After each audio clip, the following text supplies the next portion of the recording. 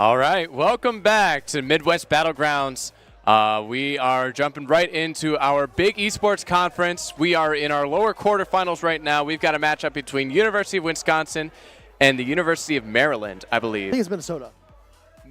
University of Minnesota versus University of Maryland. 2 M's, that's right. Yeah. So coming in, it is two live bracket, basically, so you get 2 matches. Michigan State was the 1 seed, so they got a bye. University of Michigan got reverse swept by the University of Minnesota, which sent them to lowers. And then Minnesota played Michigan State, and they got swept by Michigan State. So now they're in lowers facing Maryland, who got upset by the 6th seed, or the lowest seed, Wisconsin. Yes. Yeah. And that's pretty impressive to do. And it was a sweep as well. Not even a game for Maryland. Yeah. So we will see how these teams play out in the lower bracket. Your lives are gone. Win or go home in the BEC Championships. Maryland or Minnesota. Who will move on? Losers quarterfinals. Here we go, jumping in here. We got Radman Pie Alex versus Hexify, Cozy P, and Turtle, I do believe. Yes, sir. We got Hexify on kickoff here against Pie. 50 on the favor of Maryland, I do believe. Turtle hitting this forward. Looking for a 50 here. Met by Cozy P. Deflected. Alex looking for a pre-flip touch here. Hexify up to Turtle on the left wall here. Hit forward. Bad 50 for Maryland here. Cozy has to take an awkward touch. Radman looking for a shot. Cozy P with a squishy save. Hexify on the right here. Hitting this forward. Met by, I do believe that is Pie. Radman looking for control here. Turtle hitting this forward. Pie looking for a touch here. Deflected by Radman and over to Maryland's side. Hexify looking to control this on his own back wall. Gets a solid 50. Radman trying to keep this ball in life on offense here. Hexify met by Cozy P. Could be a shot for Cozy P and saved by Pie. Cozy P still on this ball. Looking for a midfield pass. Radman with a 50, but he doesn't quite get the 50 he wants, and Hexify is going to bury this one. 1-0 for Maryland. Maryland strike first. Cozy, the infield pass to Hexy. And cannot find it as Radman. Couldn't quite get the 50. And Maryland's on the board first. Off we go off the kickoff. Pie meets Hexy. And now Alex will take control. Full boost in the tank. Beats around Cozy. Pie. Pass possibly to Radman. Finds it off the corner. Back to Pie. Couldn't quite find it. Turtle will get the clear out. Alex now looking to take control. Tries to get another. Sets it up for Radman. Beautiful save from Hexy. A little bit of a 50-50 with Cozy as well to keep the ball out. Now Alex keeping the play alive. Cleared out. Cozy on the ball with 0 boost. Gets a 50. Now Pie. Infield pass. Back down to Radman. Couldn't quite get it. The third man cheated up too far. And Hexy is going to get the open net. Minnesota going for broke.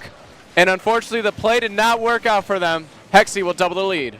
Yeah, such a high-risk, high-reward play for Minnesota. I really do like that aggression, though. Like, if you want to start your offense hot and just go for shots, just keep shooting. Because, like, at the end of the day, goals are what matters most.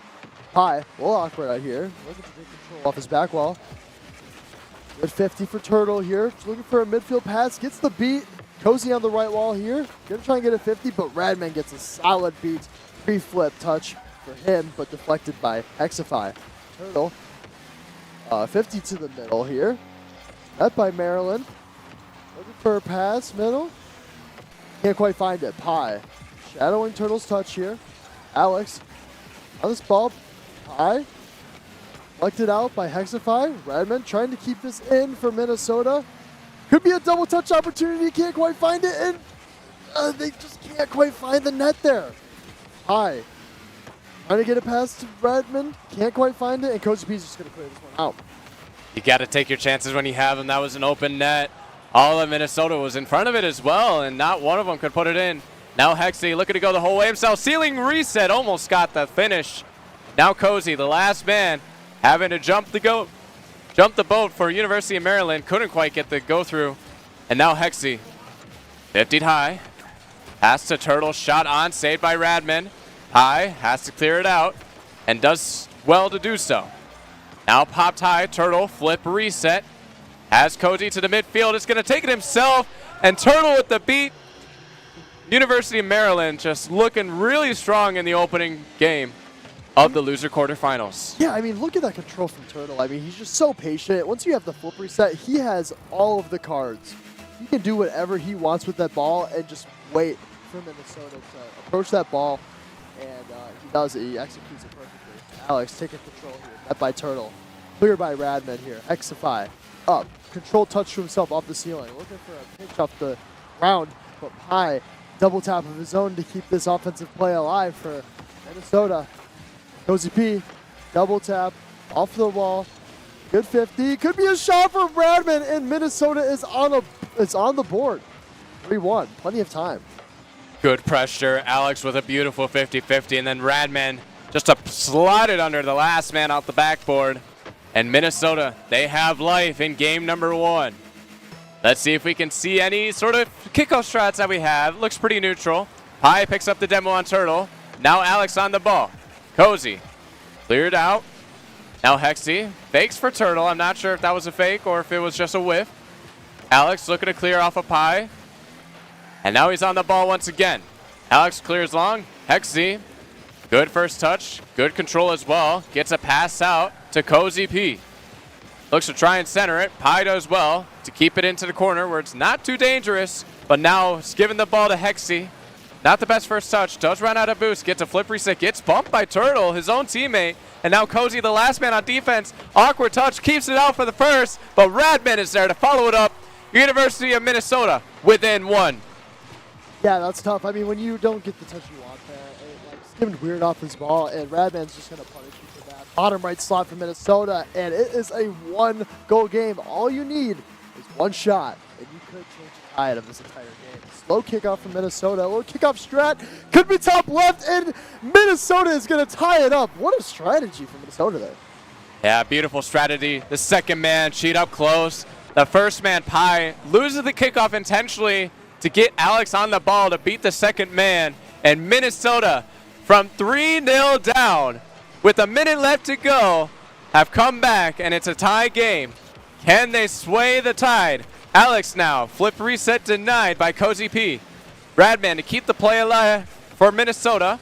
Turtle on the ball, good first touch. Out to the corner, beat out by Alex. Now Alex with full boost, beats around 1, has Pi up. He beats the first man. Ball dropped down, double commit out of Maryland. And now Turtle has to clear it away. Final 30 seconds now. And Maryland super awkward on defense, and it's going to punish him. Radman, he's on the board once again. And Minnesota has the lead off of this game. What a momentum shift in this game. Down 0-3, Minnesota 4 goals consecutively unanswered. Alex on this kickoff here with Cozy. Maryland looking to just press the offense here. Pinch middle. Turtle trying to stay on this ball. Deflected by Radman. Cozy P up. Trying to take control of this ball here. 50 out middle. A bunch of chaos happening in their end. Turtle trying to keep control here. Good fake. It's passed to Turtle from Cozy. Turtle, awkward touch. Doesn't quite get the touch he wants. Turtle trying to keep this alive. 1 second. Clock turns to 0. Could be a shot from Cozy. Hexify, can he capitalize? It is 4-4. We are forcing overtime here. You have got to be kidding me. Cozy couldn't quite find the initial shot. Hexy fakes out both defenders, and Cozy puts it in for the tied goal. Golden goal. We have overtime to decide game number 1. Off the momentum shift of Minnesota scoring 4 straight. Maryland do find 1 late, but they have to sway Minnesota's attack first. Pi to Alex from the corner. Beat around by Hexy. Hexy now looking to clear out. Radman, though, puts a stop to it, and now Cozy. 50 by 2 players, and now it's a 2-on-1. Warpie taking it himself, almost beats around the entire team. Alex to follow up, 50'd out by Turtle. Radman trying to keep the play alive, cleared out. Warpie has to retreat. So far, Minnesota with all the pressure, but Maryland starting to see some signs of life in this overtime. Turtle, midfield pass, could be a shot for Hexify, and it just goes a little too high off the crossbar, but they still have possession. Both are up. Hexify up, flippery, just carrying it in top left, and he is going to score. Maryland ultimately getting the game that they let up in this series. Maryland barely holding on. I mean, Minnesota had scored 4 straight to take the lead, and Maryland barely winning with a 0-second goal from Cozy P, and then the air dribble from Hexy to take game 1. And we've still got a whole series to play. That was just game 1, folks. That was just game 1. All that action packed. Absolute stamina in game number 1. Wow. I'm speechless. I can't lie to you. There's a lot of opportunities for both teams. I like what I'm seeing for both of these teams, to be honest. It seems like a pretty solid matchup. I mean, Minnesota's resilience to come back in that scenario when you're down 0-3 like that, I mean, just cold. Just cold nerves. Locked and loaded, cool, calm, and collected. Yeah, it was great that they could come back, but you have, I mean, the lesson that one Scrub Killa, one of the professionals, has an iconic goal for, the play doesn't end until the ball touches the ground. Yep. And that is exactly what we saw here. Minnesota had to learn that lesson the hard way as Maryland takes game number 1 as we're looking to go into game number 2, potentially momentarily, as players are having to load back in. And it looks like we are getting ready to go. Game number 2, Maryland wins an absolute thriller in game number 1. Let's see how Minnesota can respond in game number 2. Off the kickoff we go. Cozy P steals the corner boost, but gets taken out by Pi. Infield pass gets sent out away by Hexy. Alex couldn't quite get it. Turtle now gets the first touch. Pi sends it away. Now Cozy to follow. He's over 1. Looking to beat the entire team. Alex does get the save, and Hexy has to regroup. Gets beat out by Alex, though, and now Turtle's alone on defense. Off the back wall, Scott full boost. Uses a lot of it, tried to get another touch on it, and now has to go out of play. Concedes possession to Pi. Turtle, good 50. Alex now, good control. And so far, it's just chilling out in the Maryland corner. Now Cozy P brings it out toward midfield. Turtle waits, shot on a little bit wide. And so far, no opening goals for either side. Trying to do something here, and is met by Radman on the goal line here. Alex trying to keep this offensive play alive. Radman diving for this ball, gets the boost steal, gets a bump on Cozy here. Hexify hits it up to Turtle. Turtle have to play defense here on the back wall. Catch to himself, pass to Hexify. Catching it, controlled touches. Looking for a bump on Alex here. Cozy, fake for Cozy. Cozy's trying to keep this close here. Gets the demo. Good offensive pressure here for Maryland here. Pi looking to clear this one out. Met by Hexify, trying to keep the offensive alive. Turtle up, catch to himself. Pitch over to Cozy. Can't quite find it. Minnesota hitting this one forward. Turtle hitting it forward. Very, very back and forth. It's almost like a chess match, Wevins. They're just going back and forth, just like blow after blow, trying to weaken the defense, trying to strengthen the offense as we're going. Shot deflected by Turtle here. Radman on this defensive play here. A defensive standoff right now. 2 minutes gone, 0 goals scored. Now Cozy P, a little bit awkward in the back end. Has to pass it out to Hexy. He's got good control in the air. Might have to get a 50-50 around Warpie. Does pick up a demo off the save, and Cozy P there to follow up to open up the scoring in game number 2. I just didn't. He just gets demoed. I mean, great play from Hexify there. Hindsight. 1-0. Maryland up in the series, taking lead in game 2. Could be a sweep potential. Could be a sweep opportunity here. Hexify. Oh, fake there. I actually really like that. Keeping possession, trying to keep Minnesota guessing rather. Crazy. Fake to himself. With the Turtle. Alex met here. Pi gets a touch out clear. Trying to keep close. I think just pass it to Maryland though. I'd like to see more control of this ball. Alex hitting it over to Pi.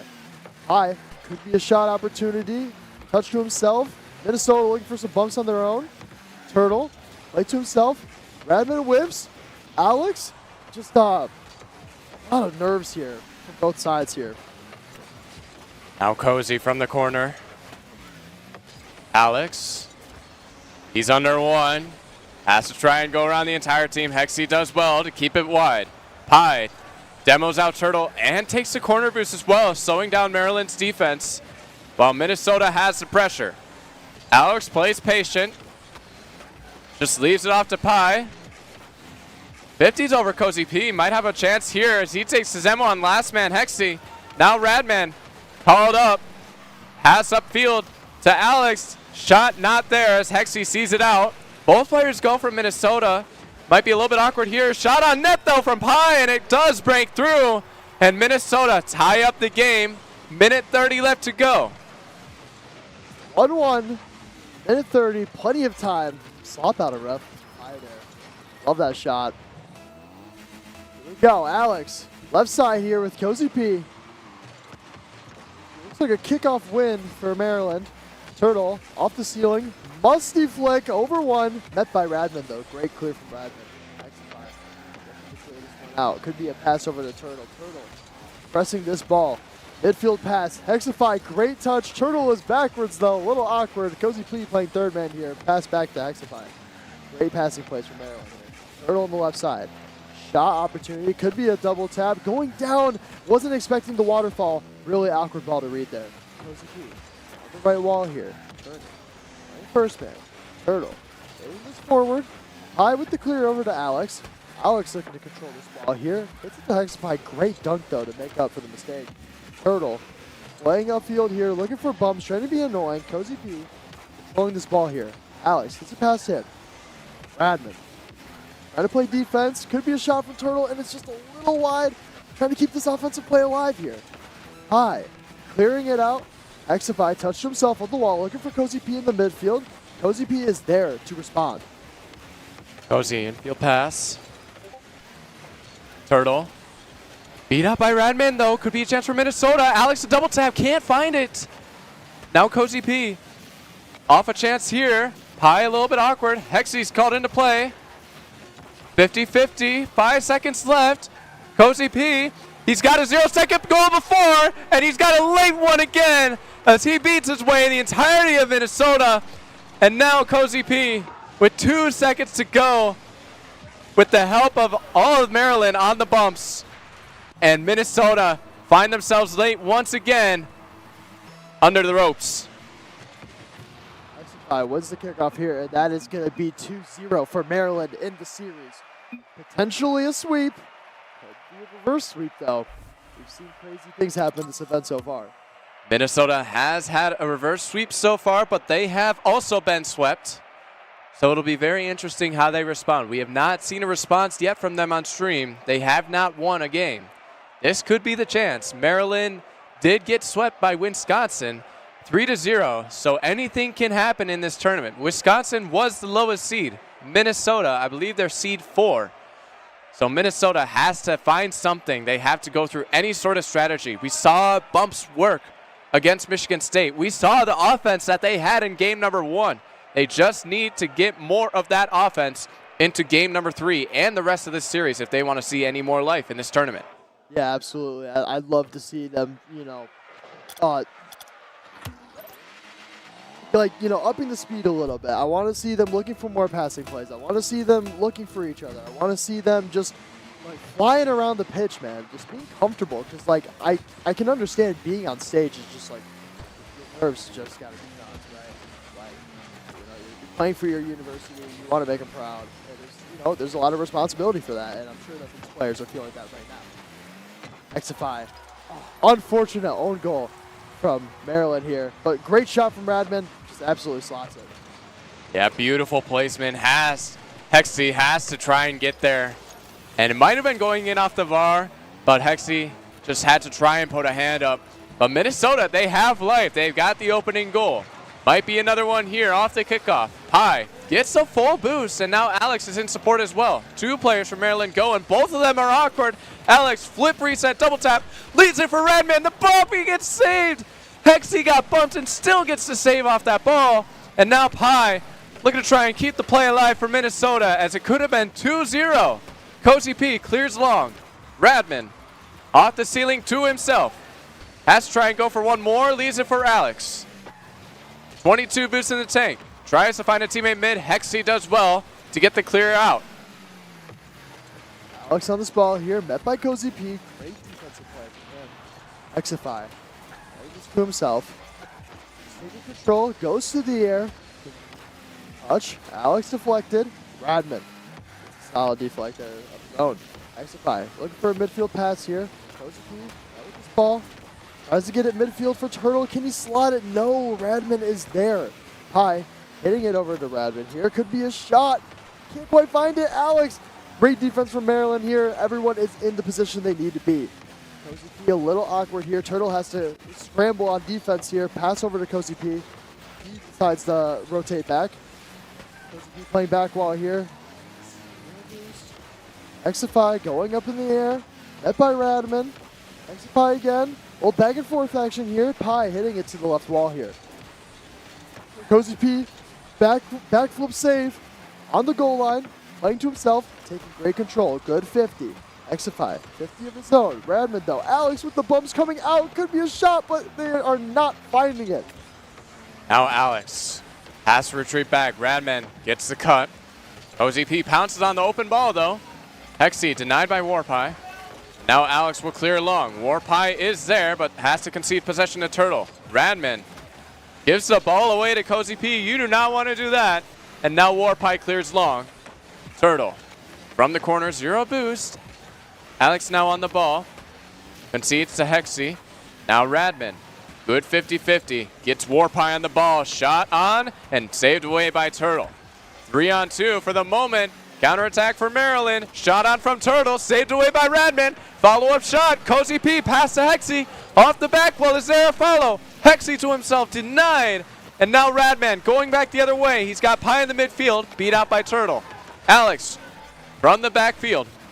Pass to himself. Looking for the sidewall skim. Double off the corner. Is anyone there? No. Minnesota is not there.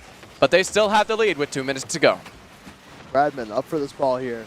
Looking for a double tap opportunity. Can't quite find it. Cozy clearing out. Great bump from Turtle. Making it a 1v1 scenario. But everyone gets back. Cozy plays it to himself off the right wall here. 50 with Alex. Met by Radman here. Flip reset. Doesn't quite get the recovery he wants though. Turtle getting it forward. Met by Pi. There's plenty of time here. Beats one. Exify. Looking to control this ball. Great plays out of him. Fakes it, but Radman opts to go for the demo instead. Try to relieve some of that pressure. Cozy P hitting it forward. Alex. Right by touch here. Opts to leave this ball here. Could be a shot from Hexify, but saved. Turtle. Shot of his own. Deflected by Pi here. Hexify shot of his own. Cleared out by Pi here. Cozy taking it to himself. Off the back wall here. Full air dribble out. Flip reset. Over one. Turtle. Met for this ball. Hexy. Looking for a shot of his own. Can't quite find it. A little awkward. Great bump by him though on Pi. Alex retreating. Radman hitting it forward. Turtle. Looking to get a touch here. The left wall. Cozy P clears this one out. Good clear out from Cozy. Might have to follow it up. Pi is there. Turtle off the back wall. Pi is awkward. Hexy, the shot is saved away by Alex. Demos on the offensive front for Minnesota. It's going to relieve the pressure for them. And now Cozy P has to try and keep it in. Fakes it. Actually buys more time for his teammate now. 2-on-1. Turtle does get beat out. Now Cozy, low boost. Has to beat over one. Alex on the ball with full boost. Maryland has to try and get it out of their end if they want to get a goal. To possibly send it to overtime. To keep the sweep alive. Pi centers it. Cozy P is there. And Minnesota playing very, very safe right now. Cozy P denied the chance for another late goal. And Minnesota have life in this series. Reverse sweep could be imminent, but we will see. Great matchup so far. I mean, just neck and neck. This entire series, it's been within a goal or two every game. I'm liking what I'm seeing from both of these teams, Evans. Yeah, I mean, this series is, as you said, it's really, really close. And it could have gone both ways, especially in game number one.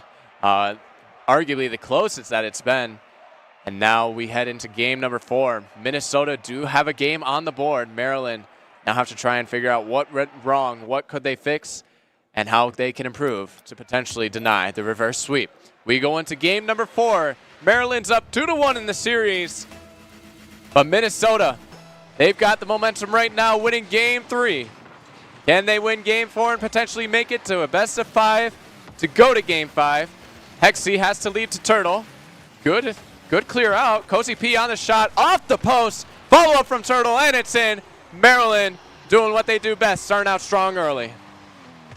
Yeah, great pressure here. I think Pi expected Cozy to slot this, and so just so when Cozy hits it off the post there, makes it an easy little goal for Maryland there. Radman on a kickoff with Turtle here. Favorable for Minnesota. Exify up, gets a solid touch, looking to control this, gets it to the left wall, takes out Radman, could be a shot, but Pi is there to save this ball. Control of the touch of his own, Pi met by Turtle. Maryland trying to keep this offensive play alive, and Turtle calls his bluff, and he is going to score for Maryland. What a shot from Turtle. Yeah, Turtle just catching Alex with his wheels flat. I mean, Maryland, they're putting on the pressure early, and Minnesota just caught off guard. They're still having a pit change, and Minnesota just getting caught a little bit flat, but there's still a lot of time left to go. Only 30 seconds have passed. 2 goals on the board for Maryland, but might be a chance here for Minnesota. Alex does get taken out by Hexy, though. High. Center, Cozy is there. Get the clear out. Turtle awaits. A little bit of an awkward first touch. Gets a good 50, however. And now sends the ball along. Radman a little bit awkward. Does turn around and does get the clear out. Alex waiting for it. Looking to try and find a teammate mid. No one's there. Pi, a potential shot here. Finds it. And Minnesota is on the board. And a minute in, Alex with a good pass. Double commit from Maryland. You hate to see it, but unfortunately, in the game of Rocket League, a mistake usually leads to a goal. And that is exactly what we just saw. Yes, sir. Cozy P and Pi on this kickoff.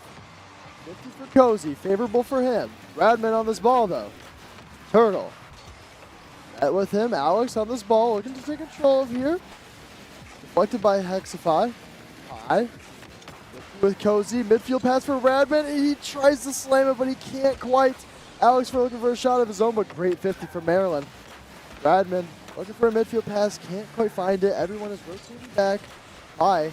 Looking to meet Cozy on this touch here. Cozy hits it around him. Looking for that opportunity. Beats one. Alex with a clutch touch there. Hexify. 50. Over to Turtle here. Radman met with this ball, trying to keep this offensive alive. Maryland or Minnesota needs 1 goal to tie it up. And can they find it? And they do. Pi ties it up. 2-2 in this game. Radman with a good beat over 1. Hexy just a little bit awkward in net. Might have actually been able to get this touch, but Turtle got a little bit in his way. Didn't know if Hexy had it or not. We're 2-2. 3:14 left to go. And Minnesota, they might have been down earlier, but they're not out. From 2-0 down, they respond with 2 themselves. Now Cozy P off the kickoff. Has to be Pi. Does kind of get it around him, but now Alex on the breakaway chance. Hexy does get a clear out. Flip reset. Over 1, and he does find it. Top right. Hexy with a beautiful solo play to get the lead back to Maryland. Yeah, what a shot from Exify. I mean, just reading it off the ceiling like that, catching it into a flip reset and then beating the last man. I mean, that's pretty skillful. Great shot by him. Hexify on kickoff against Alex here. Favorable for Minnesota, but Cozy is there right on the ball. He is just all over this thing right now. Exify shot could be an opportunity, but deflected by Radman. Off ceiling. Flip reset, midfield pass, gets the bump, can't quite find it though as Radman clears this one out. Turtle with a crazy pinch off the right wall there. Pi catching it to himself, just looking for a 50. Solid play by him considering the boost he had. Great Rocket League economy. Radman getting it off the left side there. Getting it forward, met by Hexify. He gets demoed though. Turtle looking for a big play of his own, but deflected.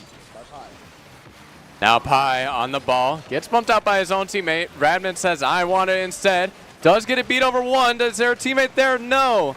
Hexy now to clear. He does get it around 1. Cozy P gets the mid pad to spawn for him. But Pi does well to clear it out. Trying to get over 1. He does so. Hexy, good first touch. Looking for the double. Does find it. Cozy trying to get the 50, but Alex goes under him. And now Hexy back on defense. Alex does well to keep the ball in the half of Maryland. But Turtle does clear it long. Pi now with full boost. Gets 50'd out by Turtle. They're starting to put on the pressure. But a demo comes out. 2 players dead on the side of Maryland. A 3-on-1 for the moment. And the connection is not there from Alex to Warpie. Turtle on the breakaway chance. Looking for the beat. Finds the double tap. Even getting bumped. He gets back to it. Doubles the lead for Maryland. What a play from Turtle here. Great control here. Gets the beat on Radman and he just finishes it. And that is going to be a 2-goal lead for Maryland against Minnesota. Minnesota, again, we've seen this before from Minnesota. Down 2 goals with 1:30. Plenty of time. Cozy touched to himself off the ceiling, looking for a bump, and he finds it. Maryland firing on all cylinders right now. Cozy with a good first touch. And unfortunately, Alex just could not read it off the ceiling. I mean, sometimes those ceiling reads are hard to read. I understand it myself as a player myself. Those ceiling can be difficult to read. Both players off Minnesota go for the kickoff. There is plenty of time. We have seen them come back from a 3-goal deficit, but it's going to be very difficult now with a little less time. And it's starting to look a little panicky on the defensive front for Minnesota. Trying to get the ball out. Turtle now leaves the ball to Hexy. Flip reset chance. Tries to find it. No boost to follow it up. Cozy just keeping it in the half of Minnesota. And the ball has not left the corner for a hot minute. Now Cozy on the ball to keep it into the corner. And now Rad will pinch it out. Pie to follow up. Needs to find a chance here. Maybe a goal off the demo. Might be a chance, but Maryland keeping strong off the defense. But the demo will open it up. And Pie will be on the board. 40 seconds left. There's a chance, Maxwell. Yeah, absolutely. I mean, great demo from Alex there. Sets him up real nicely. Pie's just going to slot that top there. Great shot from him. 40 seconds left. Not a terrible deficit for Minnesota to come back in this one. Because as you remember, it isn't over until the ball hits the ground with 0 seconds. If they can find the goal and then just keep it up long enough, and well, if not, what a save from Alex there. Hexify is going to try and put it back in, but he can't. Cozy P on this ball here. Flip reset. Hexify on this ball here. Radman. Still on this ball here. Clock is ticking down. 10 seconds left. 50% opportunity, but deflected by Hexify, and Maryland is going to take this series home. As the clock ticks down, they are your winners of this series, Levins. Maryland will move on. 3-1 win over University of Minnesota. Their run ends here, but a good series, and it was pretty close across all the games, regardless of the scoreline. I mean, we just saw a lot of good action from both of these teams. Minnesota, they held on. They held on. I was surprised that they were able to turn it around, and even in this game, they had a chance here. But Maryland, strong on all fronts, as you said, will move on to face the winner between Michigan and I do not know at the moment. I think it's Michigan and Wisconsin? Question mark. To be determined. Maryland does move on to the loser semifinals, and we will be back with more Rocket League action after the break. We will see you next for the BEC Championships.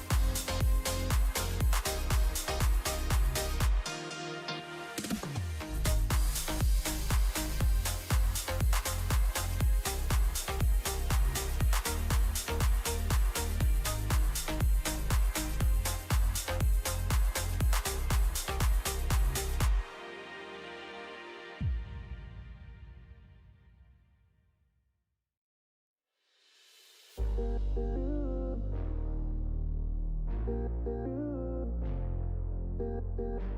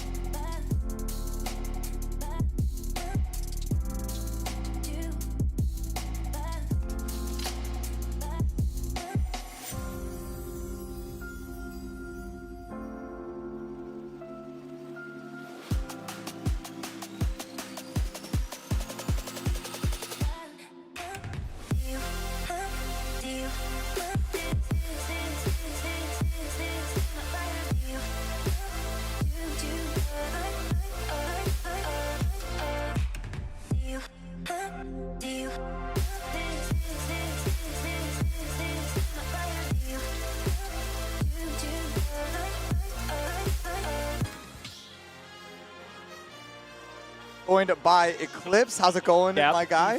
ECTX DePaul University caster here with you covering Midwest Battlegrounds top 3-4 Smash Ultimate Cruise. We are going to be jumping right in to the following program already in progress here. Michigan State versus UW River Falls. And game 1 did already take place with, assuming the scores are correct, Michigan State ending up losing 1 player, and UW River Falls only with 1 stock having been lost. So I don't even know the stages of it. I don't even know what stage we're going to be playing on right now, but Well, it looking like we're looking at John's Smash. on the UW River Falls side and Aster Yeah. on the State University side. Neutral start. Here we go. Right off the bat, Donkey Kong 1 stock disadvantage from the last game. Greninja. Excuse me, Greninja. It's going to be a big combo game for both of them. I've seen Just John's play incredibly well in the singles bracket, but the Ninja Group is a whole nother monster. These guys got to hold on and take their shoulder the entire weight of their schools on their backs. Yeah, and I think a lot of this, I mean, the Donkey Kong is a very heavy damage dealer too, and especially against that lightweight Greninja, you're going to be seeing a lot of KOs at low percentages, right? Big combo starter with Aster on the Greninja, going Yeah. in with a stock lead. So Just John's honestly just looking This to is take dangerous. at least This is dangerous. Good shield on that. little overzealous on that side B. overzealous. That was a good punish off the Greninja's part. Back throw. Will not sail it yet.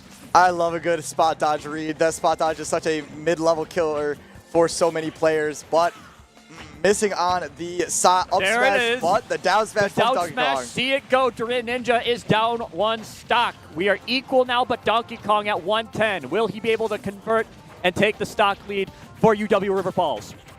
UW River Falls is making quite a run in this bracket, but still holding on 122 on that stock for Just John's, looking to make that a little bit better, take a bit of a lead, maybe even things up a little bit for River Falls.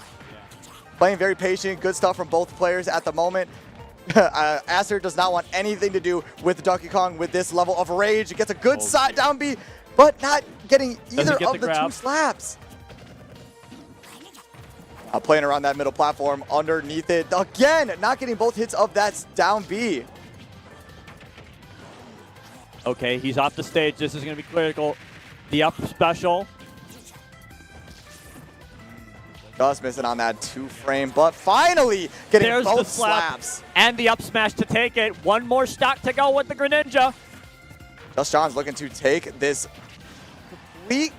Aster completely out of the game. All right. There's the very nasty down aerial, but he manages to get the recovery. Greninja back on stage. Can we even take 1 stock from the UW powerhouse? Doesn't look good at the moment. It doesn't seem to get good. Greninja's getting juggled. Greninja's getting juggled. Roll forward. And That's it. That's 1 stock, but Greninja in a very precarious position right now.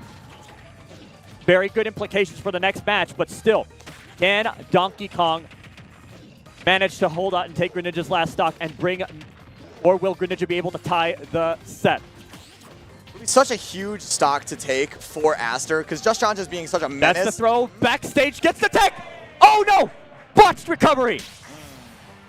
UW Madison falls. Correction. UW River Falls falls. Got the tech check on the Donkey Kong back throw off the cargo throw and getting a footstool on Just John's, taking the Donkey Kong out of the bracket, but losing 2 stocks of their own. Aster, probably not the situation you want to be in, but better than losing all 3 stocks to just a single player. I'm gonna be liking to see. I'll be liking to see what UW River Falls, who they put up next in response to the their position right now, because UW River Falls will enter this game with a 2-stock lead over Michigan State, and so this would be relatively easy, especially against that Greninja. Very easy character to KO, very lightweight. So He's a tough one to catch. Is this gonna be one of those situations where UW River Falls just puts away another one of their big damage dealers just to make it easy on themselves for Michigan State's next player. It could be. It's one of those situations where Aster is only on one stock, yet you can't underestimate how talented he is, because he is an incredibly talented player, and you just don't, like, yes, you're down to one stock, but you also don't want to send in a, quote, weaker player against someone like Aster to try and just shore up a stock and make it as even as you possibly can. They do have 2 stocks to deal with, so I feel like in a situation like this, you're more inclined to send in one of your stronger players for the long haul. Like, you might want to lose one of your stocks taking the last one of Aster's, but that does put you in a better situation for when the next MSU player comes to the stage. MSU counterpicking Battlefield. So, all right, so we are seeing, I believe that's PK and Water. Byleth coming in too. Byleth. Yep, piloted by PK Water of UW River Falls, and we'll see what Aster can do against a character that has quite a bit more range, but a lot less speed than Byleth. I like the Battlefield pick for Greninja too. So I actually do like the Battlefield pick for Greninja. So neutral start, here we go. Game 3 in this crew battle. Yeah, both. Greninja 2 stocks below. Yeah, and this is where that range comes in. Aster has no real reason to approach. Being down 2 stocks, your job here isn't to start trying to steamroll. Your job here is to slowly dissect the stocks off of UW River Falls, and PK Water seems to be very aware of that situation, staying at a distance, just poking and prodding, trying to keep this frog away from dealing any massive amounts of damage, but not working out so far. Nice juggle, nice juggles. And that's where that Battlefield counterpick comes into play. Oh, looking for a roll good read, roll. but Good roll. yeah. Good no roll. Didn't even give Aster the opportunity to connect on that up air. On up smash, apologies. Yeah. And this is one of the situations that I'm talking about too. It's dangerous to get juggled by a Byleth. Yeah, she do got a oh my gosh, Aster going all the way out there. Maybe going for a shadow sneak. Nope. Just getting back to the stage nice and safely. That down tilt is going to be the one that seals up all of these stocks. One more down tilt, just a solid hit is probably going to be spell doom for Aster. Very critical if they can't even get one single stock for the Greninja. That would be huge if Aster could take this stock off of PK Water, but PK Water is being incredibly slow speeds. That's it. But there we go. Aster, job complete as far as he's concerned. As far as he's concerned, anything else is just pure profit. It's all gravy from here on out for Aster, so now you can kind of start styling, maybe being a little bit that was overcommittal, a little overcommittal, but there you go. I'm kind of laughing as to what was going on, what Greninja was going on with that approach. Yeah, I mean, like I just said, like you got that one stock off of PK Water, so now you can start to be a little bit more over aggressive, going for a dash attack on the shield, going for the dash attack in neutral, but PK Water going for the down smash of all things is not what I was expecting at all. Uh-huh. So now MSU Team B is going to be sending Zamo. Players left from Michigan State, the Spartans. Zamo coming to the stage with the Little Mac on the sticks. So this is my boy Zamo trying to even things up. Little Mac, one hell of a character to deal with, and maybe a bit of a weird choice against a character like Byleth, who has a lot of range and can be a little bit of a menace when it comes to Little Mac recovering. So I guess we'll see what happens. Little Mac as a character, really, you have to kind of, he's a very ground-based character too. So I mean, 100%. we didn't get to see the stage pick that we ended up selecting for this match, but if it's a stage like Final Destination or Kalos Pokemon League even, we would like to see. We can see a lot of that ground game kind of play, but we are in small battlefield. Byleth down 1 stock coming into this game. Anything but Battlefield is probably what Zamo was going for. So that was likely a banned stage. But immediately PK Water going for the grab and sending Zamo onto that platform, only getting 50% for his troubles. Now getting better. Oh dear. All right, good stuff. Byleth doing a lot of quick work. And this is not the type of stuff you usually see from Byleth players, not usually the type to box. That's Little Mac's forte. And in the process, doing just that, holding down the middle of the stage and waiting for Byleth to approach, looking for any opening, but snuffed out by a dash attack. Sorry, a nair into a dash attack. Yeah. Oh, there we go. He got the KO punch ready. Will he be able to do it? There's the up special going in for him. He might not even need this KO punch. Uh-oh. Get up. You can't get touched. Just that one little touch is going to be. That tech was not in Little Mac's favor. Great recovery from Zamo. Yeah, and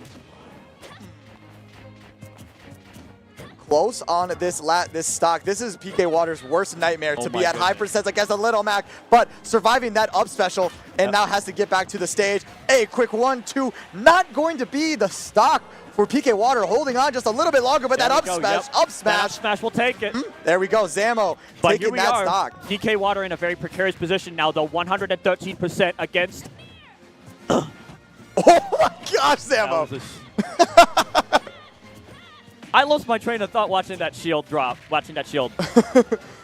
Both shields almost popped on that interaction. Ooh, PK Water going for all of it with that down smash and then that down air against a character like Little Mac. You can't, if you're going to get punished. To get up. Oh no, this is terrifying. This could be it. Too high of a percent to get the down tilt into the KO punch though. Yeah. Yeah, now PK Water. Oh my God. Keep your distance, my guy. But, very patient. There we go. No need for the KO punch. Pilot is taken down. Michigan State. Even things up at 6 stocks each. Zamo doing a phenomenal job of not losing a single stock against a character like Byleth, who does do pretty well edge guarding certain characters, but not this Little Mac. Zamo, no KO punch necessary. Yeah. And evening this loser's final set up at 6 stocks apiece. First game. 6 stocks apiece. And it looked definitely in UW River Falls' favor with the Donkey Kong early advantage, but now we are equalized. Come on, everyone. Show your energy.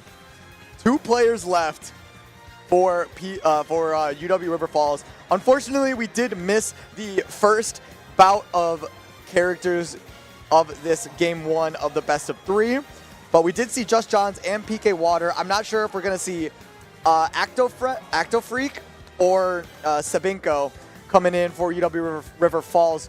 I'm sure, all right, Peak Comedy is looking like the choice for this. We're seeing that it is the alternate for UW River Falls, but Zamo coming in fresh. This is hell. I've seen too many Samuses versus Lil Max to know how to... I'm confident. This Samus player is definitely going to go for it. This Samus is going to...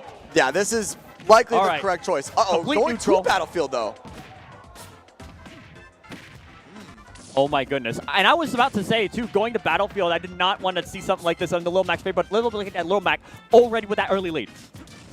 Yeah, absolutely. And Little Mac honestly, is the one that's on the platforms. And honestly, Samus is one of those characters that could really benefit from the platforms to allow themselves for the edge, for some more mix-ups with the edge guard potential and the... It does also give Little Mac somewhere to run away to when recovering, but this is going to be difficult. Should Little Mac find himself off stage at any point, it will be Samus's forte to keep him on the ledge. Possible read on the get-up attack. So far, not able to keep Zamo off stage for long enough for it to matter in the down smash, catching the recovery of Peak Comedy. And that KO punch is still very much active. He wants one thing. We all know what it is. We all know that Samus is like to play grab into... no down tilt necessary. Goes straight for the KO punch. Not taking the stock, however. This is utterly ridiculous. This is a complete domination for Zamo. Currently trying to catch the up air with his up B. Reaching up there with his little up air. He's not known for his aerial mobility. He's known for those big punches. And taking another stock for Michigan State. And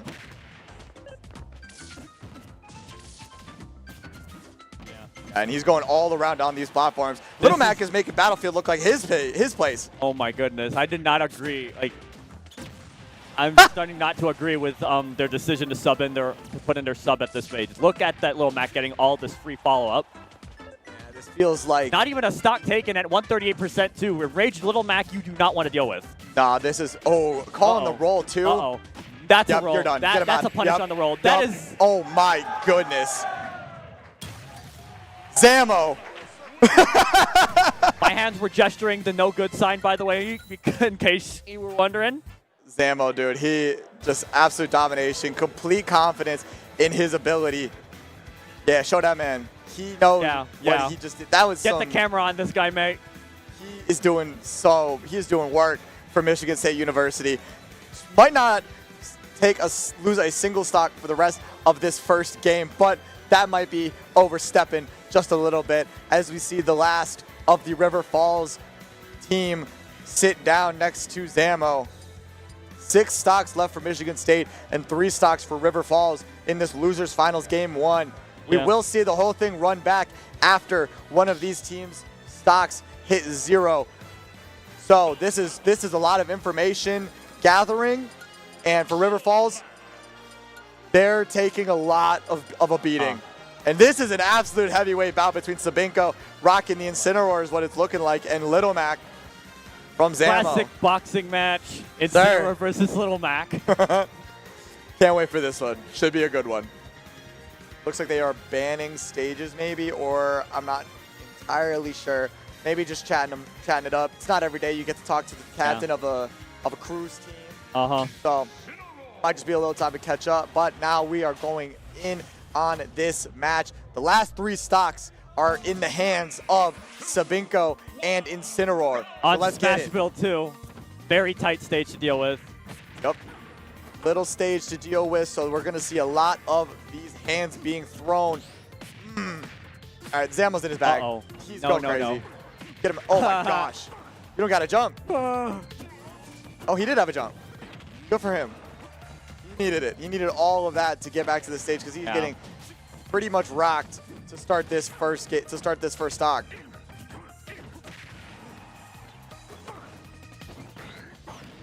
Okay, foregoing the ledge, missing on the up smash though.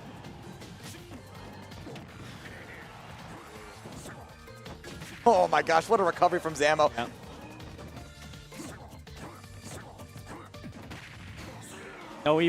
Not even a single need. He still has that KO punch already. And he's already taken 1 stock. He's going to need a little bit more percent that he would normally need. Ooh. And just dashing in a little too far. Got hit with that side B and is going to lose that KO punch, but it doesn't matter at the moment. He's got that 1 stock, but got to get back to the stage, gets a little bit of a nair to continue his horizontal mobility, and then gets this big damage. No revenge? Oh, no. There it is. Called it out. Continuing the combo. Maybe. Finally. There you go. Critical 1 stock to take. That was a critical stock to take, definitely. Oh my gosh, it was huge. Absolutely needed that. This is now a 6 stocks to 2. Zamo is still rocking and rolling, punching his way through this game 1. 5v2. Say thank you. 5v1 now. Yeah. Maybe. Are we going to be seeing it? They still have one more character. They still have one more player to deal with on the River Falls side. Michigan State side still got that 1 player. Zamo looking to eliminate this game 1 and put it in favor of Michigan State. Does not have that KO punch. Lost it somewhere in that scuffle. Now we playing the patient game. Yep. Trying to go for a roll there. Maybe it was a misinput, but that dash attack certainly not. Okay. These side Bs are the only way that Sabinko has been managing to find any amount of percent. Oh no, this is dangerous. This is dangerous. That's a juggle. KO! Not quite. No, he's not. He's still in this, but he gets intercepted. See it go, guys. Oh my goodness. Incineroar's out of here. Game 1. Going to River Falls. That's Michigan State taking that first game. They had it was a little reverse, but Zamo from Michigan State taking that first game over River Falls, making that a final 5 stocks to 0 in favor of Michigan State. Now they got to run the whole thing back. 12 stocks, rack them up, ball up top. We'll see how this next round goes for losers finals. So winner going on to face against Manchester University. And loser out at 3rd. And now we get to see all of it. What's up, guys? Yeah. Now you get to finally see us. You get to finally see us, too. Welcome. Again, Midwest Battleground 2026, today, last day of competition. How has everything been thus far with this event? Honestly, I've been having a lot of fun. This event is so much fun. This is my 3rd year now doing this event. And every year, it's just so much fun to get all of these collegiate guys, throw them into a room, and Absolutely. then the competition level is at an all-time high every time. These guys are so into it. They love the competition. Yeah. They play so hard, and they rep their schools, and it is beyond fun to watch. And to be honest, like especially here in the Chicagoland metro, there aren't that many events that cater to the collegiate space. So I definitely like to see a lot of these events like Midwest Battleground that attempt to break that mold, because the two biggest majors in the Midwest are both here in Illinois as well. And but a lot of those events, they definitely do not cater that much to the collegiate crowd. And those representation that we do from those spaces, get from those spaces in those events, that's generally free form and not subsidized in any way, shape, or form. Nah, this is by far the premier collegiate event running not just Smash Ultimate, but Overwatch, Valorant, Marvel Rivals, Rocket League. We came out of Rocket League not too long ago, and they were right behind us playing Rocket League, and that was incredibly fun to watch. I might have to pick that one up. Yeah. Maybe have to hop on the mic for a few Rocket League matches, because that just looks so much fun to be a part of. To all my guys who into Pole Sports who played with the Rocket League team back when I was there, hello. And to all the people in the Rocket League community that need anyone to hire on the mic, hello. Hit me up. There's my Twitter. I do it all. I only do stuff locally. I very rarely travel. I will travel. I came down from Milwaukee. I know it's not that far of a drive. It was I'm only actually going to Milwaukee on Tuesday and St. Patty's Day. Oh, correct. I've been to Milwaukee. It's easy for me to go to Milwaukee. It's as easy to go to Milwaukee as it is for me to go to this event. All right. Yep. Both events are an hour 30-minute away from where I'm at. So it is an hour-and-a-half drive south on I-94, and I love coming to the Chicagoland area. I've been doing it for years. Like I said, third year doing this event, and I can't wait to see how this next game goes between Michigan State and UW River Falls. Sounds like they are putting their characters in as we speak. Yeah. Yep, that's that sound. No, I can hear all those little sounds. But yeah, the Wisconsin Esports Summit that day too. Oh, real? Yeah. All right, so it looks like they're starting with Sabinko and Raymond Noodles time around in Game 2 of this crew battle between River Falls and Michigan State. Spartans versus, I don't know what River Falls' mascot is. I think it's the Cardinals. Okay. I should know this. I'm from the state, but I believe it is the Cardinals. But someone can fact check me and I'd be fine. Player too, so there's gonna be a lot of craziness going on right now. Yeah, this matchup, I've seen a lot of evolution of it over the last 2 weeks, straight up, because Incineroar can do some wacky stuff, can revenge every a disadvantage breaking tool that Steve has, so you could just revenge the minecart, revenge the anvil. You could also, funnily enough, jump on top of those blocks, down smash them, and then immediately out of it. You should, minecart trap. As an Incineroar player, you should not be. You have no reason to really get hit with minecart. You could just revenge it. But Raymond Noodles knowing that, still going for the side Bs, and Sabinko seems to be having trouble. Oh no. But percents are fairly even, and even a slight lead and a stock lead now for Sabinko, catching that jump out of the minecart with that forward air, and now UW River Falls off to a hot start. Yep. Down B, you're close. Down B, the minecart. Oh no. Well, that's it. That's done. And just like that, Incineroar with that terrible recovery. It's usually a better recovery than that, but getting caught with that. It's ultimately very easy to intercept. That's the thing. Oh my goodness! All those huge damage. Huge damage with those up tilts. Ooh, okay. Sabinko got a little. I was about to give him props for having a little bit of swag with that drag down, with that falling up air conversion, but to get called out and to lose another stock to a anvil, losing it first time to that side B, but now not again. He's got nothing but hands at the end of that combo. Lost it, but now he's got diamond. Diamond sword. Not looking good for our boy Sabinko, but still got a little fight right left now. in him. Definitely needs to stock. I don't care if he ultimately takes it all, but this to have the Steve get downed. There This we does go. it. That's huge. Here we go. That's a huge stock to take, and this is still far Bonus from points over. if you can take it. This is far from over. Incineroar at pretty much at kill percent, and at a position where he could very well be intercepted, but manages to get back on the stage. Pistonhauer pushes it out. Will he be able to do it? Rolls the anvil. Doesn't look good. Hasn't been Tired. able to get anything. There's a lariat.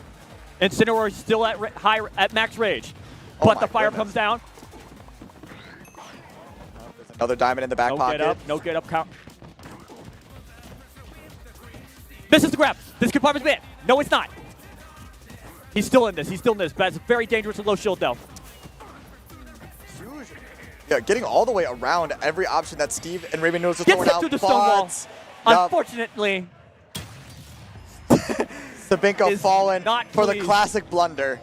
Sabinko is definitely not pleased. You saw him walking off. It was close. It was close. They were both down to one stock each. It was very, very well fought for both players. But Raymond Noodles able to poise himself a little bit better and hold on to that last stock, It is, giving however, Michigan State that one stock lead over River Falls. I think it is crucial for the Steve player, though. Oh, absolutely. Absolutely now- crucial for him to be down to his last stock as well. Holding on to one stock as Steve is significantly easier than holding on to one stock as Incineroar. But ultimately, you would like to have the stock. You would like to have that stock to be able to deal with. That's why I was saying too. It was very critical to take even with that Incineroar being at kill percent with one stock to go. They had to basically make that concerted effort to take that last stock. Absolutely. I'd be curious to see how quickly UW River Falls throws in Just Johns, because that seemed to be their top stock taker in that first game. But it looks, they're still chatting it up. They're still talking. But we got UW River Falls dudes still pumping up, and they're not out of it just yet. One stock separates these two, so it could be a very quick change after only one stock still on Raymond Noodles, and we'll see from River Falls comes to the stage. And I believe, is that, okay. That is Peak Comedy coming to the stage, looking to just take just one stock off of this Steve player of Raymond Noodles. A Samus player against the Steve. We could be here for a while. But luckily there's only one stock on Raymond Noodles. So we'll see how patient Peak Comedy is actually willing to play in order to take this stock. Players. I wouldn't be surprised if we saw Raymond Noodles just go all in once he's taken his stocks, to go all in and be as aggressive as possible. All right, surely we can be faster. Thank you. Thank you. Just a nosedive into the bottom blast zone, and we are off. Yep. And this is one of those cases where as a Steve player, you kind of can rely on Samus needing to charge the charge beam in order to get those free resources. Like right now. Yep. Right. And now this is perfect for Steve. He's only got one stock. All he's gonna do is just Very mine. quick diamond sword. But he does get intercepted though, 66%. Another 6 on that, to be honest with you. He is. Oh man, this was not what I was expecting from Raymond Noodles. I thought he was going to be uber aggressive, but he's being uber patient. Oh, no. Looking for his opening, no. and he has This found can't be it. Ugh! Huge damage with that anvil, Almost finishing off the gets spiked combo. with the end. That anvil don't spike. Oh, anvil doesn't spike. Nah, that's just a huge amount of damage. And a lot of knockback, too. So the next few of them could be the end of the game. A lot of... No, not quite. Nah, he's got 3 stocks. What am I thinking? Yup. Oh. Dude, that was nasty. hit against those construction hazards. Yeah, Steve just playing his own game and making Samus just to be a part of it. Gets a nice grab into that forward air. Huge damage, 36%, and still holding down neutral. And that's a very weak forward smash, too. Yep, that could And be a another meteor. stock. Yep, that What the hell? is another spike for Steve. This is crucial. If they can actually, if he can take this 3 stock. Oh, this might be, yeah, this is not looking good. This is not a happy state for. This is not a happy state for Samus players' team, the UW River Falls squad. Nah, this is not looking great for Samus. Probably going to lose the stock, but misses on the wrong side of that down smash. Still very primed and poised to take all 3 stocks is Raymond Noodles. Oh, and he does miss the anvil, though. Very good recovery. Critical. Huh. It takes a charge shot And just it's to get rid very of that side B. interesting, too, because Samus is forced to use the charge beam just to avoid getting poked by the minecart and the lights. There we They go. do get the stock. This goes it.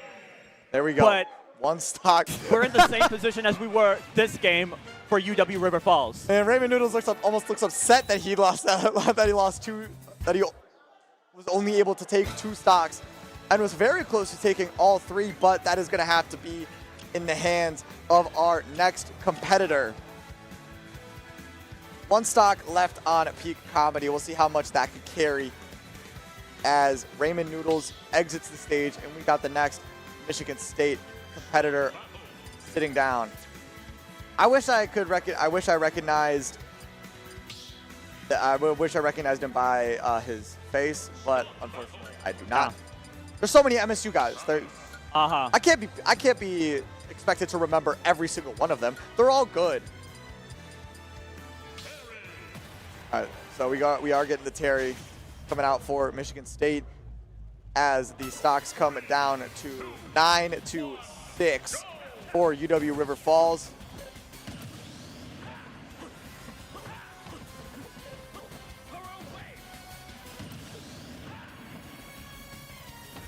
Off we go as these guys come to flows. The Terry Rocket coming in for Michigan State University, and Peak Comedy still holding it down with that 1 stock on Samus. We'll see what can happen between the 2 and see if this Terry can take any stock or it can take just this 1 stock. But Peak Comedy's job is simple: take as many stocks as you can. Very easy. That was That tough. was a quick, less than a minute. That was tough stuff. He was on the stage for no time at all, and now we got another character swap. Yeah, we can. And yeah, Michigan State bringing out. Is that Javi? No. Who was on that stage? Nope, Raymond Noodles. Advanced placement, I believe that is. Maybe. Perhaps. Who knows? But now we're getting PK Water to the stage. Yep, it was advanced placement. Thank you. Ah, man. I love when I guess right. So the Terry coming in, taking that stock away from Peak Comedy, and now sending PK Water to the stage of the Byleth that we have seen, and we'll see how UW River Falls plans to combat the 3 stock deficit that they are on.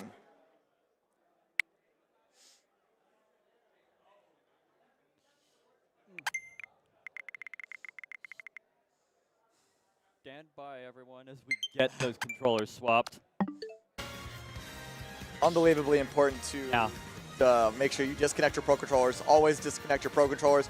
And when we are in a room with so much possible interference, it is incredibly important that these Pro Controllers be dealt with in the best way possible. Specifically, just plug it in. You can just plug it in plug in the Pro Controller. It'll be good. Are you one of those players that will permanently swear by the standard wired GameCube controller? I love it. I love the GameCube controller. Yeah.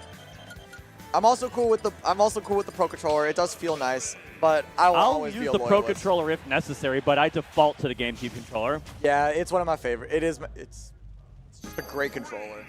But these 2 players, UW River Falls has quite the mountain to climb. So a full 1 character advantage on the side of Michigan State. So 1 character. Advanced placement, taking this to Hollow Bastion and going in with a big lead to start once Terry gets in on Byleth, it's just Christmas. Because Byleth doesn't have any massively fast tools to get out of Terry's combos and has to really keep this distance. That is huge. That's side B. But good stuff from advanced placement to keep the jump, but I don't know if this will be enough. Yep. Oh my gosh, man, it still manages to get back to the stage, and now Go Meter is live. And there goes that first stock. Does it get subverted? No, it doesn't. PK Water looking great on that edge guard, but unable to hold on to that third stock. Now down early in this bout between the two. Still got that Go Meter until that stock is gone. Yeah. Yeah, this is not look. Oh, still good. Ooh, wow. Nice. Huh? That's a. Yep. There you go. Yeah, pretty easy to look that up. Dumpster on the recovery. Terry reaching a little bit over the ledge, doesn't cling to it immediately. Has to be pretty perfect to get to the ledge without getting spiked with that down air. Good stuff. Oh man, huge damage from AP. Getting PK Water off stage, but now they're just taking turns edge guarding each other, dealing damage in these ledge interactions. That is nice. That is impressively nice. Good combo that with the special inhibitor. And the forward air takes it. Huge stuff. Really, really needed that combo. River Falls is at a massive disadvantage, so every single stock is huge. PK Water is really doing a lot of good work for this team. Big combo, making advanced placement look a little less than, but that down B from Terry, not going to take that stock, and here we go, a nice turnaround with that down tilt, calling out the side B. PK Water's doing incredible stuff, keeping this Terry in the air, and calling out with the F smash, but not getting the biggest hit. You need this stock. Come on, baby, do it. Oh, what? Come on, are we able to do it? Late dash attack, taking that stock, and now we got one stock apiece. This kid is wily. This kid is absolutely wily. But the Byleth manages to seal the deal. Let's go, everyone. Man, that Terry off the stage. UW River falls down to their last man. They still got one more stock on PK Water, and then there's just Johns sitting in the wings. And now we are down to 2 players each, but Michigan State has that one stock advantage. Yeah. Still has Zamo on the bench. There you see him, who was an absolute terror in that first game, but now just sitting there waiting for his opportunity. Might not even need to. Should no, there we go. Zamo is going to be the next one coming to the stage. Only has to take 1 more off of PK Water and then 3 more off of Just Johns. Shall see how the rest of that plays out. This is UW River Falls' last chance to continue this set as we sit in here in a best of 3.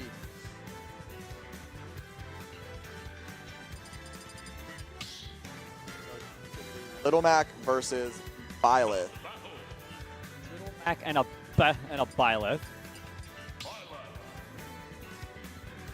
Like I was saying earlier too, you don't have that many approach options as a Little Mac compared to like especially against the Byleth. He's got to stay on the ground. Doesn't really have any ways to approach from the air, so it's going to be a lot of those dash in, dash out, maybe like down tilts, maybe a dash attack, but that dash attack is also super committal. So we shall see how Zamo approaches this. Only needing to take 1 stock, but cannot be too narrow-minded as he is Little Mac and is prone to getting snuffed out on the recovery. So PK Water going to take care of those first 2 stocks, breaking this to 1. Taunton, let's get it. What the? Excuse me. Okay. All right, that's fine. I don't know. All right, or this can be another one of those situations where it ends. This might be one of those situations where it ends pretty quickly. Yikes. Yikes. Yeah. Yikes. That was disgusting. That was absolutely disgusting. Zamo understood the situation, understood that all he needed to do was take 1 stock, so he wasn't gonna overreach for anything. Just going for those down tilts, waiting for PK Water to pick a unsafe option and then simply F-tilt that stock away and bring this down to a two full players to one player. That is Just Johns, the last chance for UW River Falls. This is critical for UW, for Michigan State to actually just get them down to that last player. Right? And this is going to be this could be a good one. These guys are both great players. Just Johns doing great work in this crew battle, in not only in these collegiate crews, but in his singles tournament as well, making it pretty far, making a few upsets, and doing a great job all around. I wonder. I'm trying to find where he ended up in winners or singles, but that doesn't matter right now.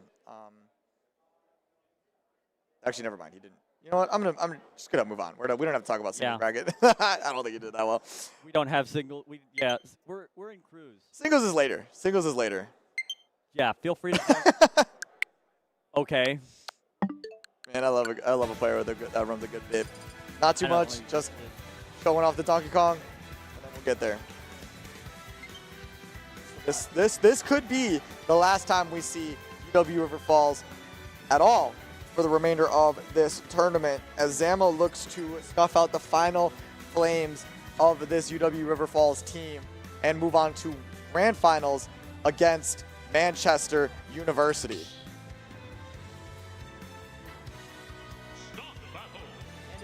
Evident too. The Donkey Kong did much of the heavy lifting in the last one, and I'm feeling that to save all that, save Donkey Kong as the last pick, had something to do with that. Absolutely. So we're back in Small Battlefield, another stage that definitely likes to tilt in Little Mac's favor. Yeah, there aren't any platforms for Donkey Kong to really combo off of, and it's a smaller stage, so it is going to be a lot of Little Mac getting these big damaged combos. Going for the counter, totally tried to counter, I didn't make it though. Throws him off the stage. Still managing to make it back. I don't know what these counters are, man. Okay. KO Punch is now here. I don't know what he was trying to read with the counter, but definitely he's up to something. I totally get it. Like, he's just trying to get Donkey Kong further off stage, but Just John's really coming in, often swinging with that down B, and it gives him so much. Lands with it almost every time. The counter hitbox doesn't linger that long, too, in the grand scheme of things either. Yeah. A big catch for Zamo. 2 stocks left for UW River Falls. Left, but a full character advantage. Even if they take down this Little Mac, it's gonna have to be a full 3 stock if River Falls wants to see this match set to continue. Yup. That's a counter.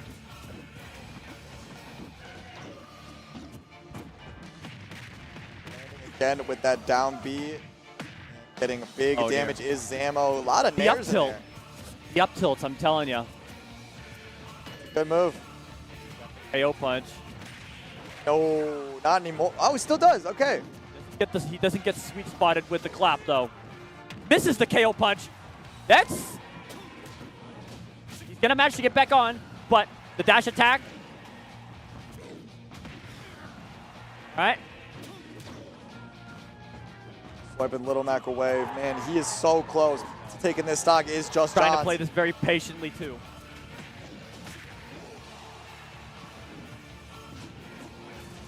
Oh, doesn't quite get the recovery, or to get up, I should say.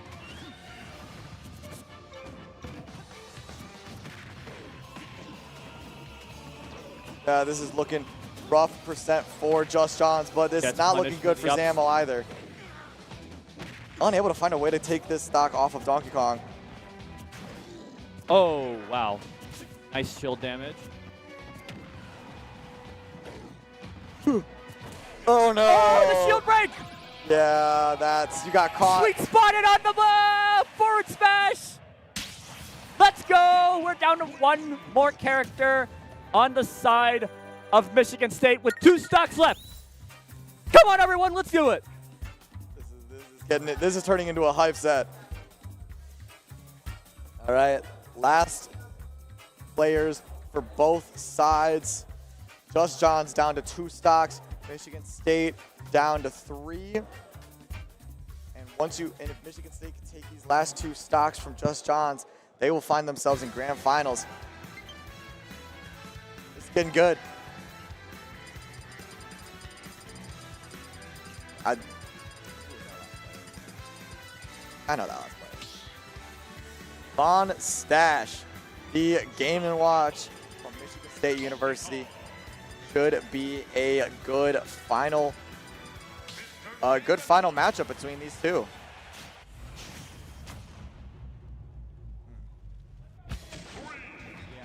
So let's get it. Von Stash, this is not a good matchup for Donkey Kong at all. Oh my goodness.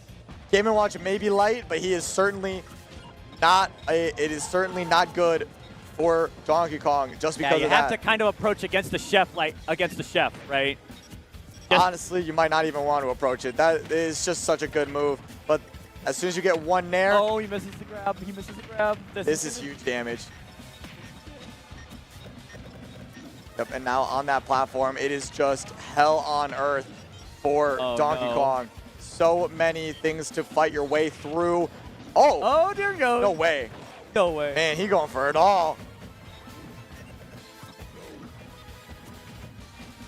Oh, missing the grab, but There's gets the berry and the up the smash. sweet spot up smash. Yeah, that might be a little. I'd be a little more scared if I was Von Stash. Maybe playing around too much, but still, gotta find a way. Woo!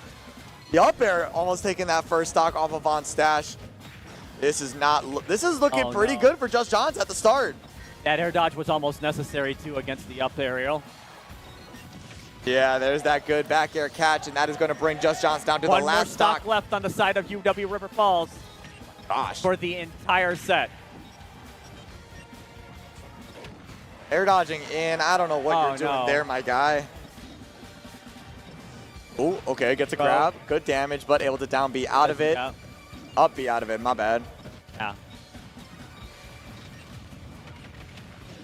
All right, good combo. If you're Von Stash, just get the damage.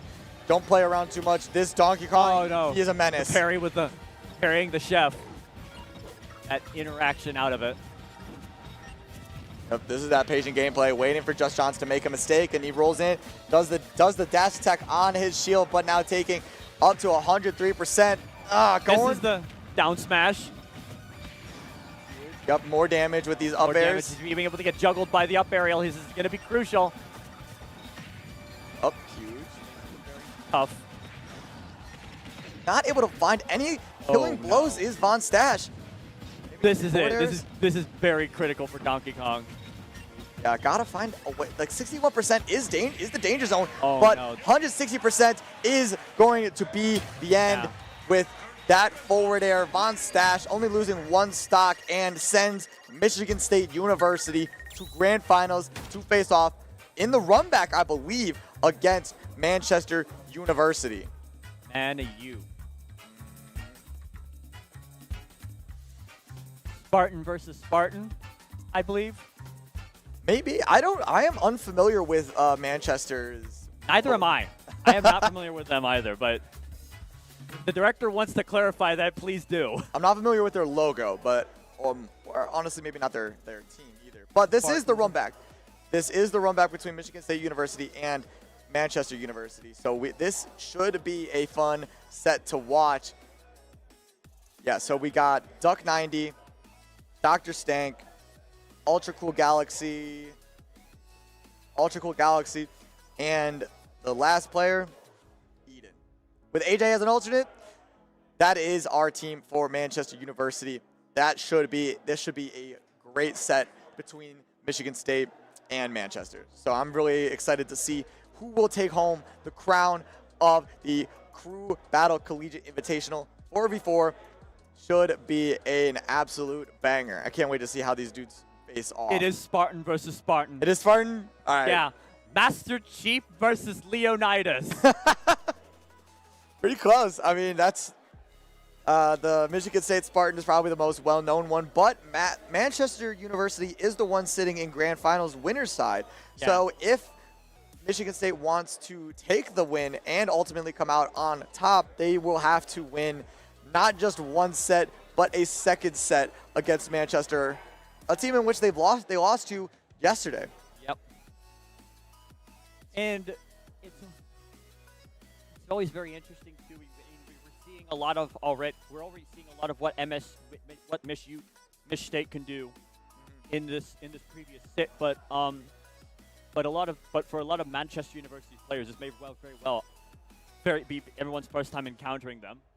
Yeah, I mean, they did play yesterday, and it makes you, like, seeing how well Michigan State has played makes you wonder what Manchester did to win yesterday. So I'm excited to see how the rest of this set plays out. And these guys are just some, I think I remember when I tried to just briefly look up their info, some private liberal arts college in a town called North Manchester, Indiana, which that makes sense. Presume it's near the Fort Wayne area. Yeah, who knows? They have their secondary campus over there too. Okay, I'm not totally familiar with where Manchester is, but knowing that it's in Indiana is huge. And that makes a lot of sense as to why I see Indiana on a lot of their start.gg accounts. So we'll see how Manchester stacks up and if they're able to take the first place spot from Michigan State, who is on a bit of a heater coming off of that River Falls set. So we'll see if they could stymie that momentum and ultimately come out on top. Pretty big prize bonus for the team that comes out on top. I'm not entirely sure what it is, but I do know that was a big number next to that $sign. So it is going to be, there's a lot at stake, a lot of pride at stake. A lot of very, very local pride. Mm-hmm. Yeah, coming all the way to the Chicagoland area and playing two non-Illinois teams coming in to play Smash Ultimate. Mm-hmm. Yeah, taking it from any of the Illinois teams that may have been here. And the top three was Indiana school, a Michigan school, and a Wisconsin school. So shout out to them. Sounds like Illinois might have to step up their collegiate game. So no shade, but should be a fun one. Don't worry, we produce all the best Jeep players in the general public level. Yeah, and all of the good Chicago players are playing in singles bracket. They might not be a part of the collegiate scene, but they still have an unbelievable amount of talent. Maybe not anymore. Yeah, maybe not anymore. Yeah, I don't know. I can't remember if there were any like super good Illinois collegiate teams. We had I don't remember actually seeing. I need to double check the roster too. But we do got a lot, like singles bracket is still going on and is still looking great. I believe. Yeah, okay, so I do hear the controllers connecting. It does sound like we are getting the players to the stage. There is a lot of planning, a lot of strategy that goes into playing in these crew battles. And we could be here for a long one. These guys, Michigan State is coming in hot, and Manchester has been waiting in the wings for a long time. And here we go. So the first we've seen a lot of Michigan State in our block so far. Small battlefield is the choice, and we shall see where both of these teams go to at the start of this battle, and it is going to be Zamo versus Gavin Byerly Glazer, aka Red side Dr. Stang. Red side versus blue side. Good thing they line up right now, too, because that threw me off on the last set, unfortunately. But here we are. We're going to get kicked off. Spartan versus Spartan, Master Chief versus Leonidas, starting at Small Battlefield Game 1. A Little Mac that we have seen before can do significantly powerful effect in Small Battlefield, even at the edge of when he's living on the edge. And living on the edge is exactly what Little Mac does. Oh, boy. Yeah. Quick start for Duck Hunt, throwing that Little Mac Duck off Hunt. stage.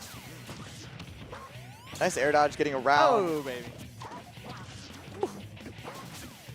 All right, this Duck Hunt seems to know a thing or two about Little Mac. Not afraid of what Little Mac is able to do. Oh, my. This is ridiculous. Duck Hunt is one of those characters. It is wily, man. And that is good stuff Oh, from Dr. Stank. What the heck, man? Making this Little Mac that's been so good all day This Look, guy is, not is just look pedestrian right now. this guy is completely troublifying that little Mac player. Man. Yup, and I unironically use that term. hey, it fit. Ooh.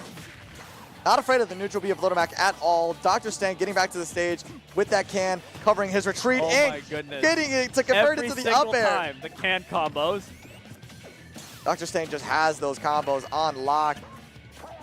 And now that that KO punch is active, this is going to be so difficult for Zamo to try and actually get it to connect.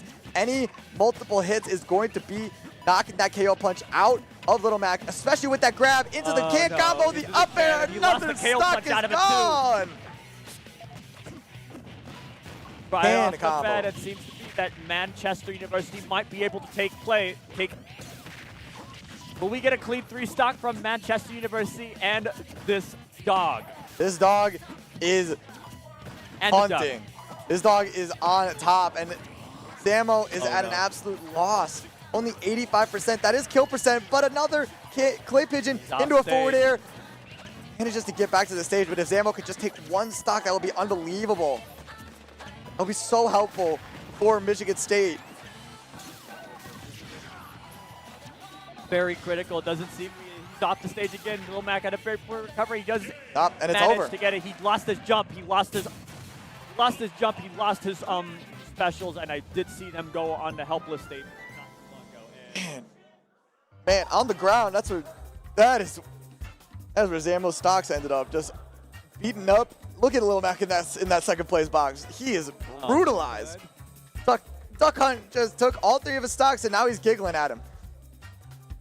Crazy stuff from Dr. Stank, showing off why Manchester. I was wondering how Manchester managed to get past Michigan State in their set yesterday, but holy hell, he is showing off why. this is absolutely ridiculous. And he's doing great. I can't wait to watch more of this dog. This has been fun. And now Raymond Noodles looking to sit down. Where'd the other one go? Where'd Dr. Stank go? There he is. There he is. I don't know. Is there a rules clarification that needed to happen? I don't know. Maybe he just needed to check something real quick. But either way, these guys are sitting down. Raymond Noodles coming in with the Steve to counteract the Duck Hunt. We'll see how well that does. Steve ultimately just does better than Little Mac yeah. against Yes. the Duck Hunt. 100% yes. And now going Duck Hunt in. gave a clean 3 stock. That's Oh. not something I would have expected to say here. It was a nasty 3 stock. And now going in with Raymond Noodles trying to keep Versus the bleeding going. Versus the Samus too, you've got like compared to what this player was doing against the Samus, not proving effective as well, and he has to be a lot more careful, especially with the can, as compared to what he did as well. Because look at that, Placing you can it see that he's trying to perfectly. turtle, and now he's losing his ability to just bomb for free. You know what I'm saying? Yeah, Dr. Stank is sending this can over the wall perfectly. And I think no, he didn't. He didn't lose the diamond pickaxe just yet. Hasn't got the diamond yet. I thought I saw it. He has a diamond sword. He's got. Does he?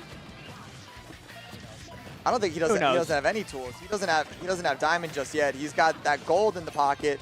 There's that diamond. Oh, there's Dr. Stank missing that grab and trying to go in, get any amount of percent started. This match has barely started. These guys have done no percent on each other. As Raymond Noodles Very is dangerously low on the shield. just wanting to get that diamond to start. Huh. Not really sure. Okay. Huge. Blocks missing up those. That clay pigeon confirm. Dr. Stank in a unfavorable situation off stage, but manages to get back, tucking that block and keeping this pressure going with the can. Wow. This can is doing immense pressure against these players. I should say the Steve player. It's tough to deal with this can. It's a very, very, very great zoning tool. Oh, it's awesome. And it's forcing Steve to use a lot of these options that he normally saves to as engage tools. Right? You saw him drop the anvil straight on the can, and It's definitely a hard Oh. thing to play against. And finally, the first first stock stock is goes. Finally, Michigan State manages to take one stock. Yeah, finally is the word, because these guys have been sparring for almost 2.5 Lost minutes. the diamond pickaxe. He does pick the gold up, though. A lot of shield pressure from Steve, but Dr. Stank losing wow. this this lead that he's trying to get back. Ooh, Bend it! And the smash attack behind him as well. still unable to take the first stock off of Raymond Noodles. Forced to now use iron to build up a wall. Yeah, Dr. Stank is at a loss to try and find a way to take this first stock off of this Steve, but there we go. With the can, is going to take that first stock. My goodness. Little mistimed on the can explosion. Oh, no. Did get the minecart. Did get the minecart caught out though, but Yeah, now this is that patient game. This is a long game for both of these players. Dr. Stank trying to mount a comeback, still unable to get any percent onto Raymond Noodles at the moment. Trying to break down these walls to no avail. Raymond Noodles is putting on the pressure. Yep, continuing to stack up that percent. there's the stage spike to one stock though. Very much untechable with that anvil. Raymond Noodles looking primed to take these stocks against. This is going to be a very crucial stock to take it, regardless of whether to take for Michigan State, regardless of whether or not they actually end up keeping Steve alive for the next couple of games in the set. I don't know if He's you can low. make He's that back. dangerously low. The Elytra is the recovery bridge options are restricted with Duck Hunt's edge guard. The fact that he was able to make that back is just a Oh, testament dear. to how strong Steve is as a character. But still, either way, this is gonna. Dr. Stank is playing with house money. Like, he's got. Yes, There we go. would have liked. I'm sure Dr. Stank would have loved to continue to win, but taking those stocks already and bringing Michigan State down to those 8 stocks and Manchester having those 9, still having those 3 fresh stocks against Michigan State is so huge. Uh-huh. Shall see the next player that comes up for Manchester. This choice is so huge. Going With next. a one stock advantage, nonetheless, too. Absolutely, yeah. Because if Raymond knew this is a massive momentum shifting possible moment for Manchester University. Because if they could come in and sweep out Raymond Noodle's stocks, and that just makes this so much more difficult for Michigan State University. But if Raymond Noodles is able to come in and take these stocks away from Manchester without losing all of Raymond Noodles, that just puts so much more pressure onto Manchester to mount that comeback. Dr. Stank gave them a lot of headroom, gave them a nice lead, but now it's up to the rest of the team to continue that momentum. This is the best of 5, too, with Manchester University coming in from the winner's side. So The best of 5? this is a best of 5. According to production. Okay. Yeah, so we got With Michigan State coming from the loser's side, too, so this could very well.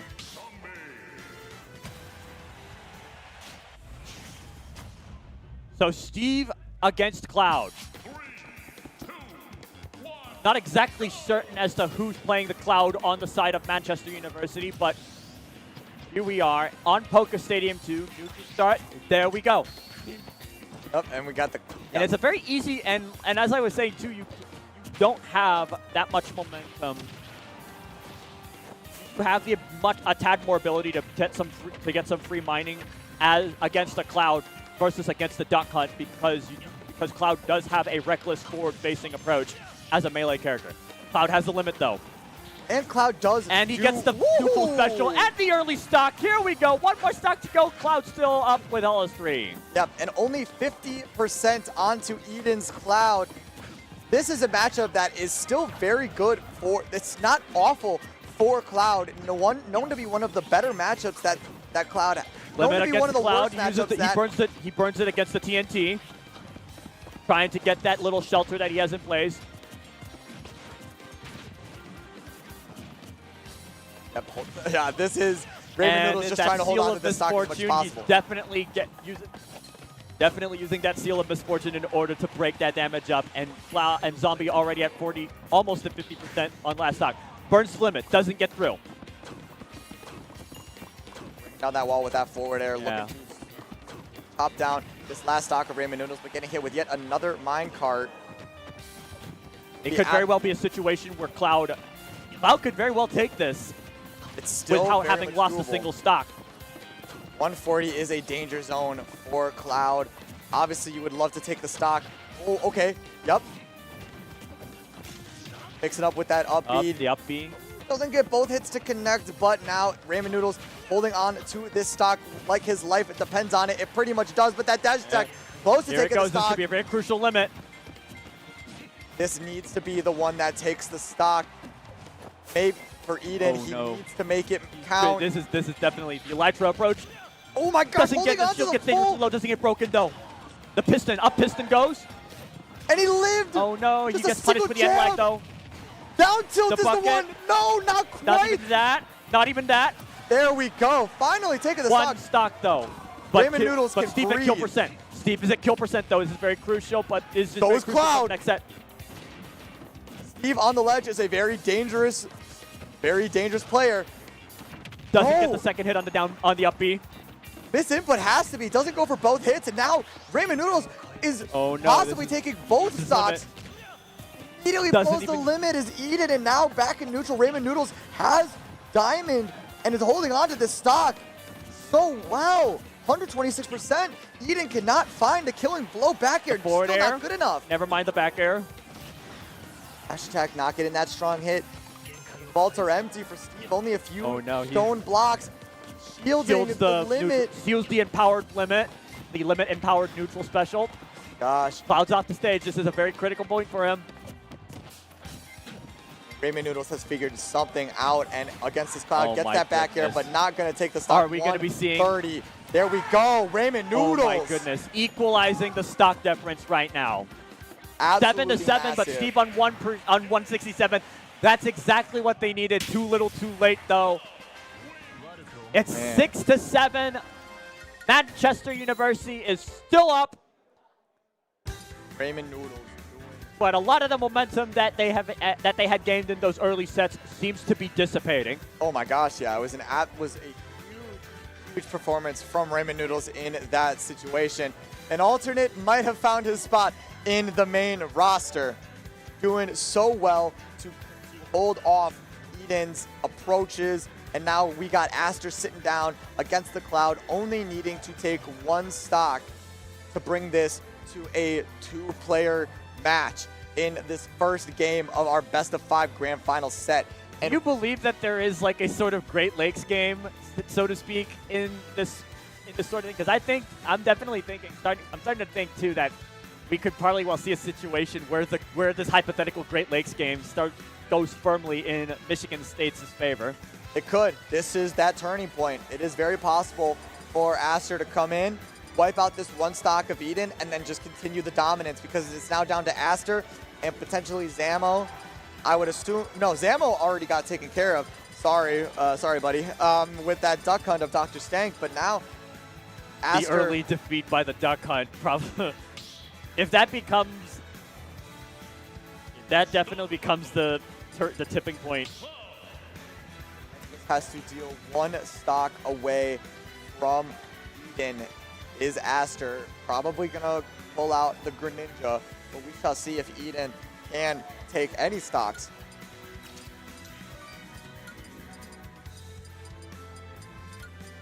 Going over to that Greninja. A Cloud versus a Greninja. You'd think that this would go more in Cloud's favor, but we shall see. These guys. In Kalos, no less. Up bringing this down to 3 stocks to 1. And we will Okay. get our taunts and we will get our neutral start. Yep. Here we There go. Here we go. Game. I lost count.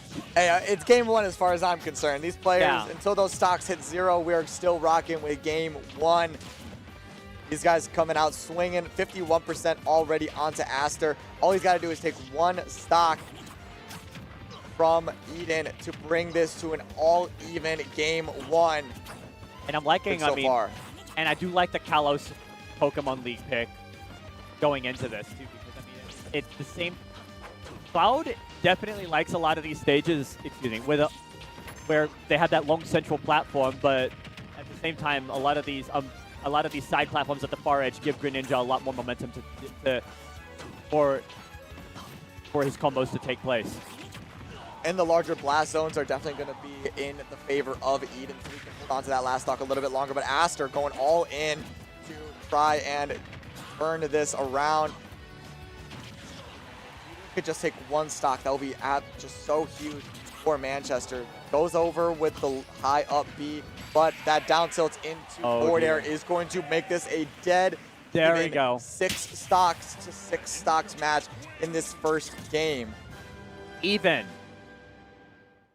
And I think Greninja definitely was fulfilling a role here to just get that quick stock. Yeah, and unfortunately fallen to Aster's. And there's the Michigan State coach as well. Gaz coaching up his boy, making sure that he knows to stay locked in, keeping it going there. They are in for a long haul. If they want to win this, they got to win 3 games in this first grand final set. And I don't know for certain if we will get a reset, but if they're coming from loser's side and they got a reset, they got to win 3 more games against Manchester University. So this could potentially be a very, very long set if these guys go bar for bar like they have been so far in this first game. Yeah. Egalitarian, guys. Egalitarian, my dear. Esports is the most egalitarian field out there.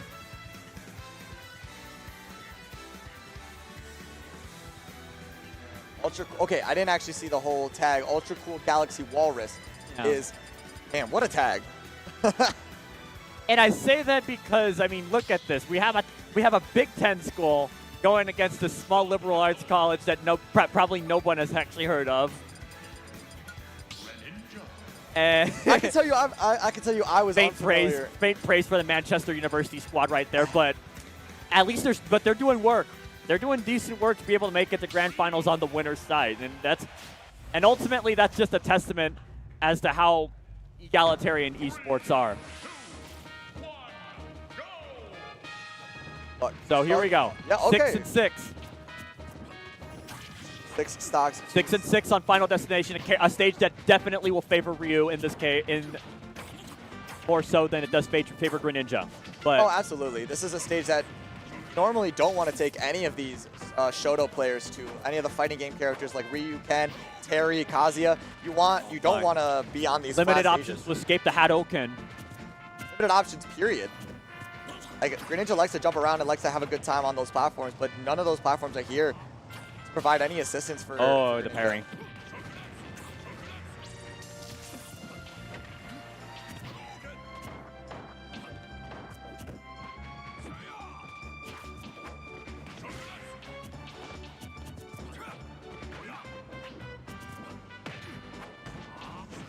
Starting in the middle of the stage. Oh my gosh. And a Oh great my goodness, that's a Shoryuken. That's Shoryuken confirmed. And the drag down. But the stock immediate trade goes answer out from of it. Aster.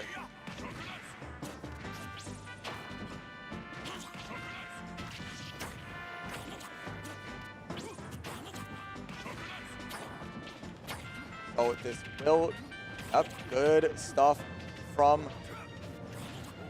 Oh, great pivot grab. This is big damage for Ryu. Ultra Cool Galaxy Walrus. Oh wow, the tech on the getting picked up by the Hadouken immediately after the tech. And nice intercept on the recovery. A little bit more of that.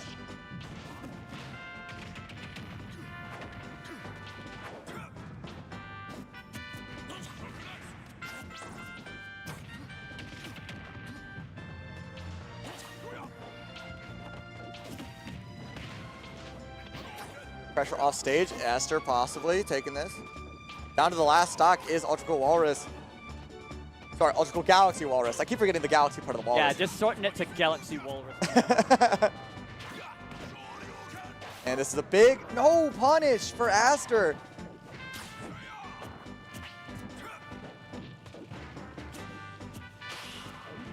Great That's parry. a parry. I love that parry sound. I love how the little details that they put into this game for the FGC characters, like Ryu. Those parry noises, Yeah. so clean. Like a simple clash.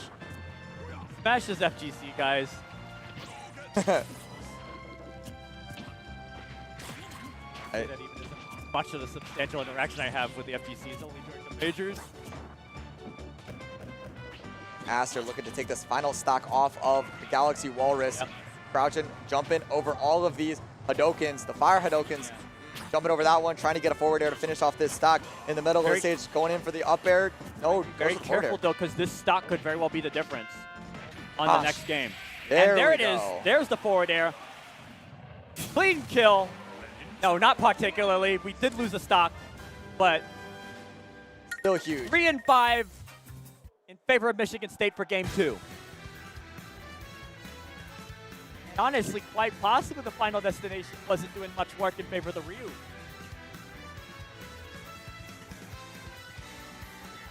And so now that Aster has taken those stocks off of Ultra Cool Galaxy Walrus, we will not see that man come into the stage anymore, going off and going to the last of Manchester University's potential play of Manchester's players. We'll shortly see who that player is, but Aster still holding it down for Michigan State. Still has those 5 stocks, 2 stocks of his own.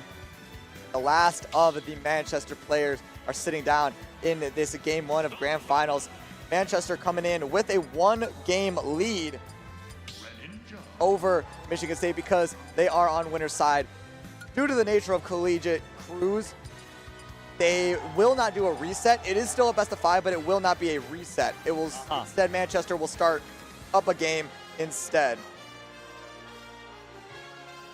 So that is how we get around the time constraints, because doing 2 best of 5 collegiate crews 4v4, that's like a 5-hour endeavor. And production don't got that time. We don't got that time, but we got time, all the time in the world, to get this game started. The final 3 stocks. And what else?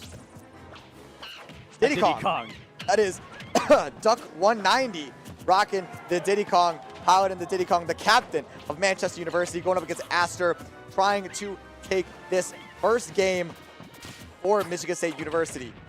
Would be a huge difference. Going up, making this a 1-1 set instead of a 2-0 for Manchester would mean all the world to Manchester.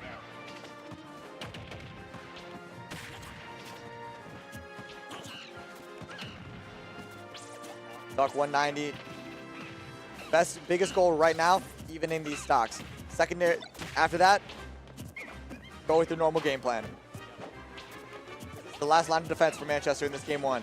You may have a game lead already, but the last thing you want to do is give Michigan State an opening. And an opening, Aster has torn open with that down tilt to up smash.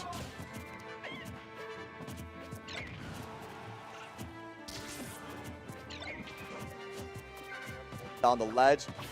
Duck 190 doing all of the movement that Diddy likes to do. Having Aster at 87%, not quite kill percent for a lot of the things that Diddy wants to do. Just tossing that banana over, but now in Aster's hands. They're juggling that banana back and forth. I never thought I would watch a frog and a monkey just throwing a banana back and forth in my Smash Bros game. But throwing that banana right in that frog's face, getting that down smash, and we got ourselves a 2-1 in favor of Duck 190. Big conversion. Yep. Good weight. Another good weight. Aster is good movement. Oh my. Is keeping this opening just still a little bit cracked. That door is still there for Aster to continue taking these stocks. Do you think that it'd be possible for this Diddy Kong player to actually come back and take on the three versus 3 stocks? If I've learned anything in my years of commentating Smash Bros, anything is possible. I want to see if Michigan State were to take this game, this match, then they would have to ultimately. If Michigan State were to take this game too, They would have to do it all over they'd again. have to practically, they would literally need to get this stock, which they do. Ultimately, one more stock to go on the side of Manchester University. Huge stuff for Marginal Aster. percent differential between the two characters as well. Oh. Nasty work for Aster. Oh my playing goodness. Incredible in this game one. Not letting Duck 190 get anything going. Taking all three of the stocks. That legend vulnerability to dodge the banana. Incredible stuff from Aster, playing out of his mind and keeping the combos going. And there, back air. Those rocket barrels aren't doing anything. Monkey flip's not doing anything. This player does not have any fear of Duck 190. No. And he could very well be in a position where they're in kill percent. Oh, easily. And as the Diddy Kong's percent start to creep higher and higher, 75%, that is prime position for Aster to get a up smash, Oh get a my little goodness charge on gracious it, me. let it rip. Michigan State takes game two. Huge for Michigan State. Now you gotta And do the assuming how whole this thing works, over. we're tied in the set count. Now we got ourselves 1-1. This is now officially a best of 5. Sorry, best of 3. My goodness. Sorry, I got a little bit ahead of myself. We were in a best of 5, and now we got ourselves 1 game each for these teams.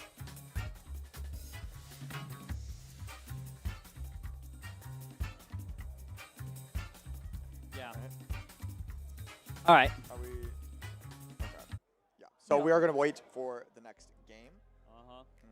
And as we do that, yeah, so incredible stuff from Aster, taking all of those stocks. That was impressive finish with Aster on the Greninja against Oh the my gosh, Diddy Kong.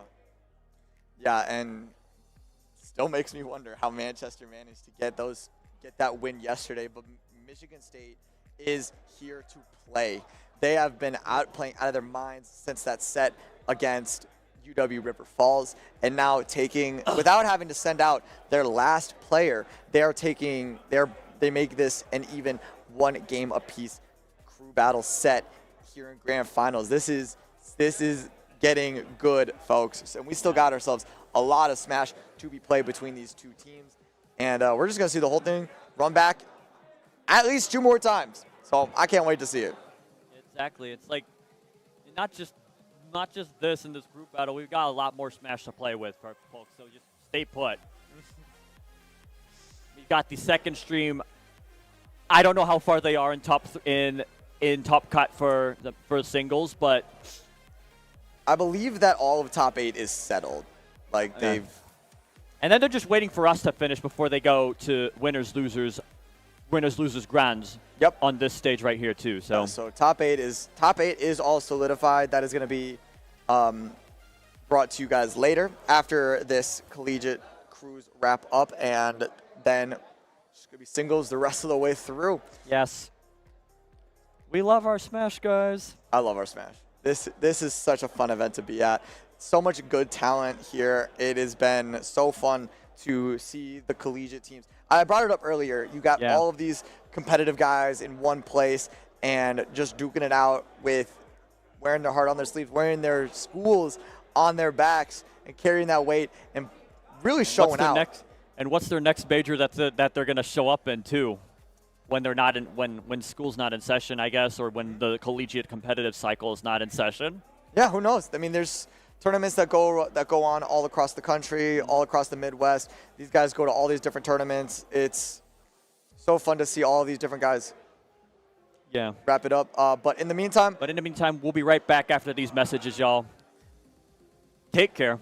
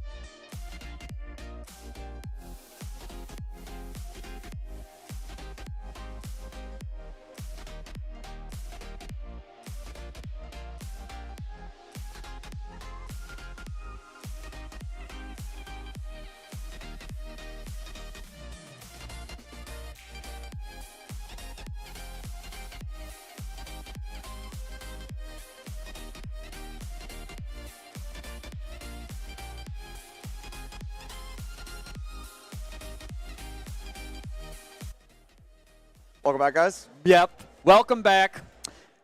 We're back in the set. Michigan State versus Manchester University. Spartan versus Spartan. There we go. I heard a little bit of that accent come out. Manchester's hard to imagine it in the in the States, but we are going to keep going with it. It is now down to a best of 3. Both these teams have got one game to their name. Manchester got theirs from winning the set yesterday, and MSU got theirs from winning their set 5 minutes ago. So we got ourselves Eden and Raymond Noodles to start off this set. Yeah. And ultimately, too,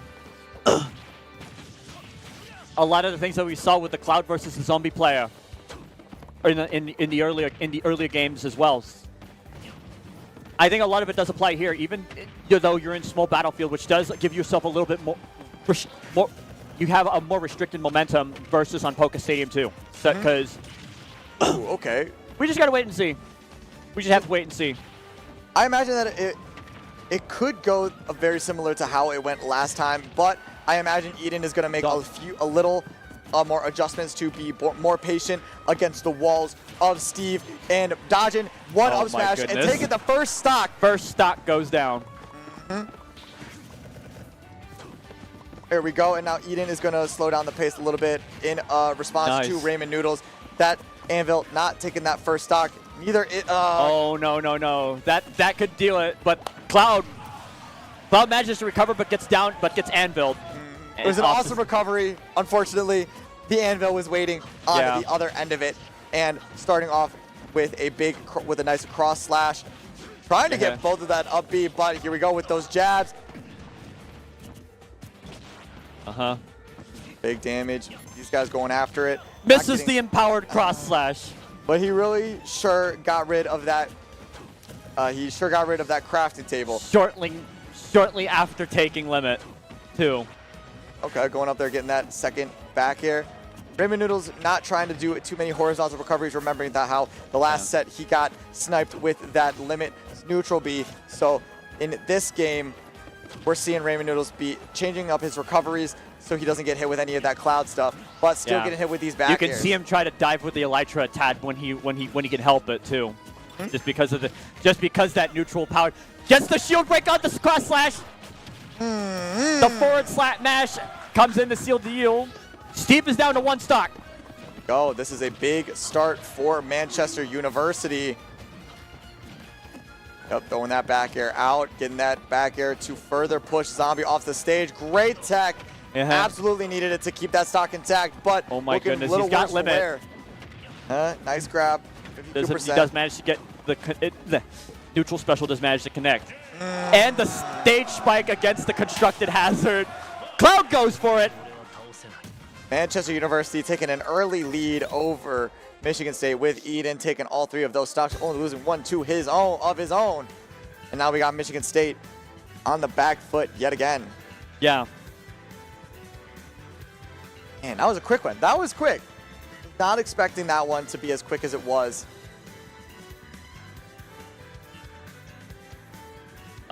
And I imagine it might be a similar situation to what we saw in the last game. I can't remember exactly who Michigan State threw out as their second player.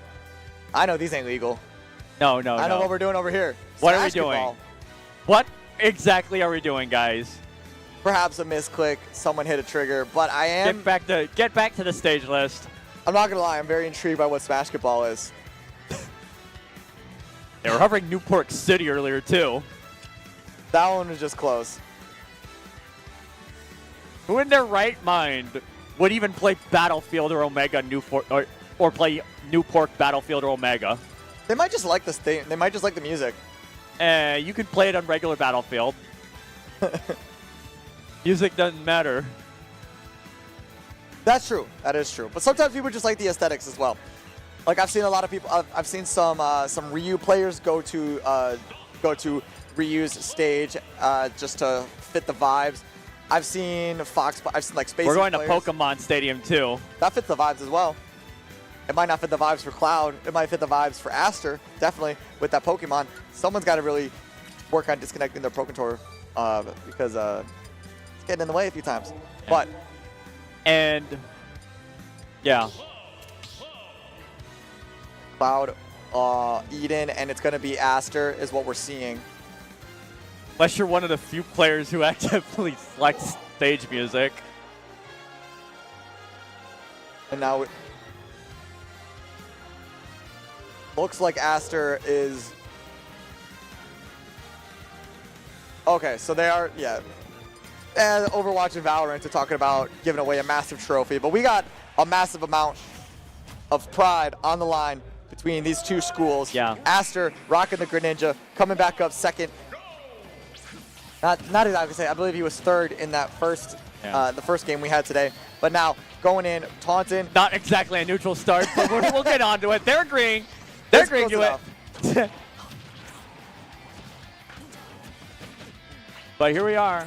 Yep, and it is, yeah, very good. Better start for Eden than Aster, but Aster still has the ability to take those, get that damage racked up, and he was the one that was holding it down for Michigan State, was keeping all of his stocks and taking care of, I believe, like 4 or 5 of Eden's, of Manchester stocks. You can't really rely on the empowered neutral special to secure to get a lot of confirms with Greninja on the stage.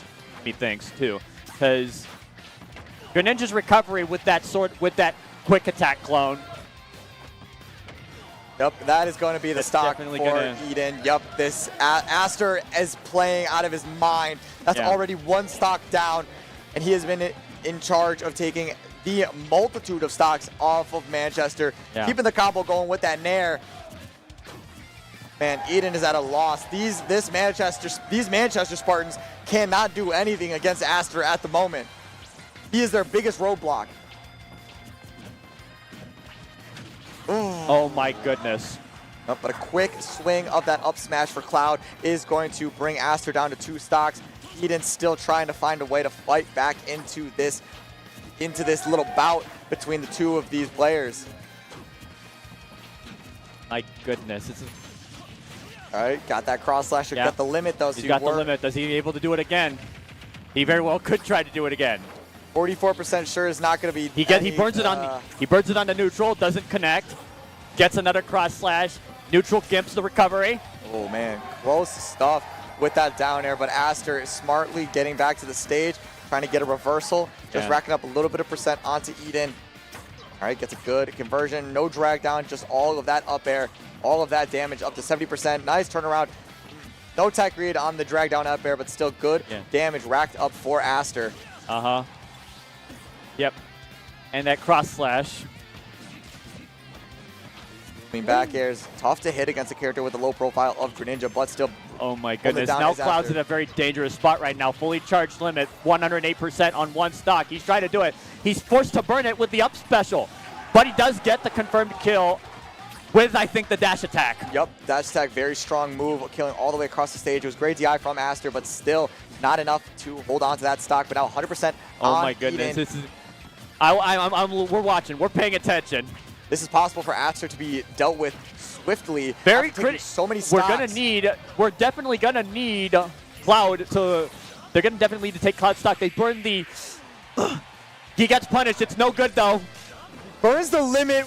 Able to make it back to the stage with the limit charge in the bottom blast zone, but the down smash not taking the stock either. And Eden 156%. They're definitely trying to make it. A lot of good shields, a lot of good shielding going on as well on the side of Cloud.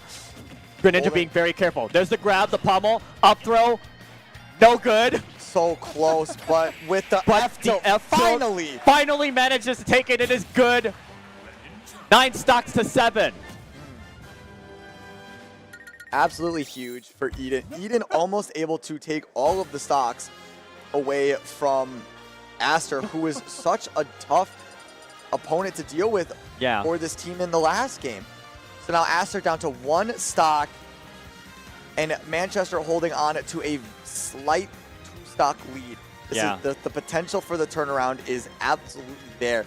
Aster can really hold it down in this moment, could be the one to really drive this lead and bring it back to even.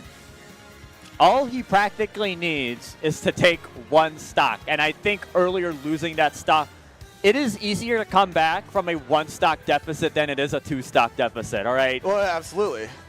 That's simple math. Even I can do that. Like, No, but like even in principle, like even if you like, Oh, because like boy. even in principle, where if you lose.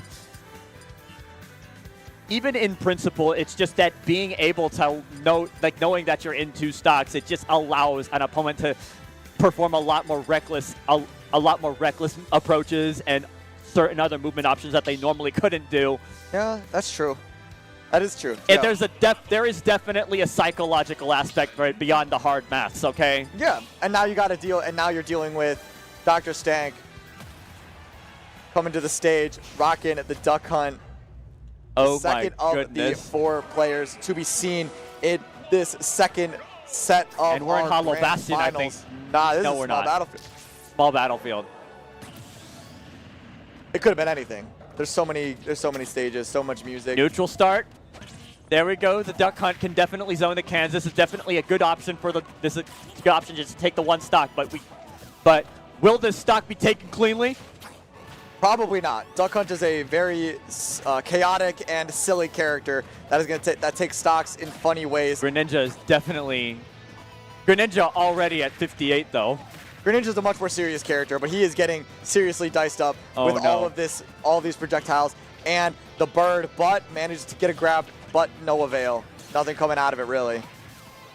Nice roll to get away from that F smash, but still these clay pigeons into the conversion. Dr. Stank might take this stock off of Aster and with relative ease if Aster can't get his footing in this game. Already at kill percent, not even a minute in this match. All the way up and Gets guarding. thrown up to the upper blast zone with the can. Yeah, and he guarded himself with that can to make sure his recovery was Oh my safer. goodness. Greninja's getting juggled left and right. There's the grab, the forward throw. The can is chasing him down, but not going to get there. Aster still holding on to this stock. Maybe just 1 stock off of this duck hunt would be so huge. That's a parry. Man, that could have been an up air for Dr. Stang taking that stock, but holding on to this damage, getting those shurikens, Blast. sneaking him in, but holding on to He this gets stock. blasted. How do you get off this stage? Oh my gosh, getting off the ledge so Come on, beautifully, you need avoiding this all of stock. that. You know you need it. You know you need it. He definitely is trying to go for it, but getting zoned out with those cans. Gets the forward tilt. It doesn't connect. It does connect. It just Oh. doesn't convert. Missing the back air to take that stock is Aster, but oh my gosh, I don't know why the shuriken went that way off of the can. This is very, very critical. Both characters are in full rage. Greninja in a much more dangerous position. There we go. That is the 1 stock that Aster really, really needed. Now, holding on to this last stock Oh my is goodness. really just house money, but obviously you want to take as many stocks as you can. Combo starter, back air. Aster can really do a lot of damage with this Greninja going up air 1. Now you got to back up. Dealing with all these projectiles is tough work. There we go. There we go. Fantastic up air to take Up the air, stock, good. but losing 1 of his own is Dr. Stank, and now we got a 8 stock to 6 lead for Manchester University. Whew. 2 more characters to go. 2 more characters to go on the side of Michigan State. And Manu is very well holding on with to their second player. Still got 8 stocks. Dr. Stank has been doing incredible work holding it down for this team and has just been taking stocks left and right. This duck hunt is incredible. Like honestly, the way that he's been recovering, the way that he's been doing the damage, and there we go. We got Von Stash, the Game & Watch. So this is just going to be a chaotic nightmare. Oh my goodness. A duck hunt versus a Game & Watch. This is going to be chaotic nightmare. There's going to be bombs falling everywhere. There's Oh my going to be goodness. forward airs. It's going to be up airs. It's going to be fun to watch. Yeah. Yeah, so there's still 8-6. Michigan State managing to take the first of this grand final set. Manchester gifted themselves a game from yesterday, finding themselves in Winterside Grand Final. So this is the pivotal This game. is very 3. pivotal. This is quite certainly a fun crew battle, even all things considered. Oh my gosh, everything considered. These guys are the last 2 teams, the last 2 universities here at Midwest Battlegrounds 2026. We got ourselves on Pokemon Stadium 2. Poca Stadium 2. There goes that dog down to 2 stocks. And here we go, And here we Taunton, go. get it going. Get on with it, guys. It's good stuff. Get on with it. Starting with these up air conversions, that's what Game & Watch loves to do.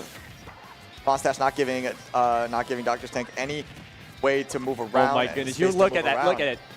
The up air, just look at the ability the up air has to actually just poke those cans, but whenever the duck hunt is off the stage. Oh man, going for these up air up smashes already. 83%, sure, why not? Yeah. Oh, Bucket is so huge to reflect all of these projectiles of Duck Hunt. That's probably why they're okay with sending Dr. Stank in at this percent. I mean, sorry, Vonstache in this spot. A lot of explosives everywhere. Hey, we knew that was going to happen. When you got Game & Watch and you got Duck Hunt, you are going to be seeing a ton of explosions. And early on, oh my goodness, this Duck Hunt, at that, racking up the the throw into the can. We saw it a couple games ago. I've been seeing it all weekend. This Duck Hunt has been doing nothing but so much damage. And there we go. Oh my goodness, Drop one the ball more stock on Duck the Hunt. side of Duck Hunt. And if Vonstache could take this stock without losing his first, would be absolutely massive for Michigan State. But already taking this stock is huge. Great work. Look at these from this team. He's trying to be very careful with the approach. Doesn't quite get it though. Yup, and there we go. 2 stocks on the Game & Watch. Manchester University holding on to these two, holding on to this player. This Duck Hunt got so much pressure.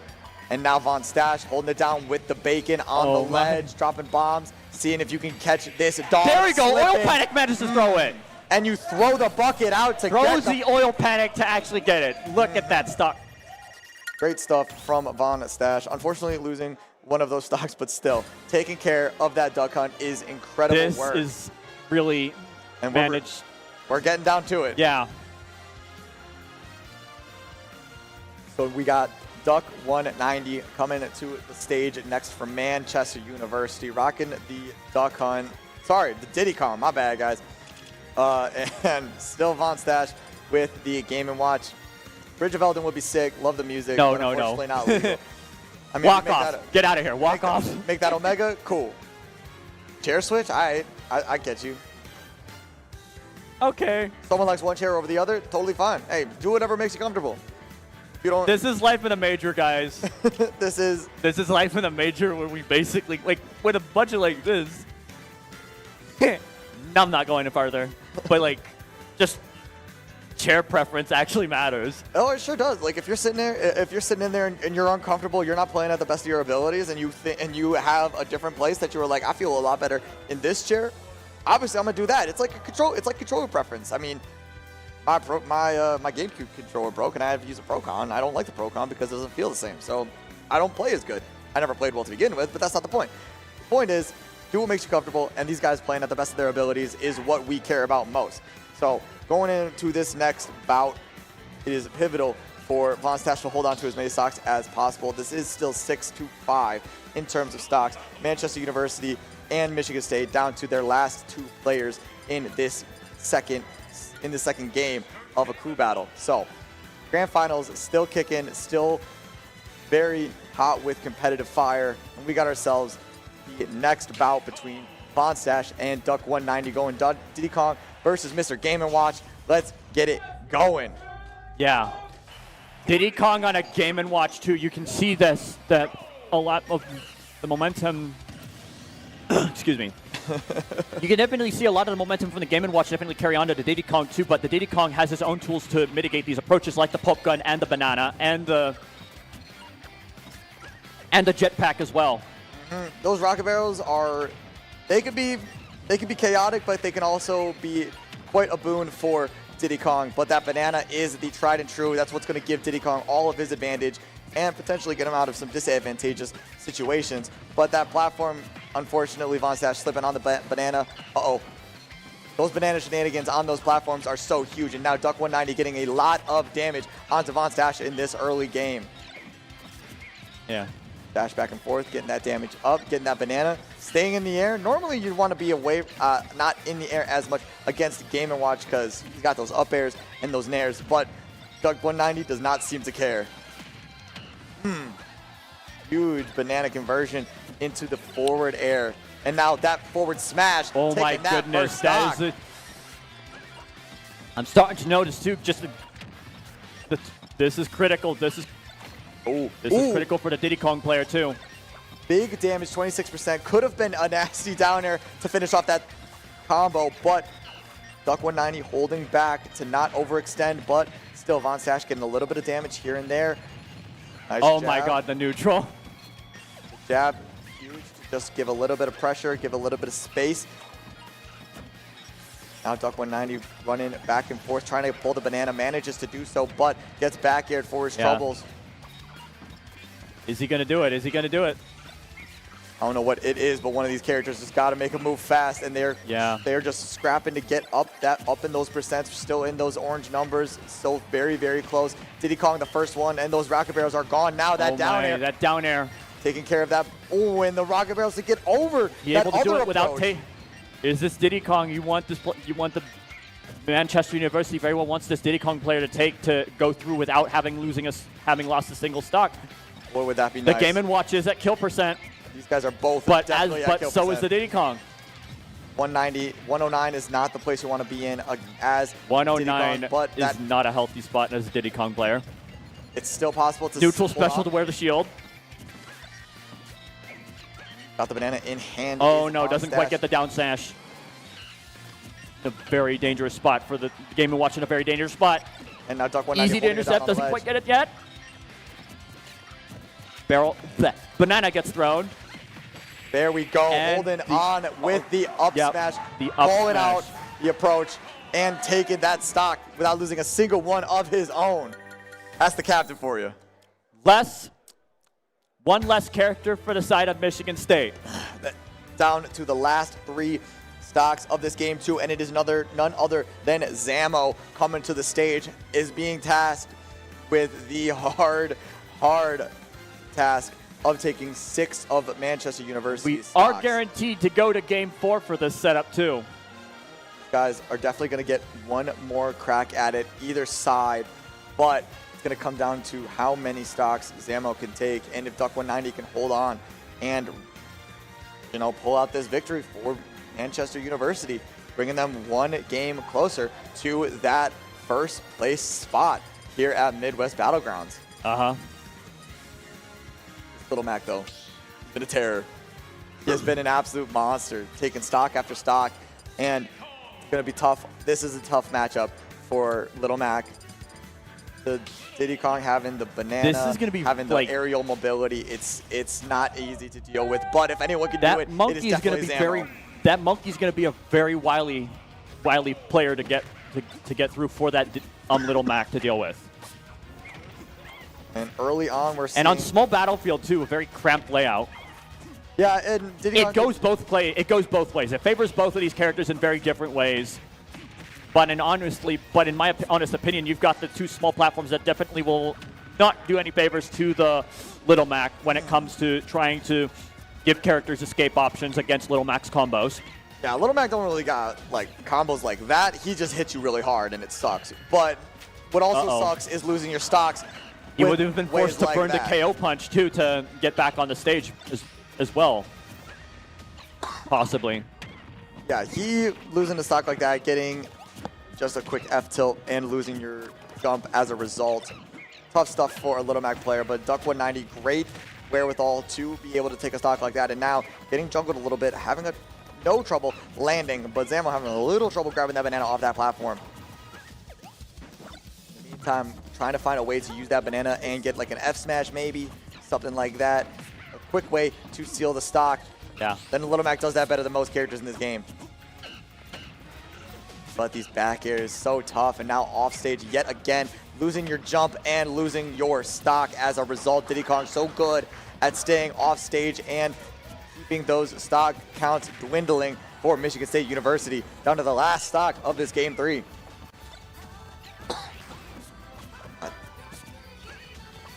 Yeah. Yep, Duck 190 chants are coming out. These guys There's are a repping their Duck boy. 190 chant in the venue right now. And now off stage again, but the beefy side B going to bring Zamo back to the stage. And there we go, taking one stock down to 5-1 for Michigan State in favor of Manchester.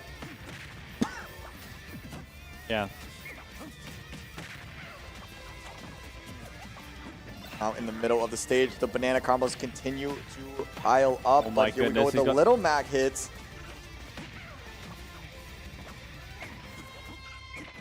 Good. Yep, nice monkey flip. And now all Oh my, stage there's a yet KO again. punch again as well. Yep, and that might be it. And that is That certainly is it. it. Yes, it is.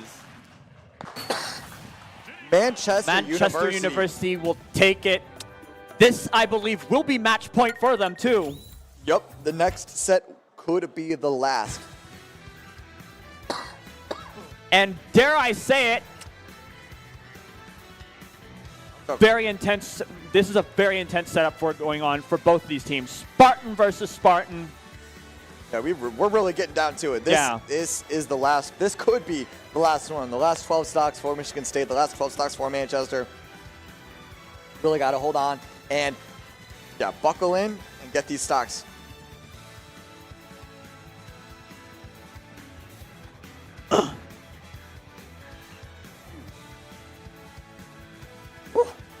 Man, I gotta keep myself hydrated. Running out of water back here. Sorry, guys. And ultimately, too, we've seen a lot of good momentum coming from either side in this intense crew battle right now as well. So the Michigan State team, I'm liking a lot of the options that's going on. But yeah, I mean, it's gonna come down to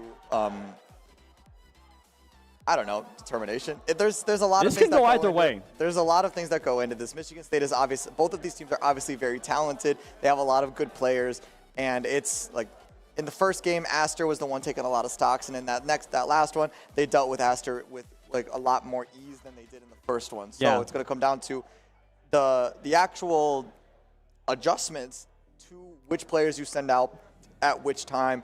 So I'll be excited to see which one will be the leadoff and the anchor and everything in between for this perhaps final game between these two teams. We've been seeing Raymond Noodles start a lot the last two games, so maybe that's what the switch up is. But Steve holds down the fort really well to start these crew battles. Yeah. And quite frankly, I just very well would like to ask the crowd this one question. How is this Spartan versus Spartan set going for you guys? How is it? Yeah, man. It's funny how Spartan... Do we want to see the Greens take it 2 games in a row? All right, then. All right, where the Manchester fans at, then? There we go. Spartan versus Spartan. Master Chief versus Leonidas. I don't know who's who between those two. We shall see. It is going to be it's a heavyweight bout for sure. These guys are going back and forth. And yes, it was a 2-0 yesterday, but still very, very close today. Michigan State has been on an absolute heater for the entirety of the day. And Manchester, they fought back. And they're 1 set away, 12 stocks away from hoisting the title of Midwest Battlegrounds 2026 Collegiate Crew Champions.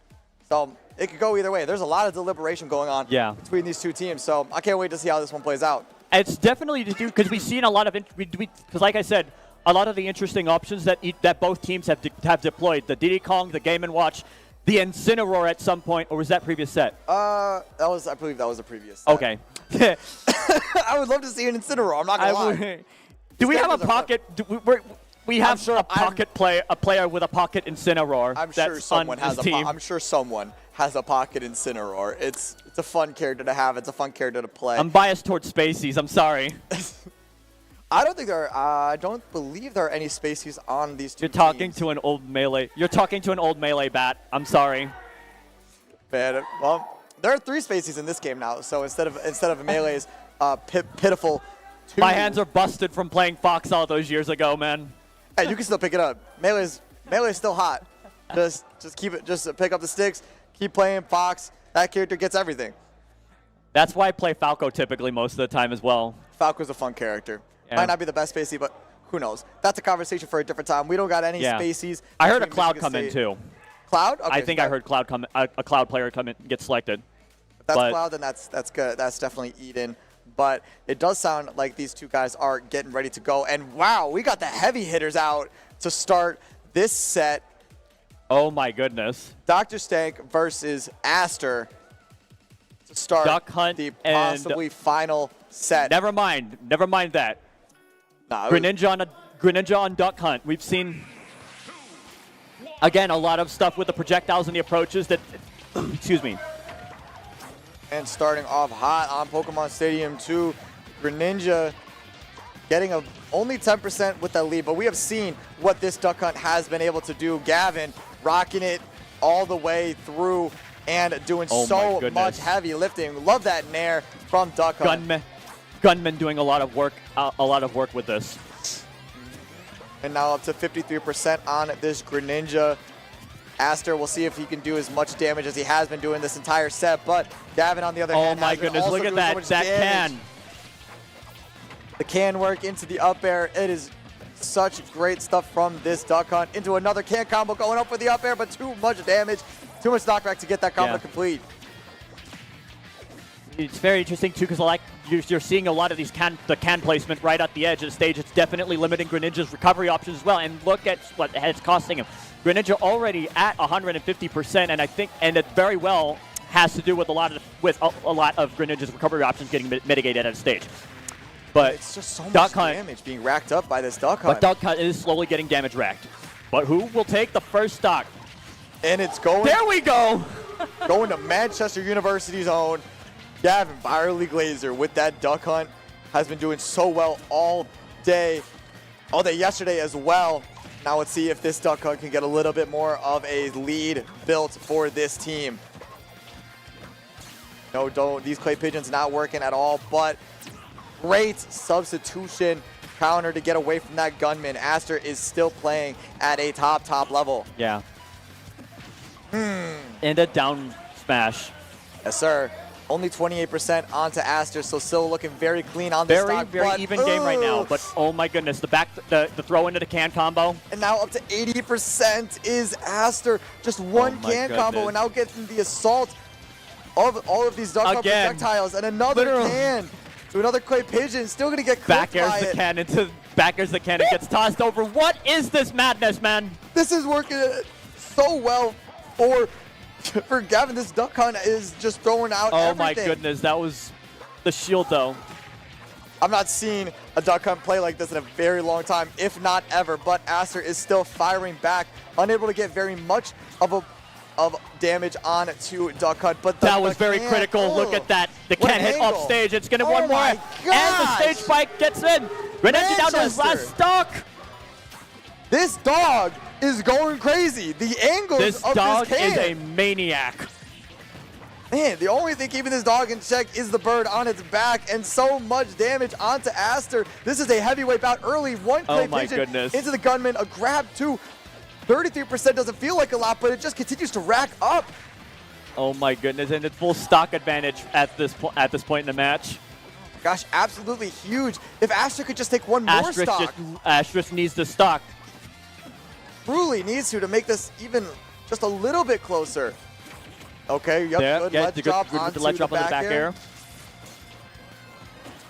And unable to punish. Doesn't get punished on it, but there it is. One more stock in both characters on one stock. This is a Greninja though out in a very, very precarious position right now with him being on kill percent. 81% is on the very edge of kill percent, but getting Duck Hunt closer and closer to kill percent of his own. Aster playing still very well, still very locked in, but that damage is starting to pile up. These projectiles are slowly knocking down that wall of Greninja. That Nair still lingering. All right. Going all that. The shuriken, the charged shurikens. I'm liking how this is working too, but. Ooh, and throw in. Oh, good punish with the landing. Throw in the recovery back onto the stage, using the Hydro Pump to give that advantage and the F smash. Huge turnaround for Michigan State. An amazing start for the Michigan State Spartans to have their lead off, still sitting on that stage and forcing Manchester to throw in a counter. Great start for Michigan State. Yeah, and it's And it's amazing, too, this matchup. Any matchup with Duck Hunt always ends up being very chaotic, all right? Oh, gosh, yeah. Like, no con, there's absolutely beyond dispute, all right?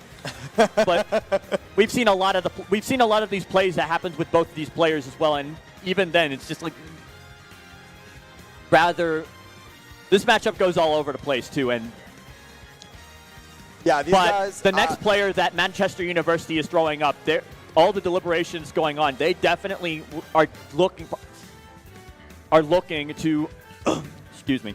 Yeah, they gotta find a counter, and they gotta find a quick way to take Aster out of this. And Aster is really doing everything he can to slowly dwindle that number down, because Manchester is the one with the lead game-wise. The stock still may be in Michigan State's favor, but Manchester still has the lead game-wise, and therefore should still feel very confident in taking this potentially final game between the two schools. They are talking. They're very deep into conversation on all of this. Yeah.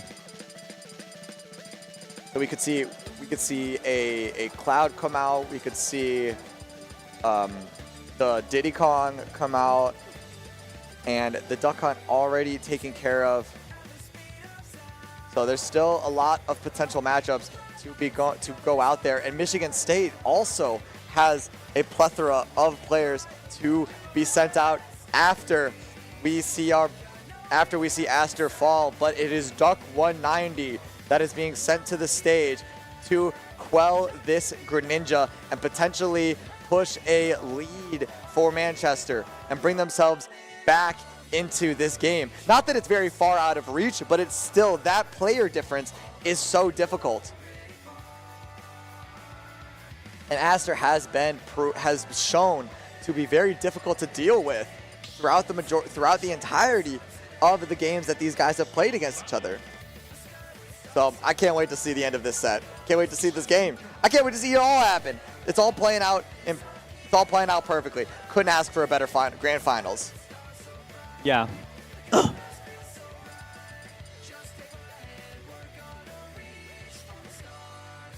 It is going to be, yep, there we go. Got that fist bump, and we're going to see the start of this game between Diddy Kong and Greninja, Aster, and Duck 190. Spartan versus Spartan, Manchester versus MSU. We going to Smashville. Aster going to lose 2 of his stocks in quick down air fashion. This is definitely going to be quick work. I'm definitely seeing quick work for the Diddy Kong on this. Potentially, but this Greninja, Aster has been a menace the entire game, and starting off strong with 40% combo, continuing with the up airs, the back air, 63%. Duck 190 quickly in disadvantage. Gets another dash attack, only 7% on to Aster. A little bit more with that banana, but ooh, okay. Getting a nice banana combo to try and even things up just a little bit. One neutral win, and that is all there has been. And getting the banana toss to hit. Man, good stuff for Duck 190, trying to get that stock off early. Oh my goodness gracious. Okay. Look at that Diddy Kong already at 88%. Yeah. Okay, good. Oh man, that parry could have led to dangerous things for Diddy Kong. Maybe an up smash to take that first stock off of Duck 190, but Duck 190 is doing everything in his power to not lose any stocks to Aster. That would be the absolute perfect situation for Manchester University. And it's still dropping. There we go. That got that banana back, and now Aster jumping around trying to find that banana, but just trying not to lose the stock. That's all Aster could ask for. Hold on to the stock as long as you can. Oh, nah. Missing the F smash too. Diddy Kong trying with these down tilts. Banana's now in Aster's hands. Yeah. There we go. The banana toss goodness. into the F smash, and there you have it. Kill. Patient Clean play kill. leads to an even game yet again. 9 stocks each. Yep, and now the deliberation on the Michigan State team begins. Now that Duck 190 has not taken a single, Duck 190 has not lost a single stocks, and yep, it is immediately going to be Raymond Noodles sent to the stage, the Steve, to combat the Diddy Kong, my bad. Couldn't think of the word. I just saw the guy playing on screen and I couldn't think of his name. My bad. But still going to see these guys face off yet again. I don't remember how many times these guys have actually, I can't imagine. I don't remember if these guys played at all in these crew battles yet. Yeah. Neither do I. But either way, yeah, so I believe, yeah, they got Ramen Noodles out there. There seems to be a little bit of deliberation, but for the most part, it seemed like they had their plan solidified while that game was going on. Like, they probably had a plan for what they would do if Aster took one stock, didn't take any, took two. But if Aster was able to take all of them, all the better. All right, and here we go. Steve versus Diddy Kong. Back to it. 9 stocks each. Manchester University looking to push this lead, in Michigan State looking to stay alive in this collegiate crew battle. This is for all the marbles. Yep, and the Duck 190 chants are loud. Yeah. Oh.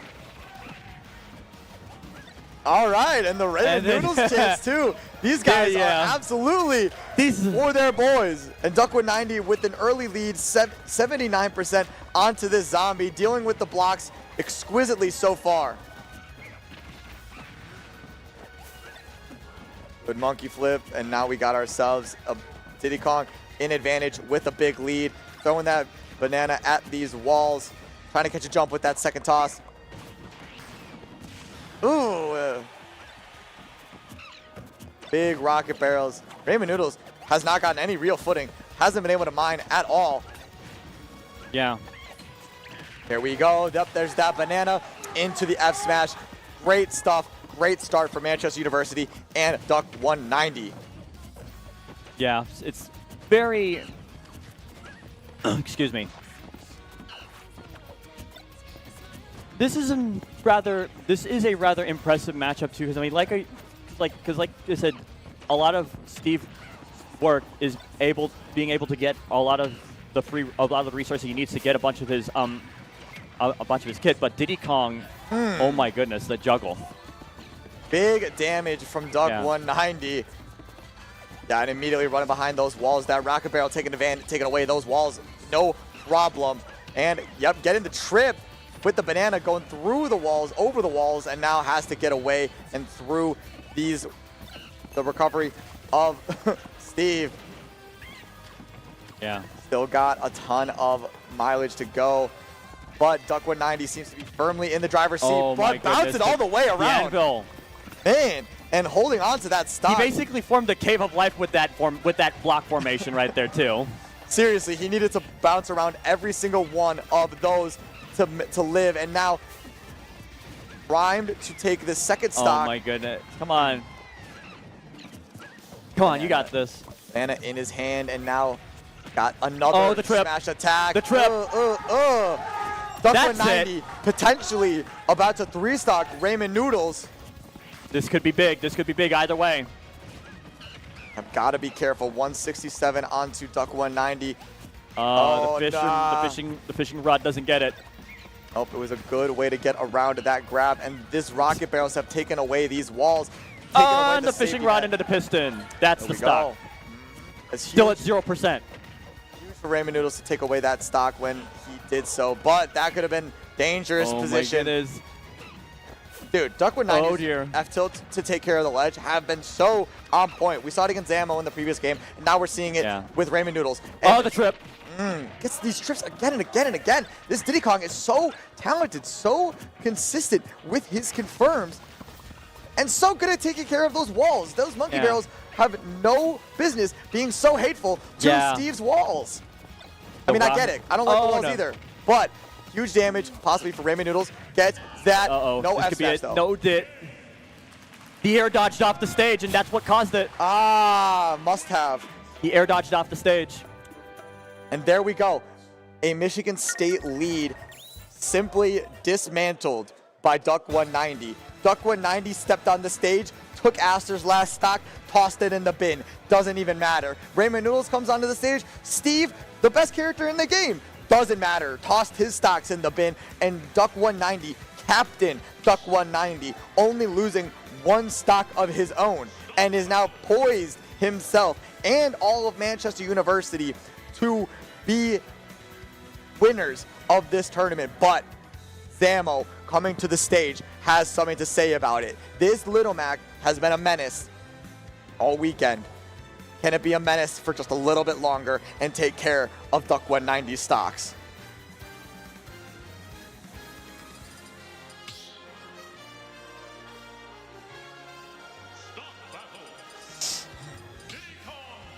Yes. With the Diddy Kong, the Little Mac, I can only assume what we'll be seeing next.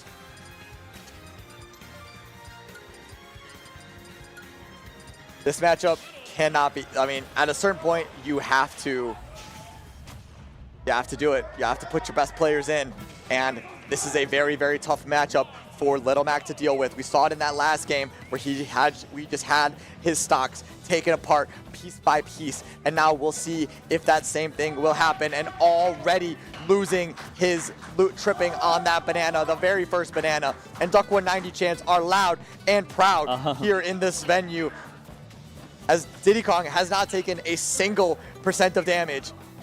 Only 30 seconds in, but still very tough to do. Ooh, big combo. Misses that second banana toss, but nonetheless, the stage has been set. That is an F smash. Your first stock is gone. Just like that. Also losing the KO punch as well. And huge. That is a great point. A banana into a KO punch would have been a huge boon for the Michigan State team, but nonetheless, the damage is racking up slowly. Very quickly, actually. That's how Little Mac do it. Got tripped on his own banana and eats a forward smash to the face. Little Mac holding down the ledge, but that banana is so tough to deal with. And there we go, missing that up B though. That would have been so huge for Zamo if he was able to connect it. Yeah. Okay, manages to get no hits, just throwing off the shield. I don't know what happened there. I feel like that up smash should have definitely hit. And this is tough, getting hit off stage as Little Mac. Yep. Yup, huge. Any stock taken is a massive one. And now the KO punch is here. Only 0% on Little Mac. I mean, Diddy Kong, my bad. Running around, trying not to get hit with any of those down tilts, any up tilts, but up smash. Getting closer for that kill percent, that KO kill percent. Oh, huge again. This is definitely crucial for Little Mac too, because there's the KO punch. And you can hear the pop from the crowd as the monkey flip gets called out huge with that KO punch. Zamo pumped up. We're 5-6 now on a match point. This is getting good, folks. We got 2 players left on either side of these teams. 5 stocks left for Michigan State and 6 for Manchester. And now we got, oh my gosh, we've got super cool Galaxy Walrus coming to the stage. Trying desperately to remember the character that they played. I think it was, no, it was definitely one of these unconventional ones. I'm trying to remember too. We watched them like 10 minutes ago. Yeah. We are so much, we're better than this. We're better than this, guys. I'm sorry. I cannot remember as soon as it's, because I know who's left for Manchester. Manchester's got, it looks like they're bringing Galaxy Walrus to the stage, but they also have Eden waiting in the wings on the with the Cloud. So Little Mac, Zamo, obviously, we just saw that incredible call out. It's Ryu. Oh my gosh. So we got ourselves a real heavyweight bout. These guys both got their gloves on. Classic FGC bout. Let's go. These guys got their gloves on. Zamo losing that first stock, and now we got ourselves a taunt and a game start. Here we go.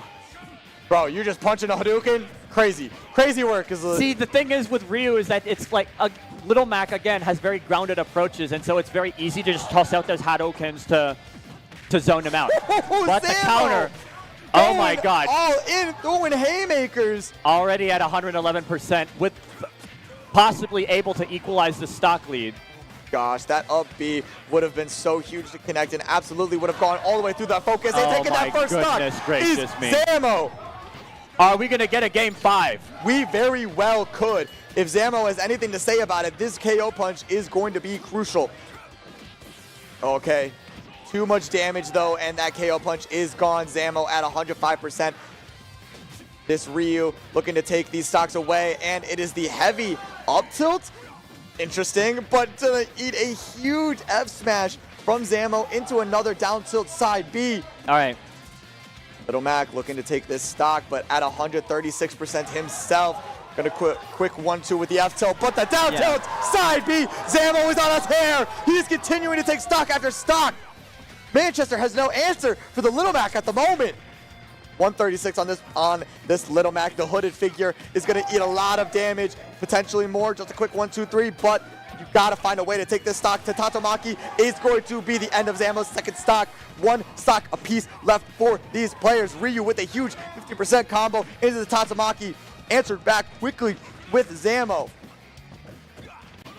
Man, this is such an incredible heavyweight bout between these two fighters of their own, from their own games. Zamo has been a monster in this game so far, but Galaxy Walrus is still throwing off stage, but this KO punch could be the massive change of momentum for both, and it is a miss, a whiff. Zamo is going to lose the stock as a result. Oh my the goodness. Tatsumaki is going to take out Zamo, and now Manchester University with a 4-3 lead over Michigan State. This could be it. Michigan State's final player potentially.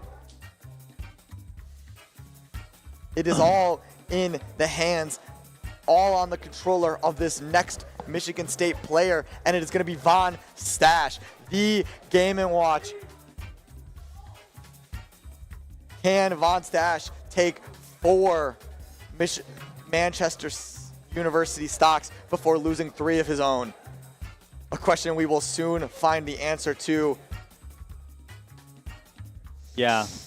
Ooh, we're in for a good finish. This is definitely a tight finish. All right. We could very well see this point where it all comes down to the last play, but depending on how many stocks the Ryu player takes down from Michigan State, it could very well determine what happens in this next game. It is all on in the end of this, or in the end of this crew battle. All on the shoulders of Von Stash. We shall see.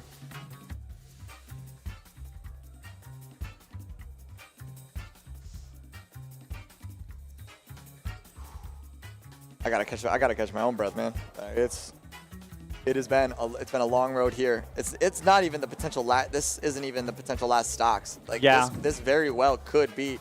We could very well turn around and have Von Stash take all 4 of these stocks off of Manchester University. It is still Galaxy Walrus rocking it with the Ryu, and then the last player. Oh, they playing rock paper scissors. All right. Oh no, they going away from the rock paper scissors. I was ignoring that, but all right. Oh wow. You know what? It's better. We got to focus on these two. This is where all of the focus should be on these two players rocking their schools, proud to be wearing those jerseys.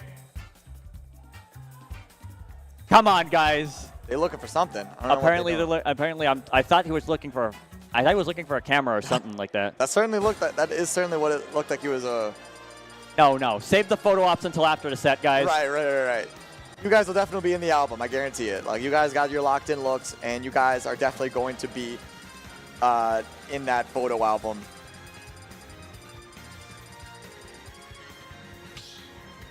But in the meantime, you guys, we got one more player to see in this game 3. And it will be Von Stash up against this Ryu. Yeah. Oh my. Here we go. Now we saw this pick do a lot of work with a lot of these unconventional matchups too, and I'm wondering if it's also the unfamiliarity aspect that has to do with it. I feel like the biggest difference that this could But we just got to see how many stocks can a Ryu take from a Game & Watch at the spur of the moment. And the biggest thing is going to be Ryu's massive kill power on Game & Watch, who is a very light character. So that's going to be the biggest difference between of this match. And all this Ryu's got to do, take one or two stocks. If you take one, awesome. Take two, even better. The Hadouken's just able to zone him out. Look at that. A lot of tricky approaches. Yup, 65%. Tornado rising kick. 95% now. All you need is one opening, one conversion. Oh, no. And at the same time, you can see that you can catch it with the oil panic as well. That's another thing that he needs to watch out for. Yep, that bucket is going to be so dangerous, but a great roll from Galaxy Walrus to get away from that down smash, but now just got to find that one opening, find the one stock, take a lead and push it further. There you go, and the Tatsumaki not going to go there, not going to connect to floaty is Game & Watch. No. Very critical too, because as we've seen several times. Oh my gosh, the fact that didn't bury. Oh, and this is looking worse and worse. Just throwing out kill moves. I'm grabbing. Everyone's just like, guys, if you're already at 120%, this could. That's critical. That is critical. a massive critical stock to be taken in this position. Now you can feel a little less nervous. It's a two-stock game, but if you could take another one, just take one more. It's always one more. There you go. Continuing the combo, 35%. Game & Watch is a light character. You could do some crazy, nasty stuff to this guy. Here we go, up to 50. And Rage we literally Ryu is only dangerous. have, and we've got one more character on the side of Manchester University to deal with. Yep, that is true. Ooh, huge. And they slow Fireball from Ryu. Oh my, wow. The chef gimping the recovery and limiting all the recovery options as well. It allowed the Game & Watch reliable punish. And that's it! An absolute onslaught. 2 versus 3, guys. This could very well be set point. This could be the end. We got the last players coming to the stage. Eden, I believe, is the last player that will be coming to the stage to play for Manchester University, but it is going to be Cloud versus a Game & Watch. And it is Von Stash holding it down. The last breath of Michigan State University. They need to take these next 3 stocks in order to continue and push this to a Game 5. Yeah.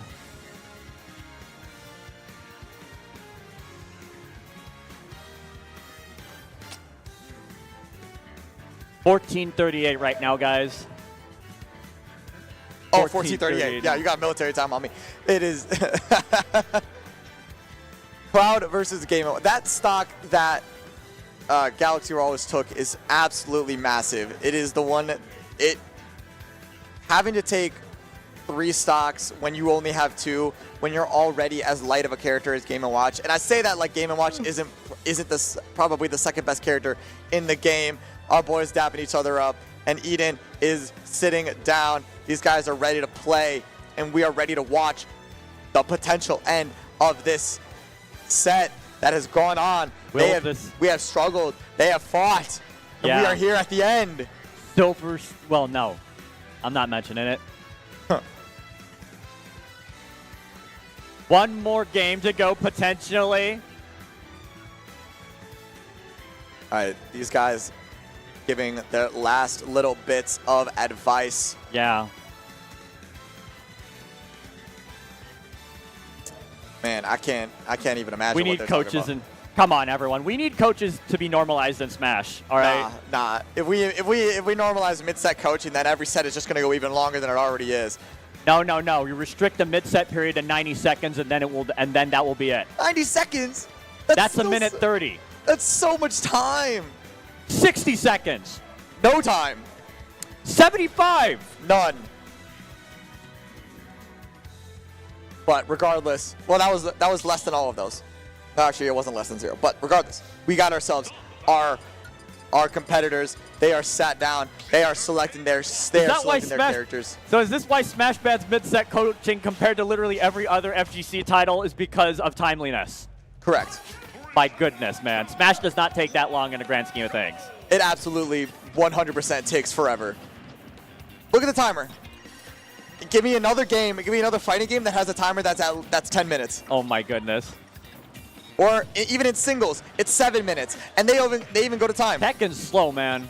Tekken's slow? How long is the time? How long is each round? Well, Tekken, I mean, generally slower pace. But anyways, back to the game, all right? Enough Yes. of this debate. We can talk Smash. We'll talk about it later, but we got to talk about Smash at the moment. These guys are going after each other. Von Stash has yet to be touched, and he is looking to push this to a game 5. But Eden has something to say about it. He got the limit. But he could very well equalize the stock limit. Oh my gosh. Eden's got to find anything, and it is only 22% at the start. Von Stash doing a great job of keeping his distance and poking and prodding closer and closer to taking this first stock, the equalizing stock, and it is going to be an up B and forward air dash attack 50% onto Von Stash. That is a dangerous and that is a scary amount of damage. Oh man. Von Stash playing very patient, keeping his composure, and 157 on to Steve. Oh and my really goodness. going for the limit. The limit that's barely, they got that one glance, but my goodness, this Game & Watch player. Oh, and just the very edge of the forward air. We're down to for 2 Von stocks Stash. apiece, guys. 2 stocks closer to pushing this one game further to a game 5. All right, and there we go. That is Eden. You know, production is secretly rooting for the Cloud to win, though. I mean, we still got singles to go through as well. So we are still here for the long haul. 92% onto Von Stash at the moment. And there we go. That's the start. That breaks the dam. And there we go. Von Stash going in with the big combos. That's a juggle. That's another juggle, and the up air. He got limit, but is he gonna be able to use it? It's anyone's guess as to if he was going to be able to use that, but it's now down to up to 103. He could very well oil panic the neutral special too. Oh my gosh, yeah. And there he was, just a little bit of a delay, and that back air is going to be the first stock off of Von Stash. I don't remember seeing where he exactly burned that limit though. Time ran out. He didn't have a chance to use it. Time ran out. There is a timer on this one. But dear. Now we are back to 1 stock lead for Manchester. This is the stock. If Manchester can manage to take this last stock off of Von Stash, they will be crowned winners. Crucial parry. Oh, nah. And he sneaks that forward air in, and we got ourselves a 1 stock stock game, guys. There is a 1 more stock chant going in behind me right now. All right, and now we got... And the Michigan State guys are chanting and are vehemently chanting against it. Man, the Michigan State guys, they really want this victory for Von Stash, but 81% for 81%, Manchester. and Cloud is close to limit too. How is he going to do it?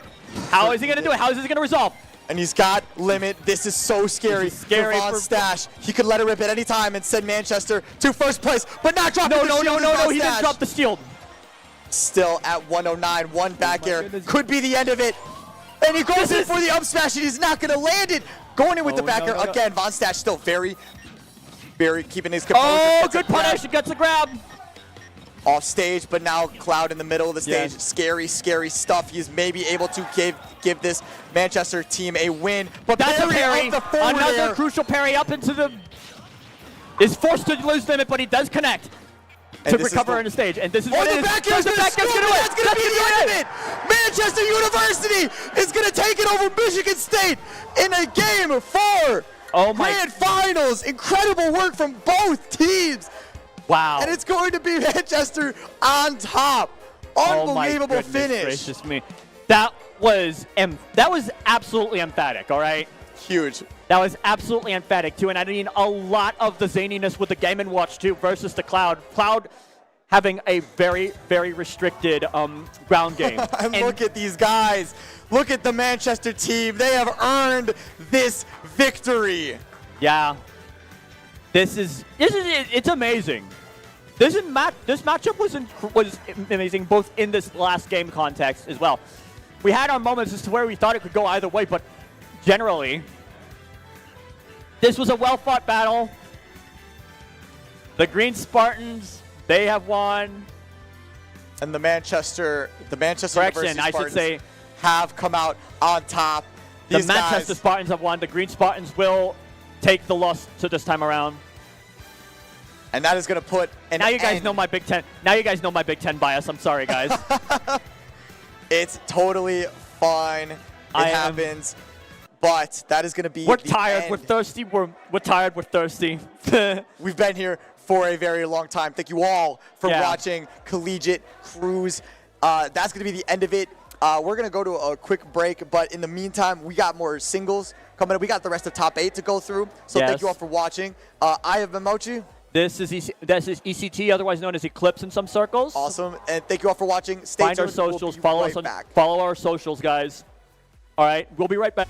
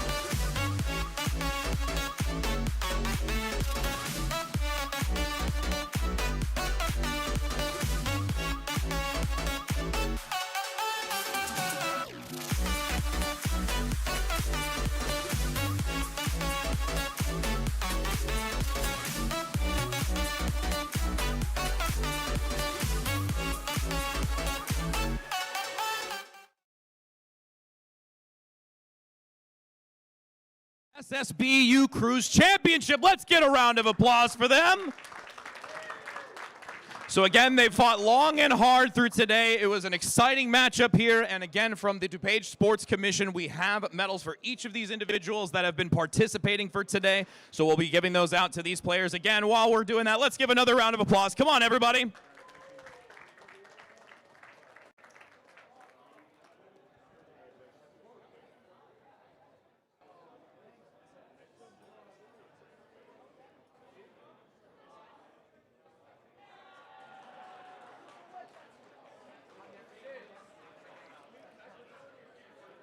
And then, in addition to these amazing medals from the Midwest Battleground, we also do have, as some have already seen for the Overwatch title, we also have a trophy to hand off to you for Manchester University, so you can keep this and you can have it to display amongst your school. So again, let's give that another round of applause for the amazing trophy that they've been able to win from this weekend event.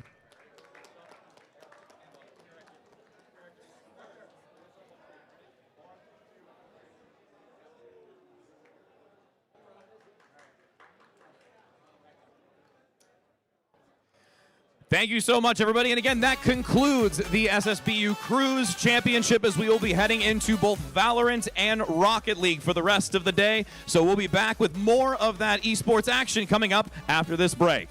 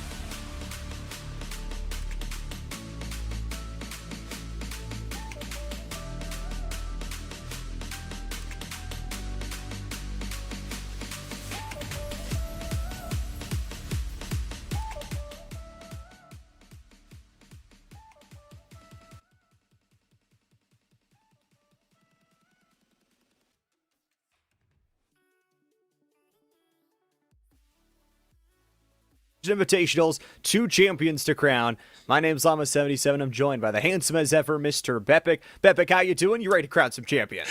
Well, I'm doing great now that you've introduced me like that, Llama. That's, you're not looking too bad yourself. Very dapper this afternoon. I think that's fitting because these are very important series that we're getting treated to. And we're starting off with a series with Michigan State in it for the BEC Invitational, taking on Maryland. And then we got another Michigan State team playing later on this evening against Carthage College. So very excited for a grand Sunday of collegiate Rocket League. Like all across the board, we've got so many different lands and massive tournaments running for collegiate Rocket League, and the Midwest Battlegrounds at the forefront of all of those.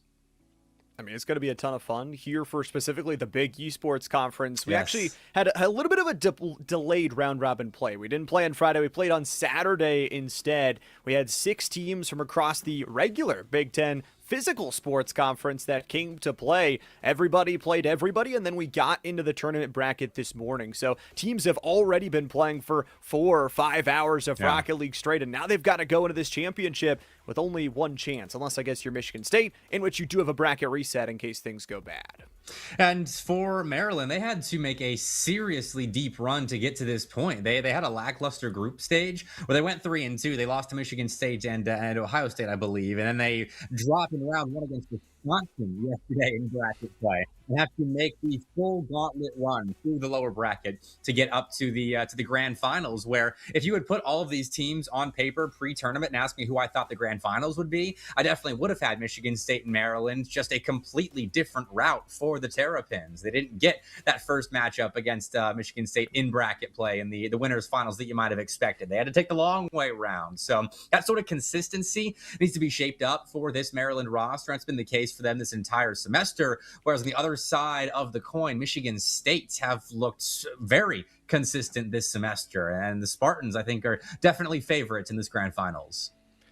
I mean, they've only dropped a single game across today in the bracket stage alone. I think going through yesterday, obviously they went through flawless in terms of that overall bracket. And I think for University of Maryland, I mean, you beat Ohio State, who comes up as the 2 seed, had a very good round robin play. The toughest thing to do is to beat a team twice. And for Michigan State, they'll have to beat them thrice. University of Maryland on the red side, Michigan State, well, they're in the green and immediately going up to the skyline.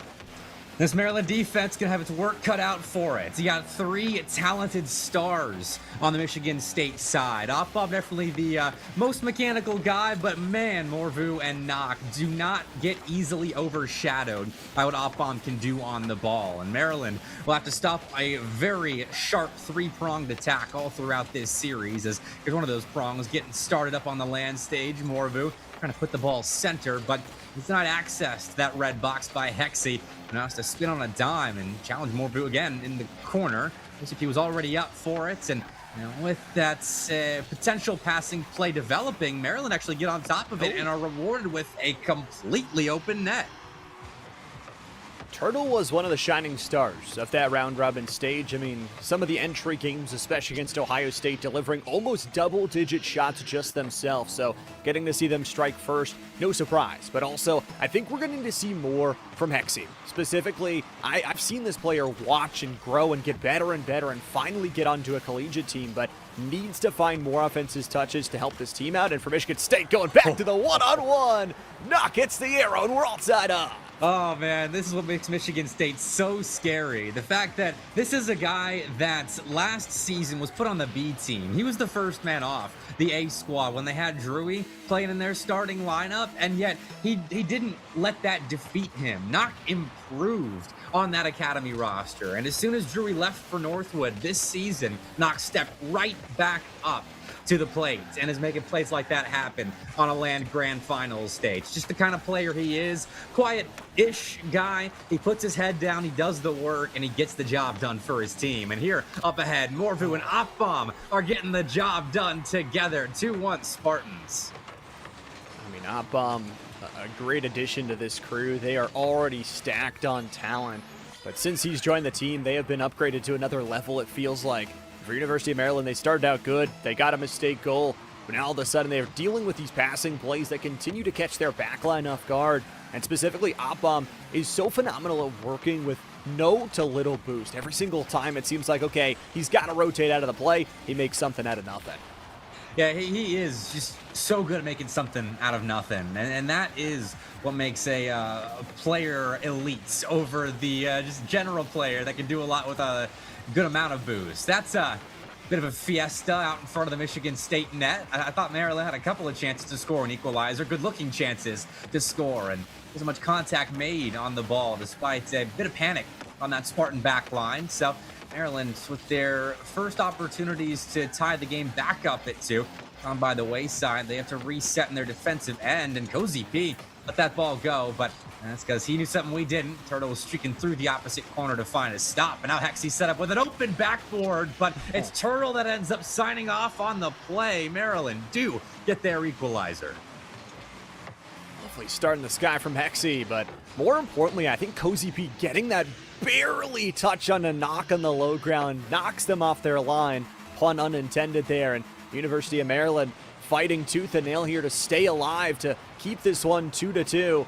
And for Michigan State, again, they start with that game advantage. So you've really got to start here in this, played game number 1, technically game number 2 already, and really come out swinging. If you give 2 free games over to the Spartans, they're going to run away with this series. They are, especially with the amount of assumed control that you would have in this series. And right now, with Maryland looking a bit skittish when it comes to making good contact on the ball, Michigan State should find themselves a pretty early advantage in this set. And I think the other side of the ball, Michigan State's defense has allowed Maryland kind of back into this series. The overcommitment in at the start of this game, and then the chaos that unfolded before the equalizer went in. But at the very least, that Spartan offense is hitting hard here already in game 2, and that's the reason why they're up. I'm trying to add one more there off the kickoff. Pretty phenomenal shot there. The University of Maryland needs to, once again, rely on their defense, and Knock is going to try and punish it. Hexy goes all boost all day and expends all but 20 that's left in the tank. With 2 minutes left to go, Maryland down by 1. They've still got a lot of time left to try and fix this game, and especially forcing some extra commits towards that corner and almost stealing away that corner boost. A nice bump in midfield, but are they just bumped themselves? Knock goes double mode and dunks it on in. What that bump on Hexy does, the midfield line, like it tags him because he doesn't have much boost. It's up to Cozy P to make that read perfectly. One of the hardest reads in the game. A guy's about to double in your face, and you have to expect either the bounce off the car or off the back wall and get your car in the middle of the shooting lane. Cozy P couldn't do it right there, and now you add some insult to injury. Morvu scores off kickoff to increase this Michigan State lead even further. Everything coming together for this team, and I think was wondering a bit how they would start in this series, because again, we all know the level of play that they could bring, but for University of Maryland, again, not only did they just beat Ohio State, they swept Ohio State to get here. You would feel like they would have some momentum coming into this series, but Michigan State immediately smacking that apart.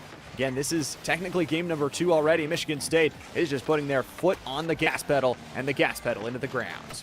They are, and this is the consistency issue that I was talking about with Maryland this semester. At the beginning, I had them ranked around the top 32 of all of CRL, and that is a really impressive standing to have because they had a great fall semester, despite running a 4-man lineup with Waiters playing a lot more in place of Cozy P. But coming into this semester, I mean, you give Cozy P the more consistent starting spot, I think, because the soccer season has died down for him, and I expected more consistency out of him, but we just haven't quite seen it. And that's not to say that this is an easy matchup for them, even if they were showing consistency this semester. Michigan State is very much a top 24 CRL roster at minimum, and they're kind of flexing that fact right now. Everyone seems completely online on land.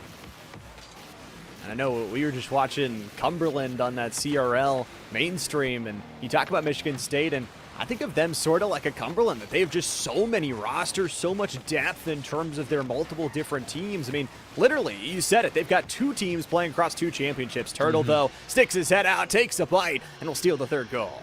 I'm glad at least Turtle can hit open nets. That's a good sign for Maryland here, as that's twice now Michigan State have overextended in offense and been beaten by Turtle through the midfield, but that's not enough to win a series. Maryland, I know they know that. They'll be talking it through in between games 2 and 3, and this is an experienced team. They've got good LAN experience. Last time I saw them play on LAN, it was at the Bluegrass Boost Battle over in Lexington, Kentucky, and they ended up making a surprising run to top 8 there, beating some really quality CRL rosters and showing good composure on LAN, looking competitive against a St. Clair College team that ended up winning CRL last semester. And that's the sort of ceiling that this Maryland team has. They're just not really showing that right now. All they're really doing in the way of generating offense is, well, you had that one sequence where they were wearing down Michigan State's back line with good midfield control and a 50-50 game. But outside of that, they're just stuck playing defense and having to rely on the occasional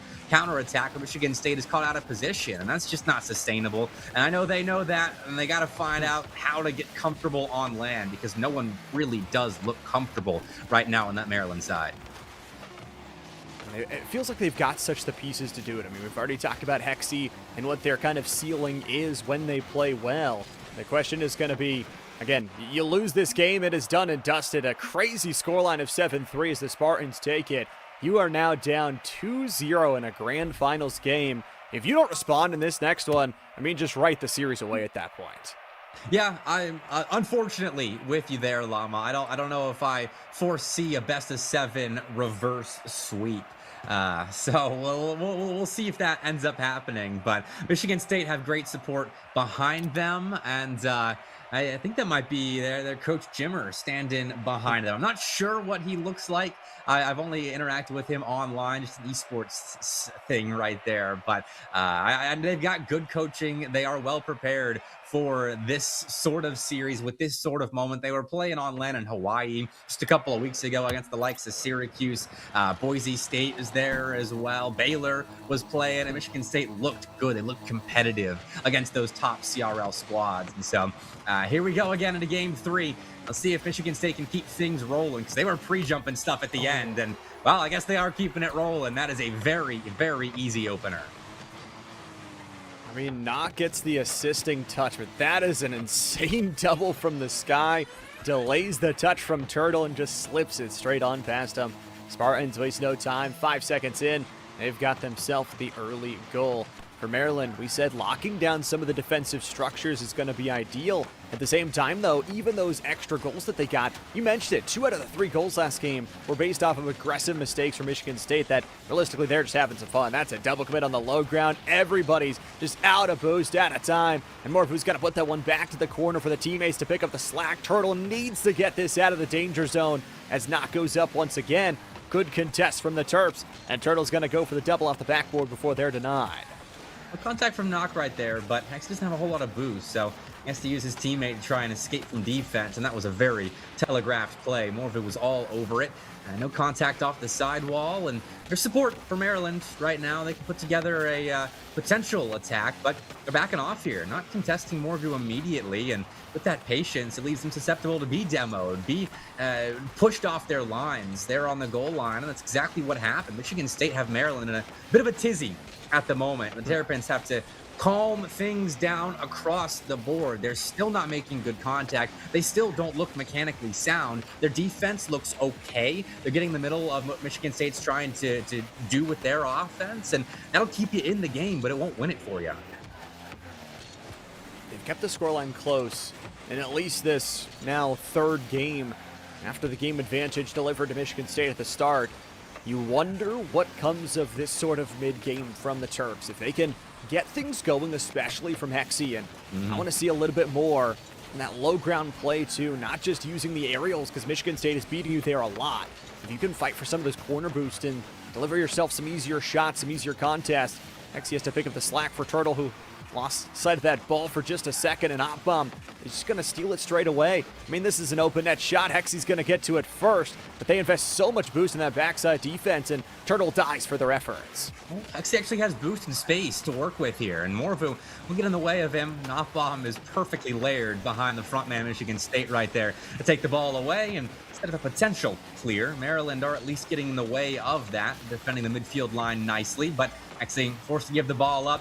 Couldn't find a way to get control and keep the ball away from Morphu, and so forking the ball over gives the Spartans an opportunity now. An Opbomb on the ball, beats 2, looks to pinch the ball back center, but won't make solid contact on it. Tough to do even for him, and so Maryland find a breakout play, and Turtle up ahead He's playing that first man role for the Terrapins at the moment. He's trying to get something going. Anyone has to step up right now for Maryland here, and Turtle has done all the goal scoring for the Terrapins here, but on the other side of the ball, you still got to get back to defend. Maryland don't do it right there, and Michigan State clean up. And it's also some of that visually line cutting and just putting some of the bodies on the line even when you've got no boost. Just deny them any sort of chance to try and make that save. It's not as many goals scored here in this game number 3 for Michigan State, but it sure is as dominant of a game.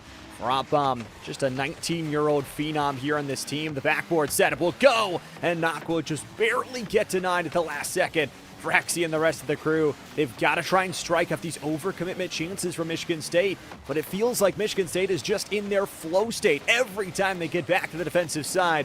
One single touch is enough to disrupt that offense. Thanks to the cohesion as well. You're talking about Oppbaum being a 19-year-old phenom, and one of my favorite stories to come out of the CRL scene is this Michigan State roster. Oppbaum and Morvu together joined Michigan State at the same class, same age, and you can see the work they've put in together to be as connected as they are there. Morvu very well could have put that shot on himself, but there's enough smoke and mirrors on the goal line to confuse Maryland enough to give Oppbaum that final touch without too much in the way of defense. But they've got the cohesion, they've got the time spent playing together now as well, deep into their sophomore semester. This Michigan State team, they lost arguably their best player in Drewy last semester, and it's very much arguable between him and Oppbaum, but they don't blink. They still maintain a pretty similar level to what they were last semester, and that's a result of good coaching, passionate players, and a willingness to put the time in. And Michigan State are about to be one game away from seeing the reward, another reward of that time and energy spent improving and figuring out how to play on land like this. I think it's so cool that you get a program like this, but it's also a program that is in such one of the biggest sporting conferences in the world. And you get to bring that namesake with them. Not only you talk about their coaching, but for sure their support behind them. This program has built up team after team after team that can contend for titles all across the board. And for Maryland, they are fighting the full force of that right now.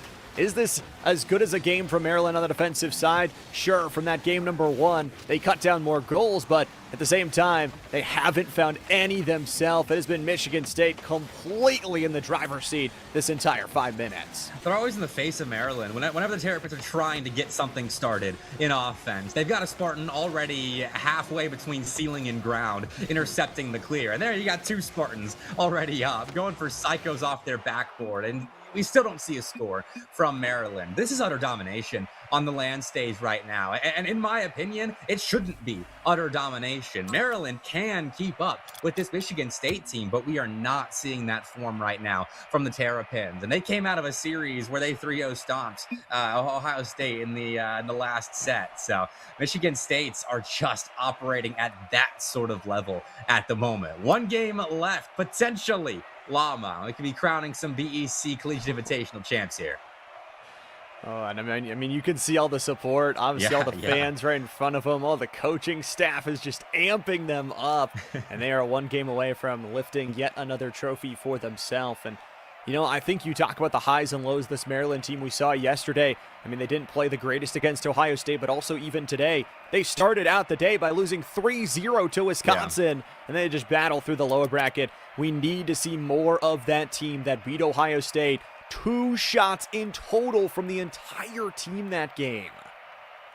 Yeah, I don't know what to say with Maryland, really, other than this is an unexpected performance from them. I've seen them on land, at least the core of this roster, playing more consistently than this. They're just not making good reads in defense. They're not connecting well when it comes to trying to escape from their defensive half or set up plays in the offensive zone. Hexy has been, unfortunately, pretty much a non-factor in this series, and he's one of the major win conditions for this Maryland roster. They have been utterly shut down at Michigan State. Even there, a read like that gives Oppbaum a completely free shot on your net to open up a must-win game. Michigan State, I mean, they're playing very, very well, but they're not forcing Maryland to do this. These are unforced errors at times, and you don't have to give free goals up to Michigan State.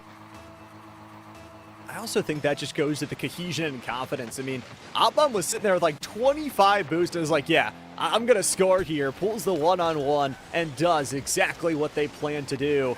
For now, the white and green still delivering themselves early goals, early advantage. And again, that last game, Maryland never touched the back of the net. That has got to change, and it's got to change quick. Not only if they want a chance in this game, but if they want a chance in this series. Michigan State on the cusp of a BEC championship.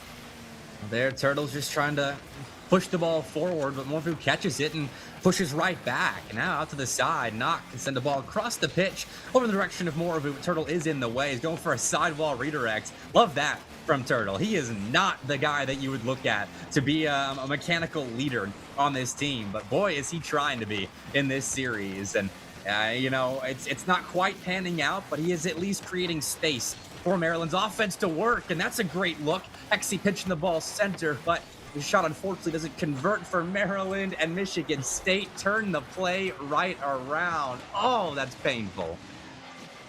Man, 2 missed touches there on the offensive side, 2 whiffs, and then Hexy just can't even see the ball. He's just air rolling and trying to go the right way on that 50 and just predicts wrong at the coin flip. Either way, Michigan State had backup there to score it, and they go 2 straight goals to start things off. The dangerous thing I think about this Michigan State team is from game number 1, they showed they can score. But from game number 2, they showed they can slow down the game and just make it impossible for you to get what you want to do on your to-do list done. Yeah, they have really made Maryland play Rocket League in hard mode in this series, and looked good doing it. Michigan State with a multi-goal lead here. They can find a third now with Knock up ahead. He's dropping the ball back down. That's savvy from Turtle to get a read on the play, but still not immediate possession for Maryland, though. Cozy P's allowed a flick on target.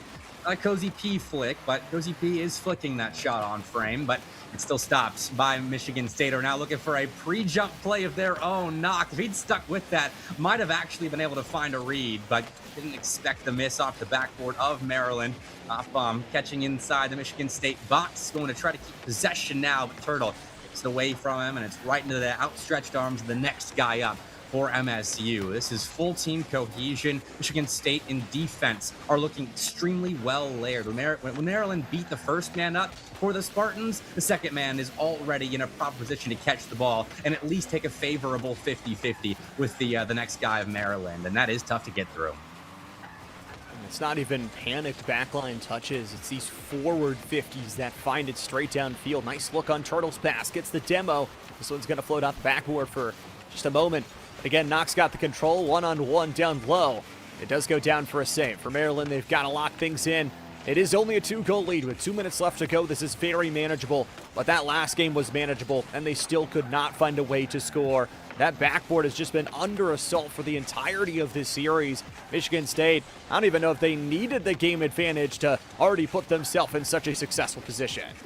Well, you can see why they earned the game advantage, only losing the one game today to Ohio State in the winners finals. I mean, they are playing some clean Rocket League. They look comfortable on land, and for good reason. These players have a good bit of land experience, despite 2/3 of them being underclassmen. And like I said, playing in Hawaii a couple of weeks ago at that invitational land. I've watched them go into hostile territory at Syracuse, like with a Syracuse home crowd cheering as loud as they can against them. Michigan State silenced them there and beat the hometown boys, who were a very good team at the time and still are. And with those sorts of performances on land, you just look at this roster and you start to expect it from them. And even there, the woodwork on their side performing well.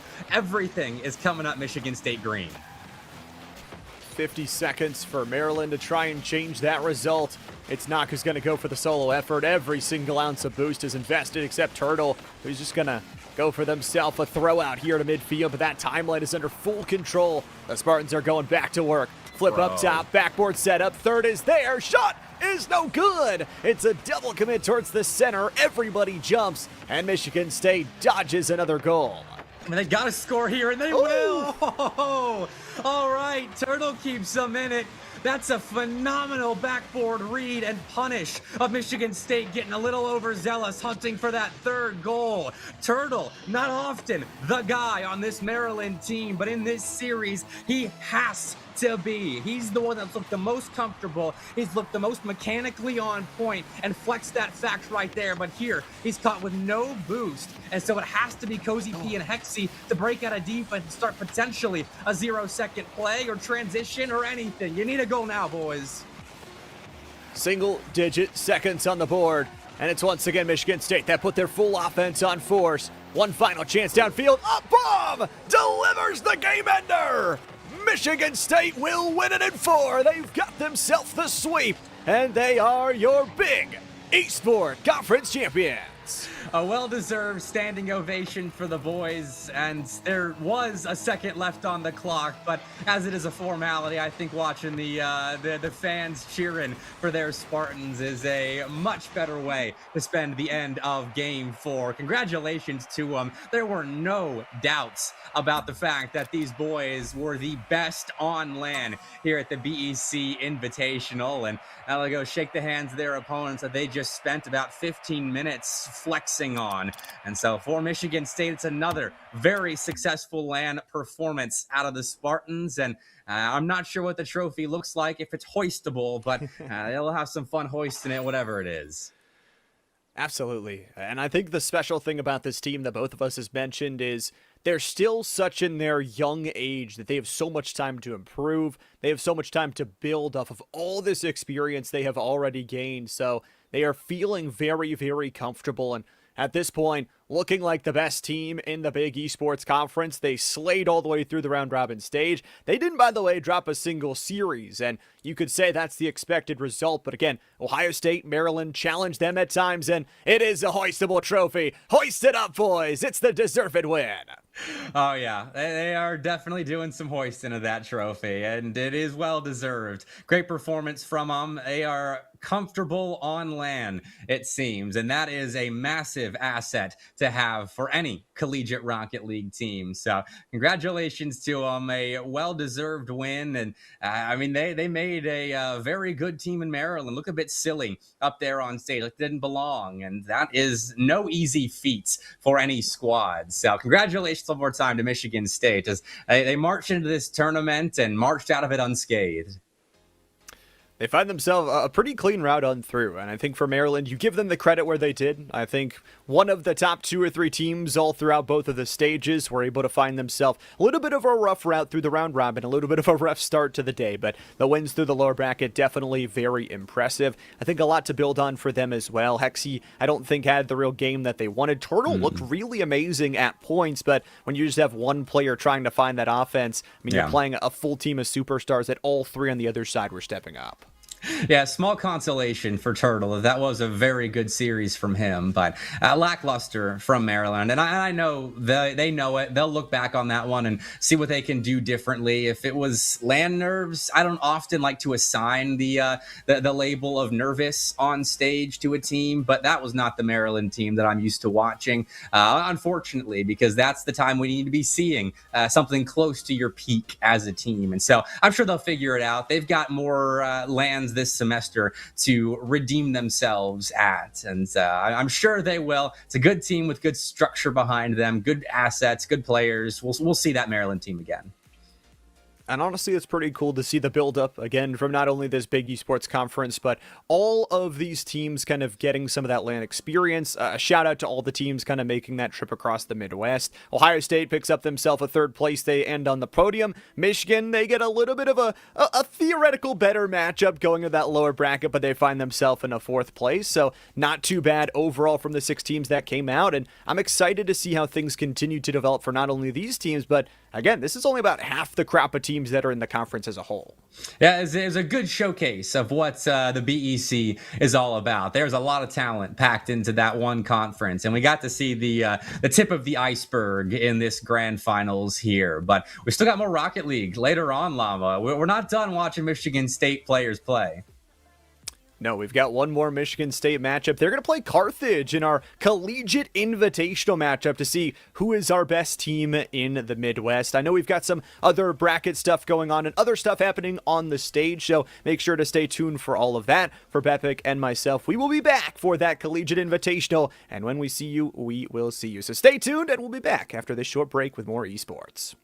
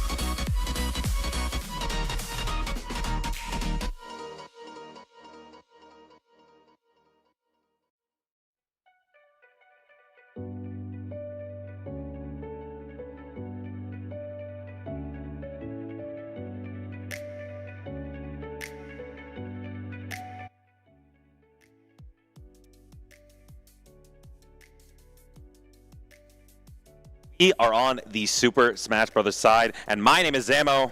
My name is Rama Hoodlum. Welcome, and welcome all to some exciting Super Smash Bros. Ultimate gameplay. In the grand finals of the big esports conference, we have Michigan State University versus the University of Minnesota. An exciting matchup was seen earlier, not on stream, but for those in the venue, was seen earlier.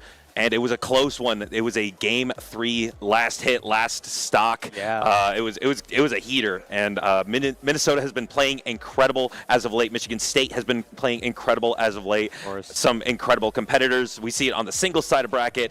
MSU has 3 of their own. Absolutely. Yes, 3 of the Michigan State players are in that top 8, but one of Minnesota's own was in that top 8 graphic, and that is Grizzhawk. But right now, we are talking about Doug Todd versus Echo Fire, Mario versus Ness.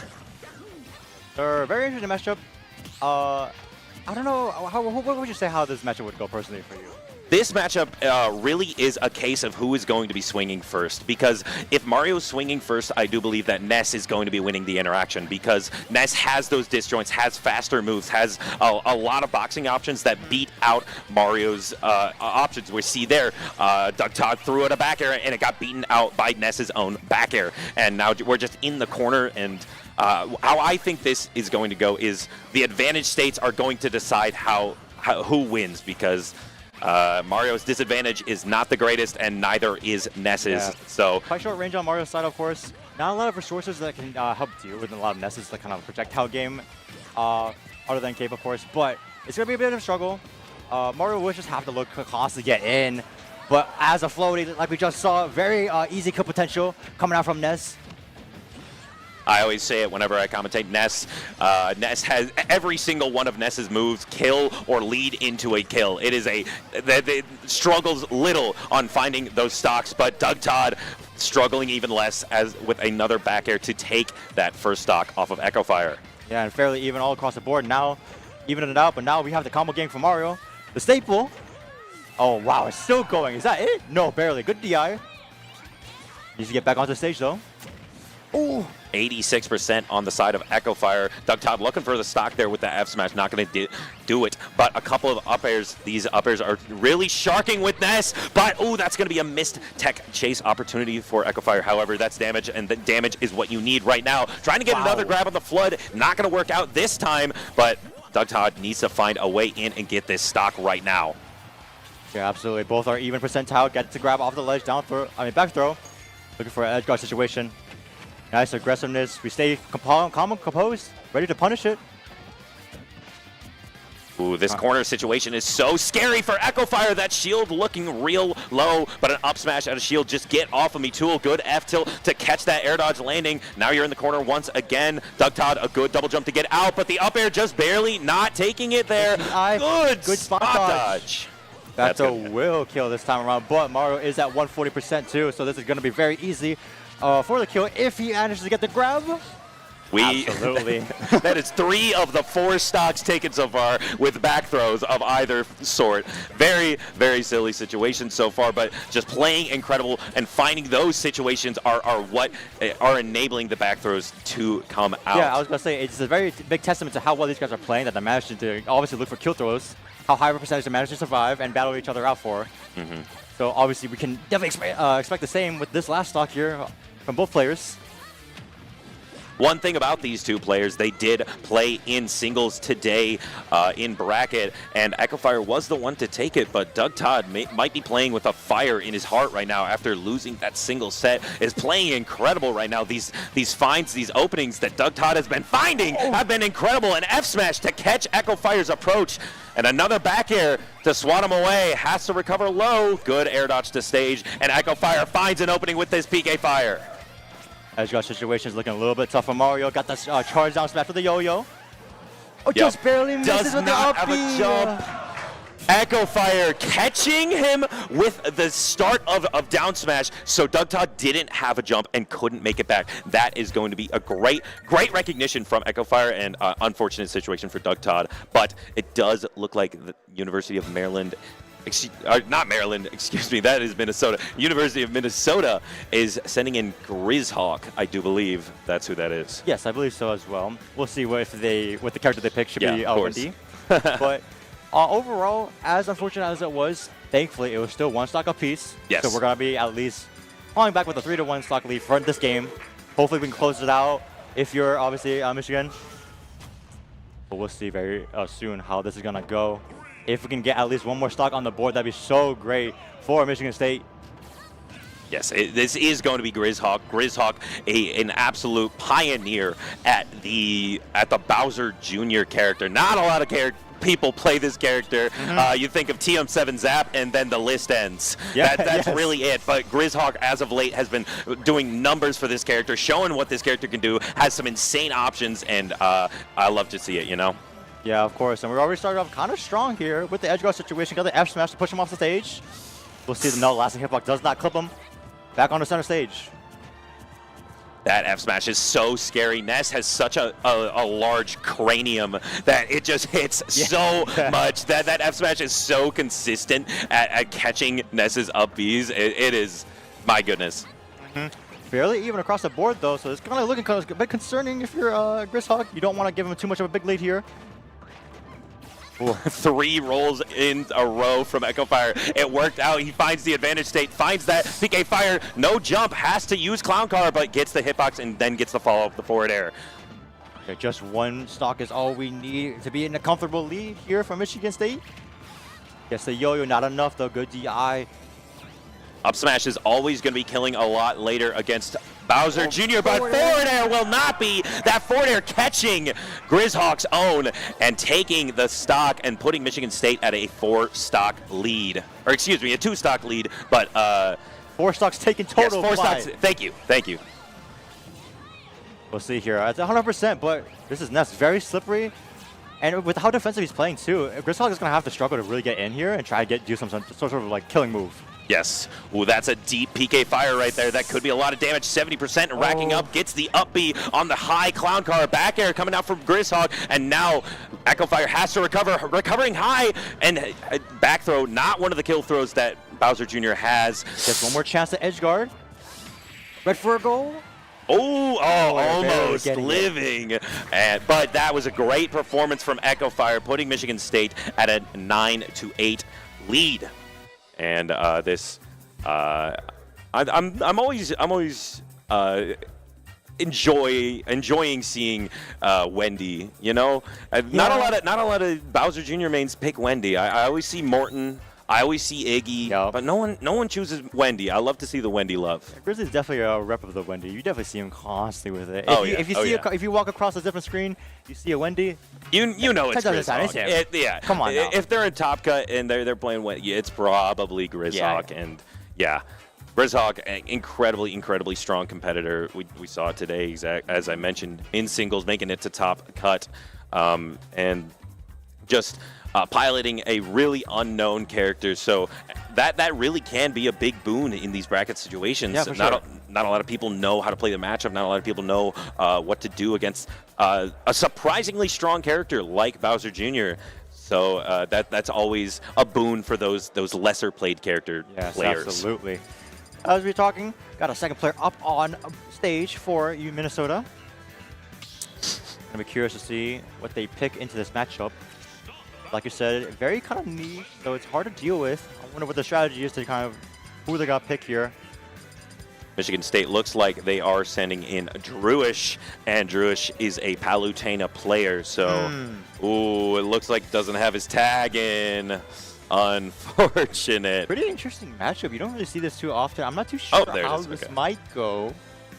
I have some idea of what could possibly happen, but the interaction is going to be super niche. I feel like it becomes I feel like it's really hard for Bowser Jr. It becomes a lot harder to approach with Clown Car because of the presence of Palutena dash attack, Palutena back air. Those two invincible moves do so well at dealing with Clown Car, dealing with a lot of Bowser Jr.'s recovery.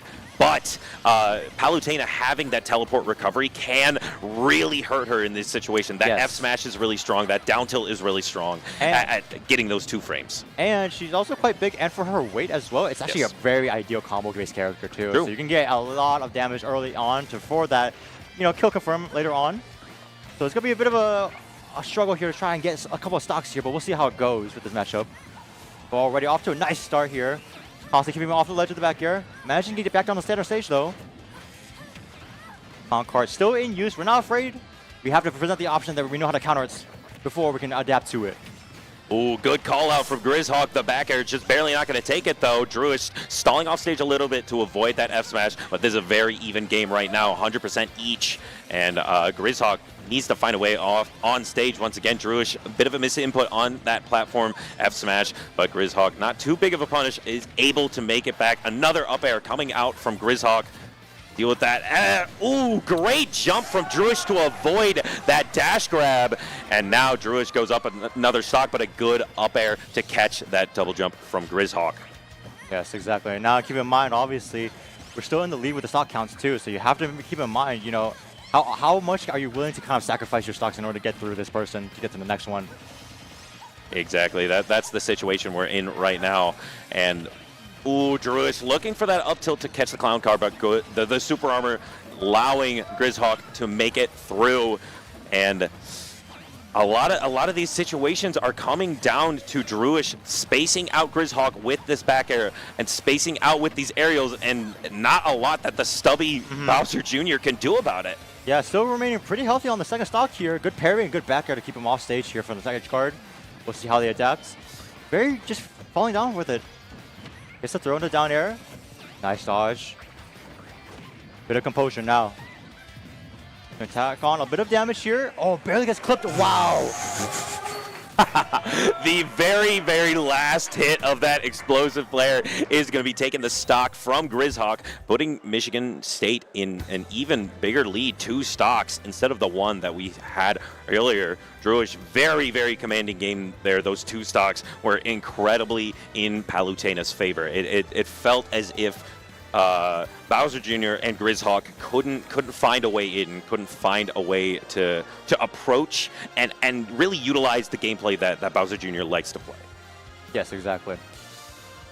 Pretty interesting though. 2 stock lead, pretty big. Obviously, you kind of get away with incremental steps, but because this is a group out, this can stack on exponentially as it goes. You really have to send in somebody at this point who can really deal with a hard character. Yeah. Looking to at least have to 2-stock them without losing a single stock. It's a huge ask for any competitor, especially at this level. It really is a scary situation. And from the looks of it, I do believe that the Gophers are sending in their very own Sora player. So Sora, definitely a character that can catch some people off guard, surprise, catch people lacking, I guess. And we'll see if Drewish has the stuff ready to deal with a Sora. Could be playing a different character, but from what I have seen, this is Minnesota's own Sora. Yeah, that's a very interesting matchup. Obviously, you don't see this character being played too much. Sora, obviously, not the strongest ball across the board. Not bad though. Yeah, very kind of very limbo-based character. Really. You don't know how to feel about it. It's like that fringe, like lower end of high tier, upper end of mid tier, maybe that type of deal. So, something like that. That's where Sora really lives, because Sora just pushed the max, has that touch of death. Can have 0 to death, has some insane tech, but just in some situations he's so really floaty. He's so light. It's really hard to approach with the character, and it really can struggle in certain instances. Of course. We definitely have to see how this matchup's going to go. Obviously, deliberately put in Sora against Palutena, so maybe he personally has a lot of matchup experience in this. One thing I will say, though, there was a spurt of about a year, maybe 9 months, where Drewish did play Sora competitively. So what little surprise you might get from playing this lesser known character might be mitigated by Drewish's own tournament experience. Yeah, for sure. Especially when you have character swaps like that constantly, you have experiences with different characters. Yeah. Definitely adds up in the long run too. Especially when you a character that you used to play is now your opponent's, it's kind of like, all Yeah. right, I know the ins and outs. Like, Yep. I know how to counter this. I got this. Yeah, that's really how it is. It's you meet your old main in bracket and you're like, I know what to do. Yes, of course. It's always a fun situation. I personally like running into my old characters. It makes it fun, you know. I know the matchup more than you. This is my mindset going Definitely into a lot it. of confidence going exactly, into it. exactly, and that's what you need. That's what you need for a game like Smash. You need to know your percents, to know your combos, know what you can get your openings on, and that's neutral. That's that level 1, and finding that level 2 is what we're really experiencing. It's going to be such a tough ask, too. Obviously, this is a 2-stock lead. Kind of have to eliminate him. Best case scenario with at least 2 stocks yourself. Yeah. That's a tough ask, man. Especially yeah. with a game that's so competitive optimized now with Smash Ultimate. Having to just have any sort of like dominant game is super rare. Yeah. So It's really, if you are in that flow state, if you're in the opponent's head, there's so many factors adding up to getting just a dominant game that it's really, really hard to deal with. But getting right into it, Druish immediately, I was correct, they are playing Sora, and Druish immediately getting into it, getting a couple of combos, 65%, and climbing continues to go up. already looking kind of not the greatest. Palutena is very healthy, just got hit for the first time. So now we're in an edge guard situation. He's not looking too good back here. He's going to get him. Still going to make it on. Looking for the roll in Yeah, is but this Druish. is looking already so bad. Down throw into yeah. back air. And that's Druish. a 3-stock lead. That is a 3-stock lead. That is an entire player that you are down right now in Michigan State. It's looking dominant right now. And unfortunately, trying to get the Nair, but Palutena's Nair is stronger than Sora's.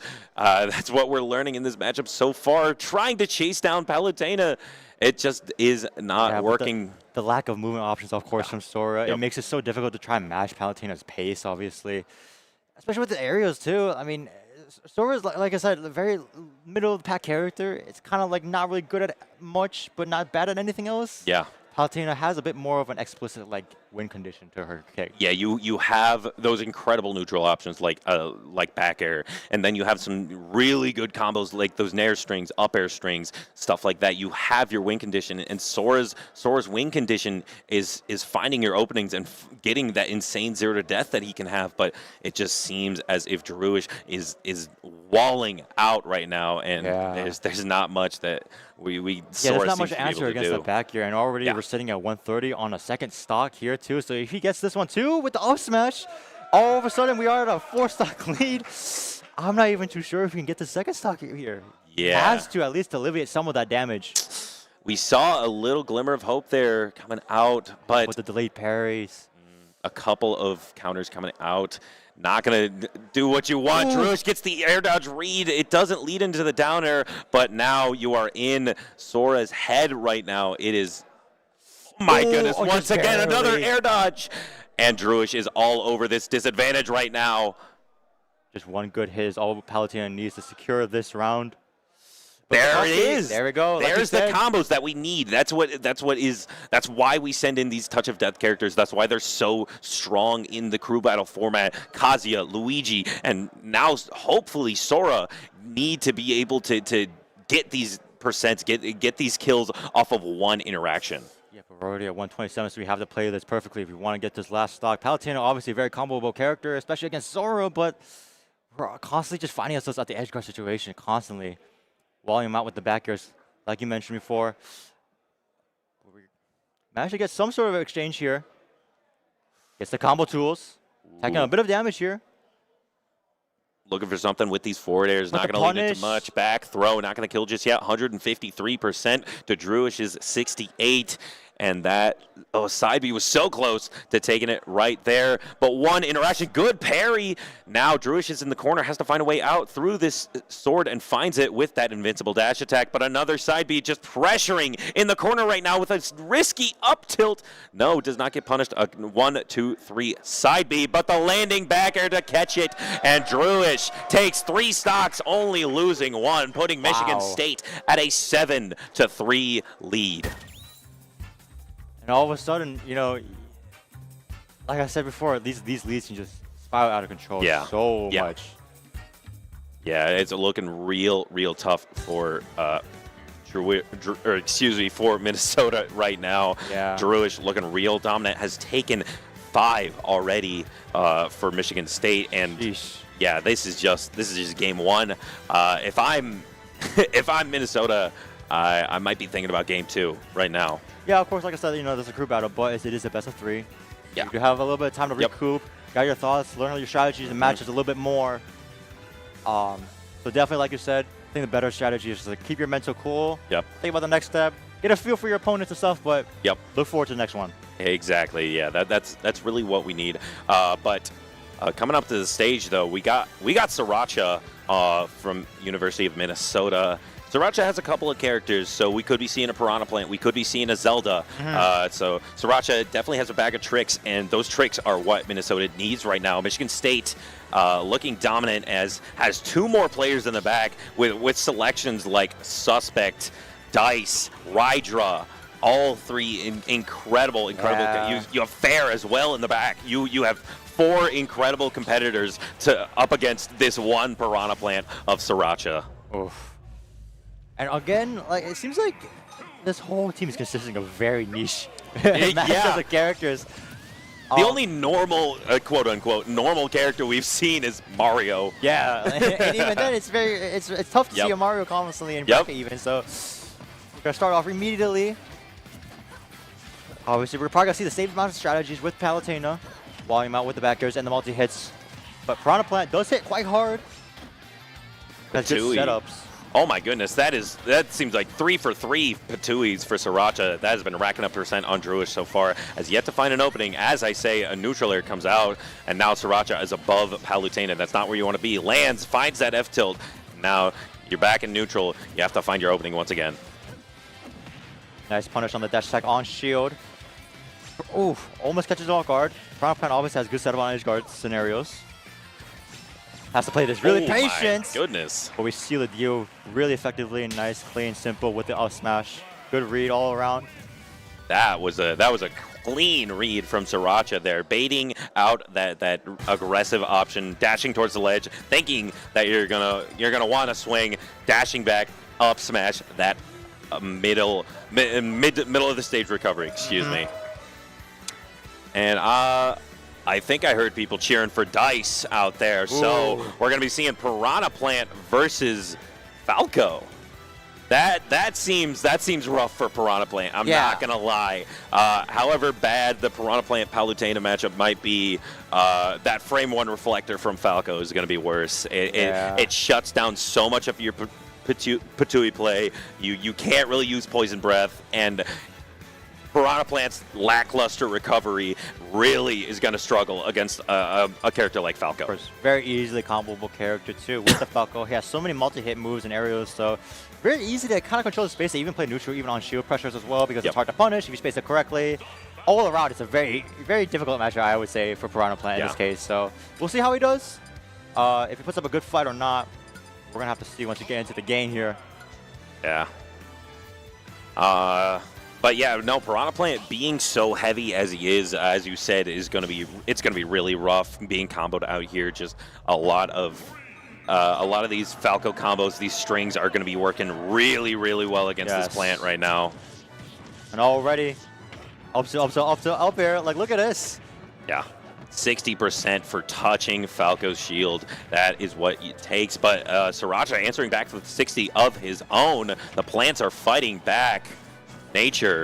Mother Nature, where there's a will, there's a way, and my goodness, that long-lasting Patui doing numbers. Nice, returning to center stage, trying to take some under control. Good punish on the up smash. Drag down as always. Now looking for this neutral win. Here is Sriracha, has racked up the percent, but now you need to find your win condition, and Dice right now looking for that win condition with these down airs, with these up tilts. You know what you want. Now you have Sriracha off stage and has to recover, has to get back on the ledge, and that's going to be up tilt back air and taking it at 100%. Exactly. University of Minnesota only looking at 2 more stocks here for game 1. And obviously, high percentage on Falco too, so this is going to work really in his favor. Easy 60% as always. Has to find a way to get down to the lower ground here. Manages to do so, but then immediately gets punished. Already 100% on board. Getting real risky here. With the down air spike. Trying to get a little greedy off of the edge guard scenario here. Fucked it on board. Big composed on the neutral now. Or so I say.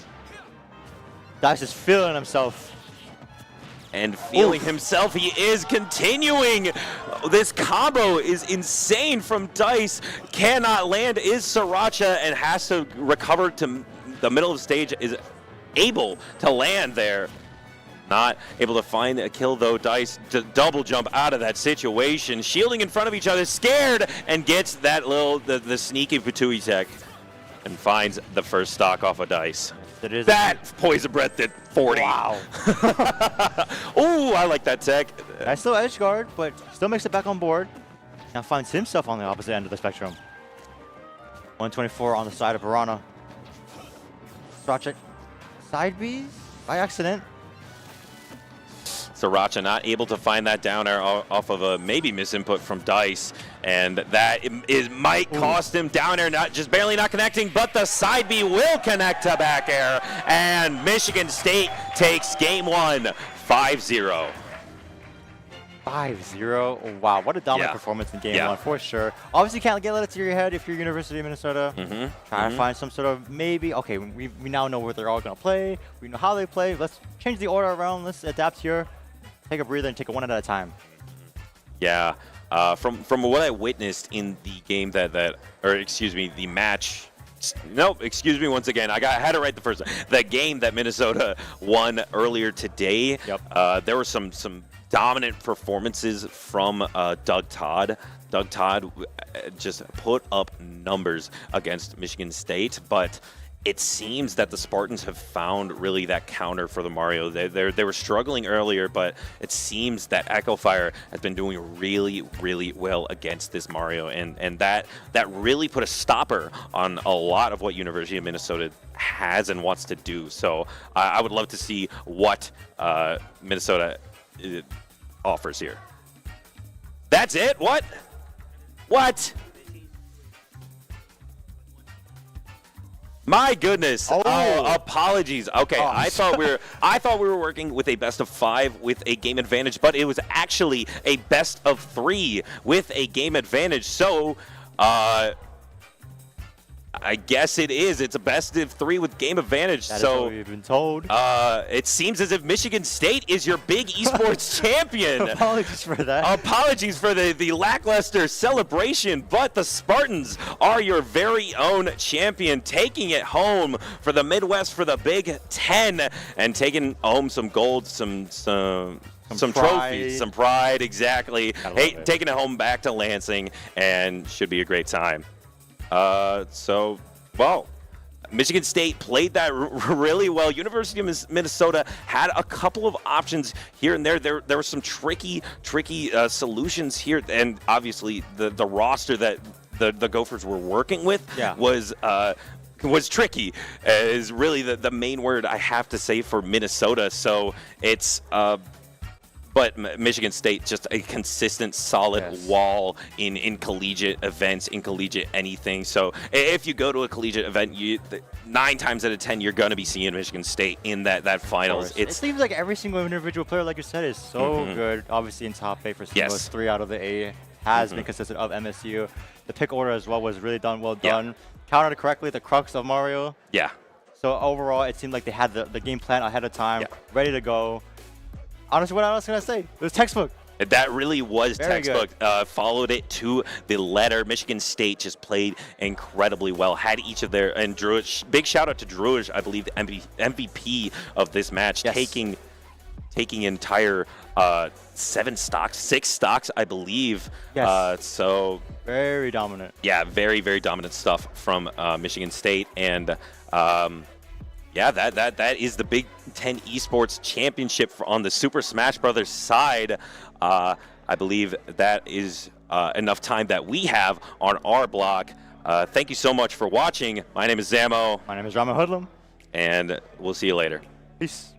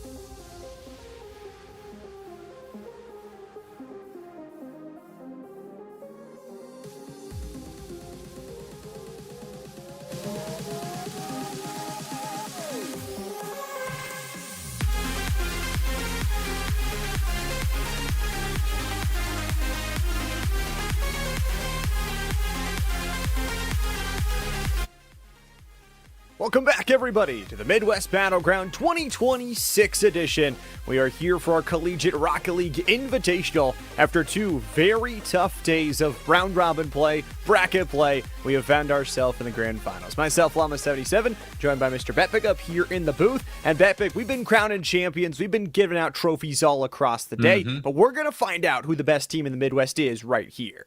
Yeah, it's called Championship Sunday for a reason, but the Midwest Battleground has kind of been limit testing that all day long. A lot of championships being had all across the board in Lisle, Illinois this weekend. And so I'm excited to be here for the finale of the Collegiate Invitational, where I think we have another situation similar to the BEC Invitational earlier, Llama, where we have a heavy favorites that are coming in through the upper bracket. And they've dropped a couple of games here and there, Carthage have, but against Michigan State Whites, I think that this Carthage team are very much the favorites in the grand finals. They get a game advantage. They get the luxury of having a bracket reset behind them if need be, but in a full best of 7, they have the experience and they have the straight up firepower to win this series quickly.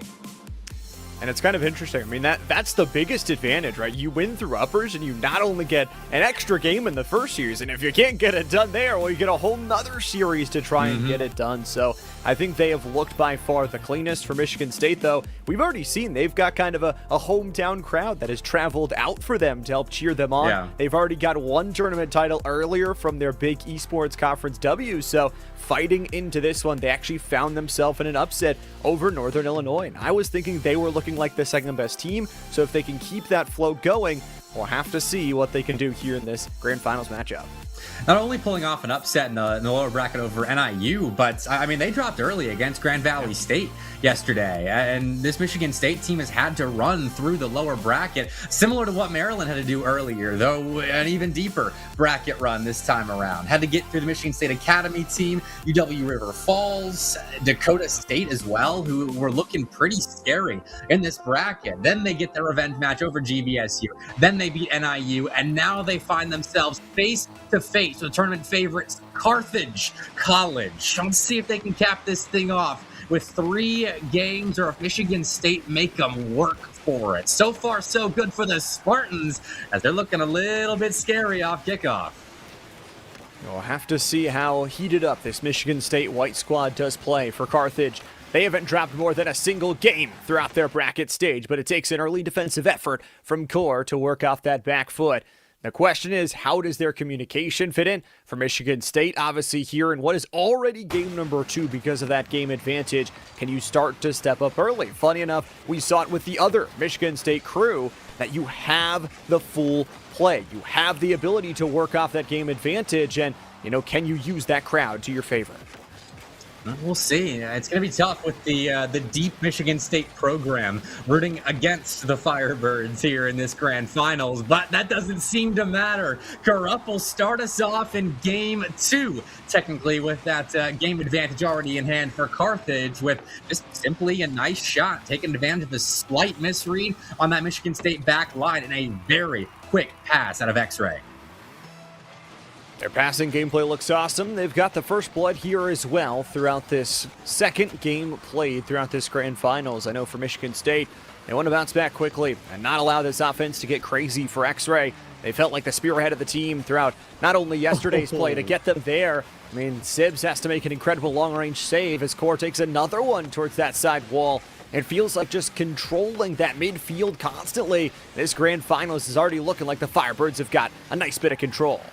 They do look clean so far and showing a lot of dynamicism in offense, going for demo plays, corner passing plays, wearing it down with mechanics. It looks solid from Carthage so far. This is going to be a real test for Michigan State White, but watch them on day 1 take the same Carthage team to game 5 and a full best of 5. So they've got it in them, Michigan State do, but they are going to have to build off of the foundation of strong defense. That's how they got themselves in that series against Carthage. I watched it from X-Ray's POV, and he was running straight into Michigan State Spartans constantly throughout that series. Not in the sense that he was getting demos, but in the sense that the Carthage offense was getting stuck in some molasses at times deep in that green half of the pitch. But So far, they have their one goal. They've got their early lead and haven't had to play much defense on the other side of the pitch. This has been a relatively strong start for Carthage.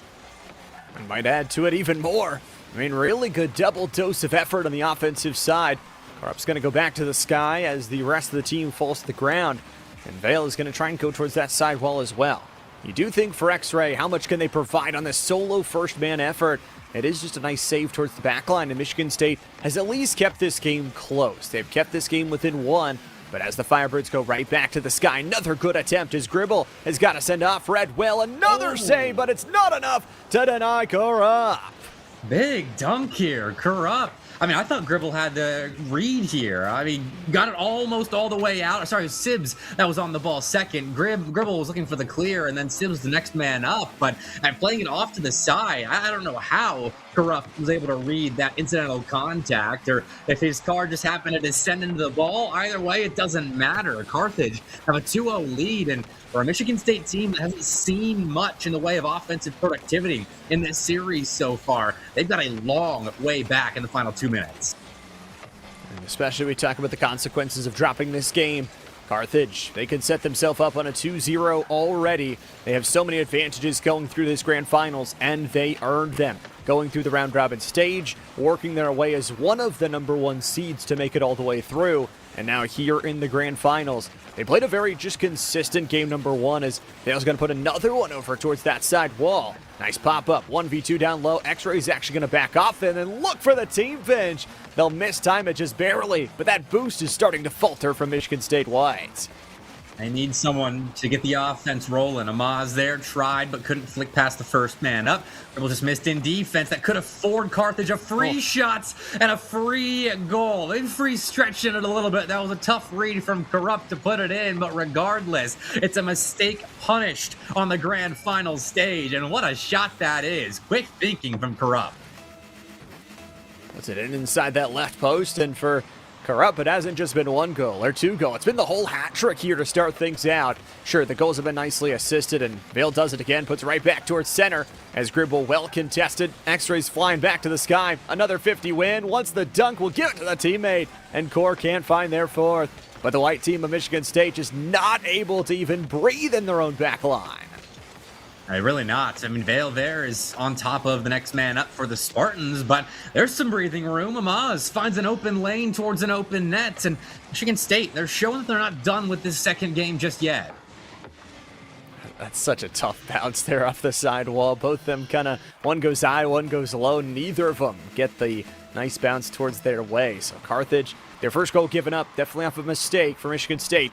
What more can you do for Sibbs? Wants an infield pass, but it's just straight the other way. X-Ray's got the finish, and no, it's going to bounce awkwardly towards that corner. It should have been an open net, but does it matter? Those 2 goal advantages that Carthage has still sitting very strongly on the scoreboard.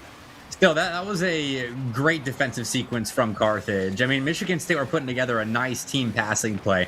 Kind of their MO in trying to break out of their back half at the moment and find a way back is connecting. But Carthage were all the way on top of that.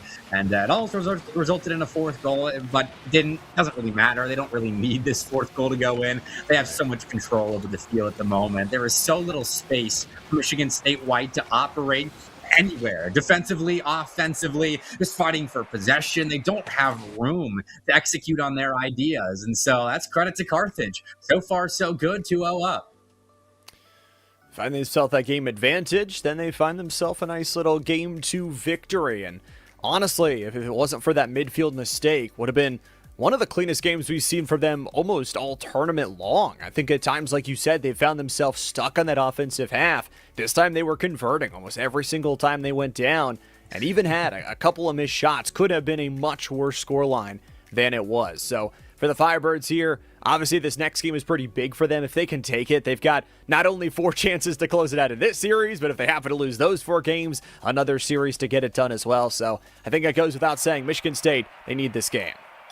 And Corrupt with a hat trick in that game, putting his fingerprints all over this grand final so far. And I mean, all three members of Carthage looking good at the moment. And shout out Coach Timmy behind him as well. Has been a big part of Carthage and their improvement through this semester and last. You know, part of that little Edgewood College roster that made waves last year in CRL. So as a player, Timmy showing he can be a standout, and as a coach, helping Carthage out this semester.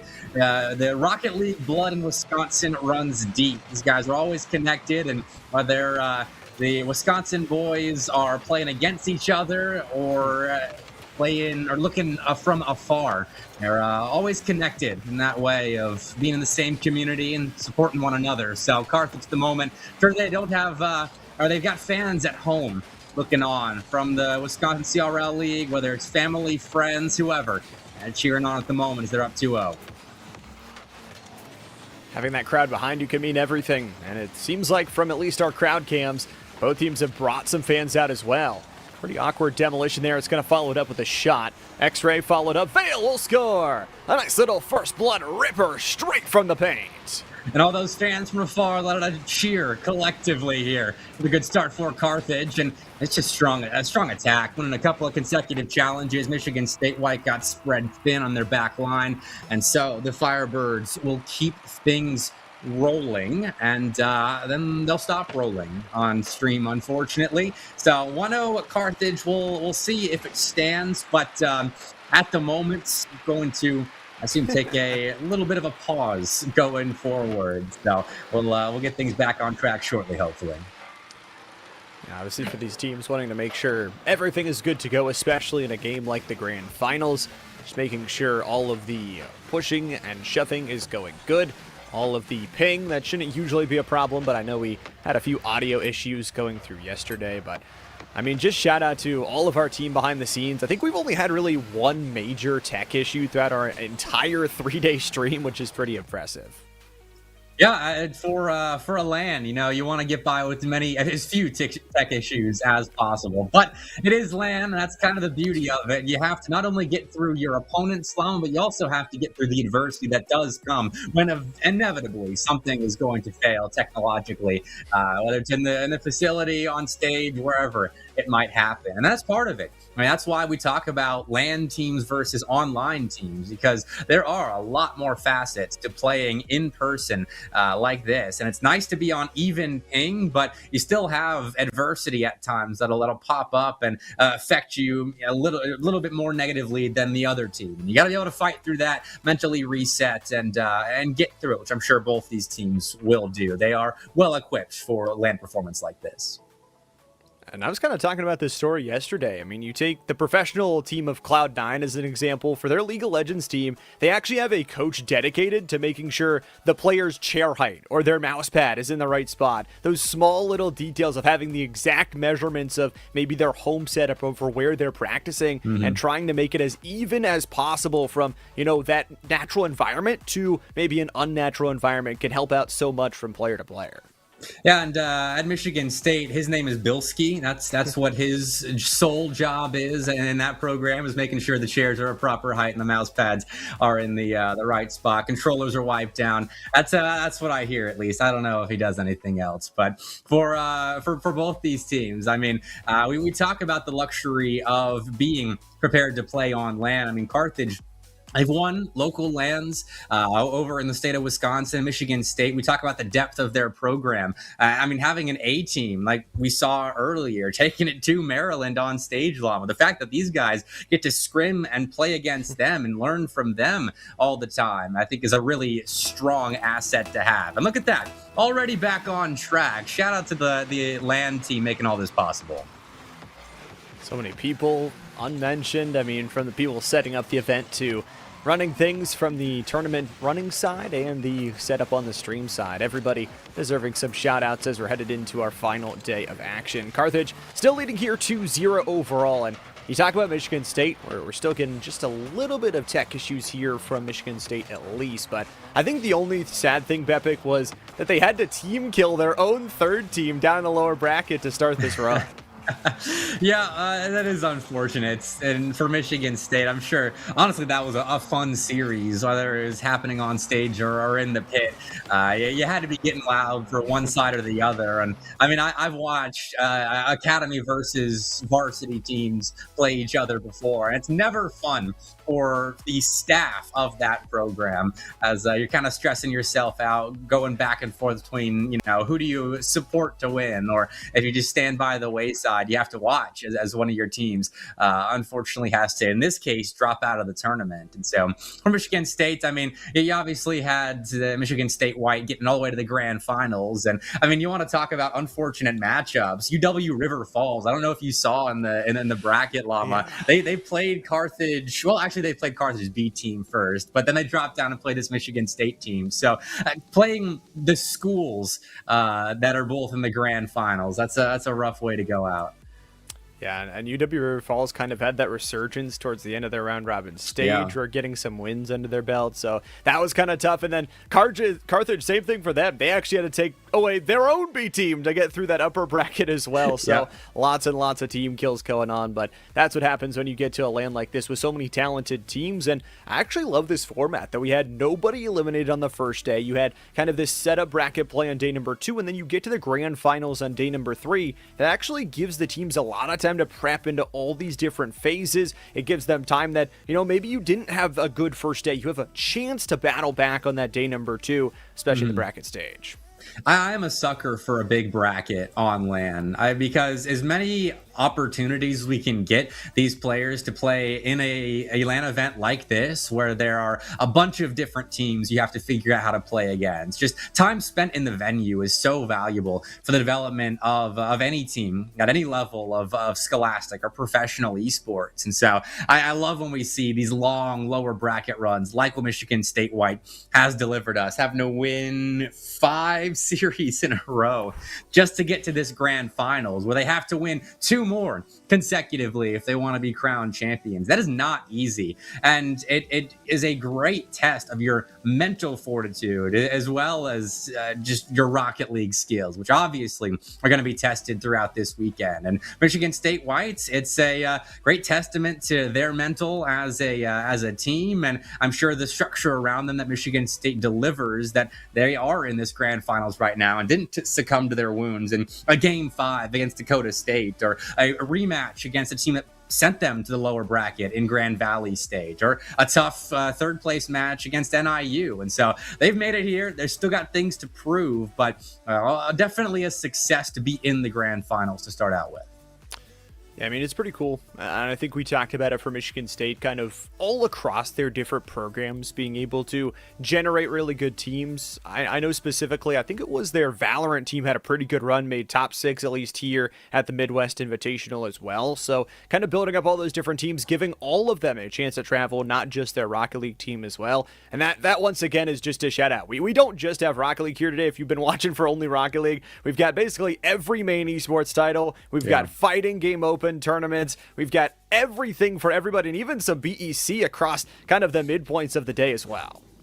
Yeah, this is a very, very stacked event. It has to be one of the premier in-person competitive video gaming tournaments, not just in the Midwest, but in the States right now. And it's not often that you have an actual sports commission involved in putting together a competitive video gaming event like the Midwest Battlegrounds. So very unique in multiple different ways. And it is really an honor to be a part of the Midwest Battleground here in 2026. And I'm looking forward to seeing what it becomes in 2027, but we still do have champions to be crowned. And Carthage, they are 2 games away from being crowned champions, Llama, but you have to deal with the reset of what these tech issues are doing to you, because it will reset you. And the momentum that you had in game 2, you're kind of sitting there twiddling your thumbs, probably in free play right now. I don't know exactly what the rules for this specific tournament are with regards to what you can do between games if there are tech pauses like this. But that's kind of the job of the players in Carthage and Coach Timmy as well, to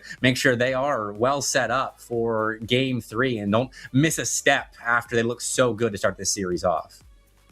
It's always super interesting, and you know, I relate it kind of back to my time playing Apex Legends collegiately, where if you die early in a battle royale, you're just like sitting there for 50 minutes watching everybody else gain points is starting to track away from you. It's a little bit different in Rocket League, but it's kind of the same thing. You kind of can spiral out of control. You can say, okay, we were doing these things wrong, and now we're going to talk about them, but we're not actually going to be out on the pitch to feel it or physically change the score, the series, or anything like it. So you're kind of sitting there just talking amongst yourself, and at some point, yes, it's going to hurt Carthage, but for Michigan State as well, all those issues that they're thinking about could pile up in their head and be like, okay, we don't have time to fix it until this break is over.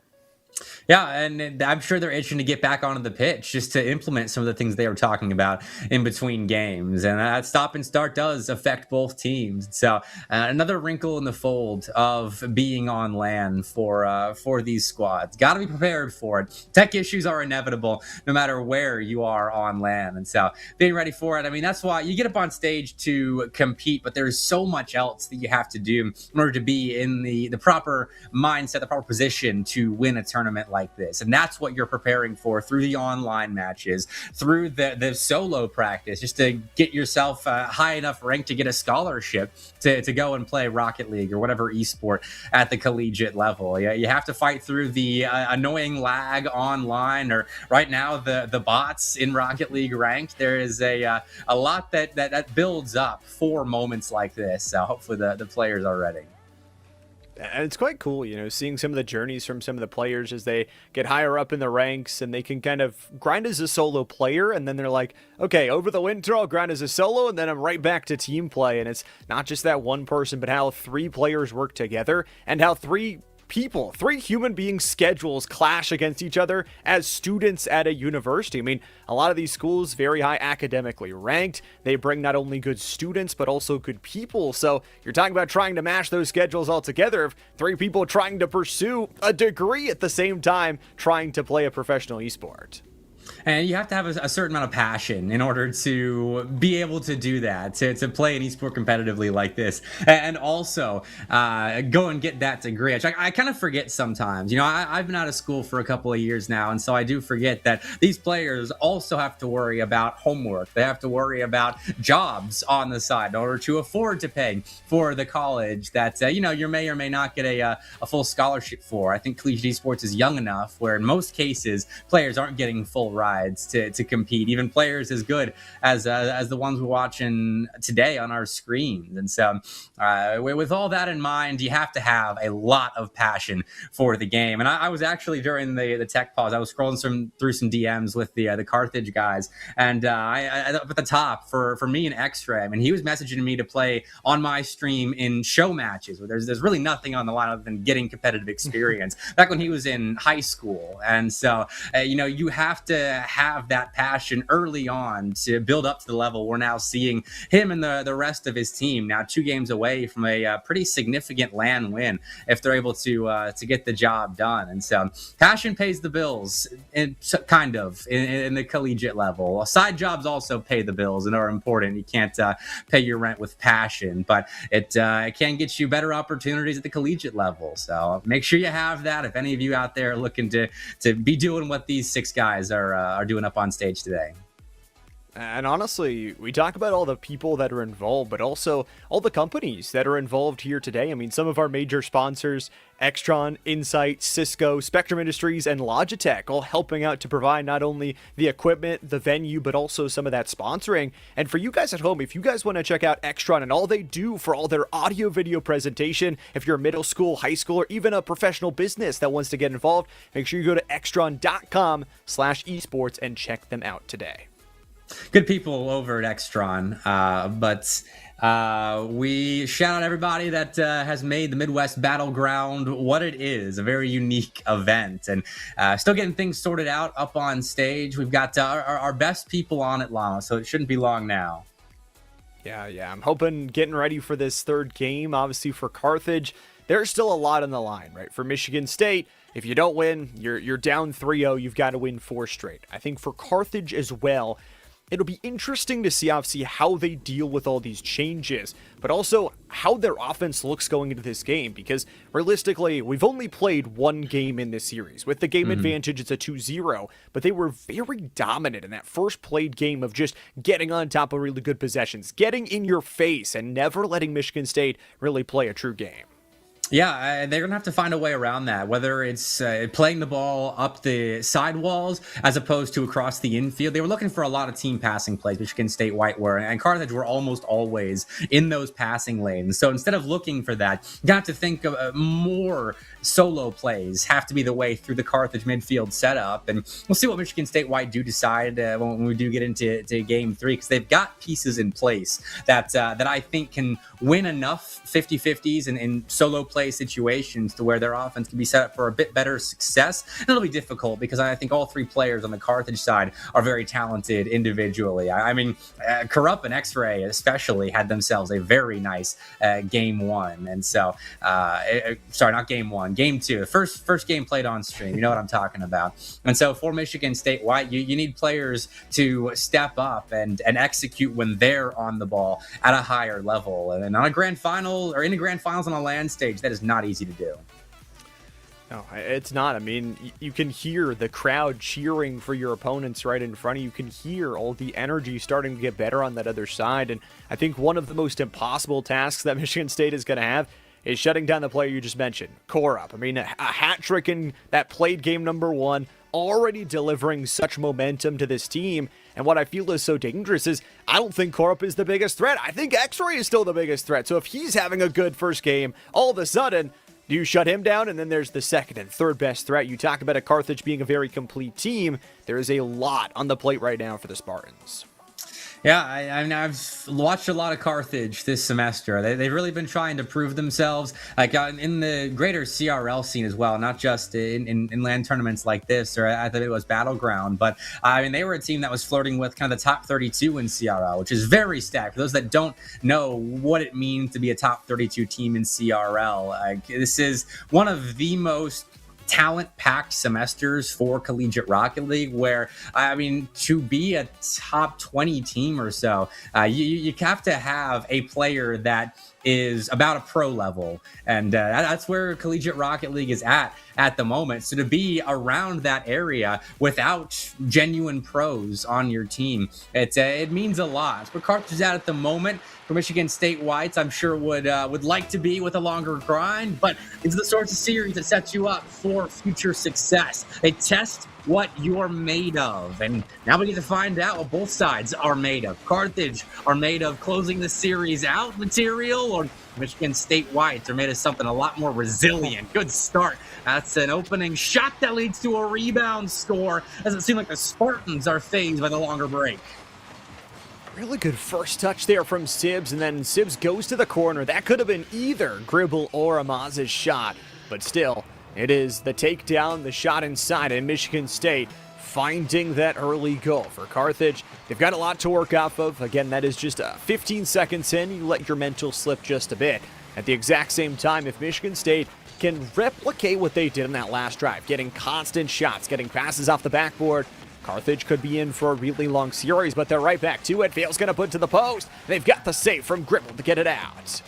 Sibs has full boost, has faked off the challenge by Corrupt, who beats the next man up as well. That's really nicely done. And that leads to a shot for Carthage. X-Ray sent it a bit too high, doesn't have the double, and the rebound's a little bit weak. Vale couldn't get much momentum on that shot. A really good transition to offense for Carthage, but Michigan State Whites, they don't let it affect them. Don't let it turn any small cracks into bigger ones and break that defense down. Instead, they get back, and now they've got resources to deal with things, but Gribble made no contact there in the defensive corner, and can't afford to do that more than once or twice in this series. Carthage won't punish it that time around, but they will get some decent possession and a potentially open net, but no, Sibs is in the area.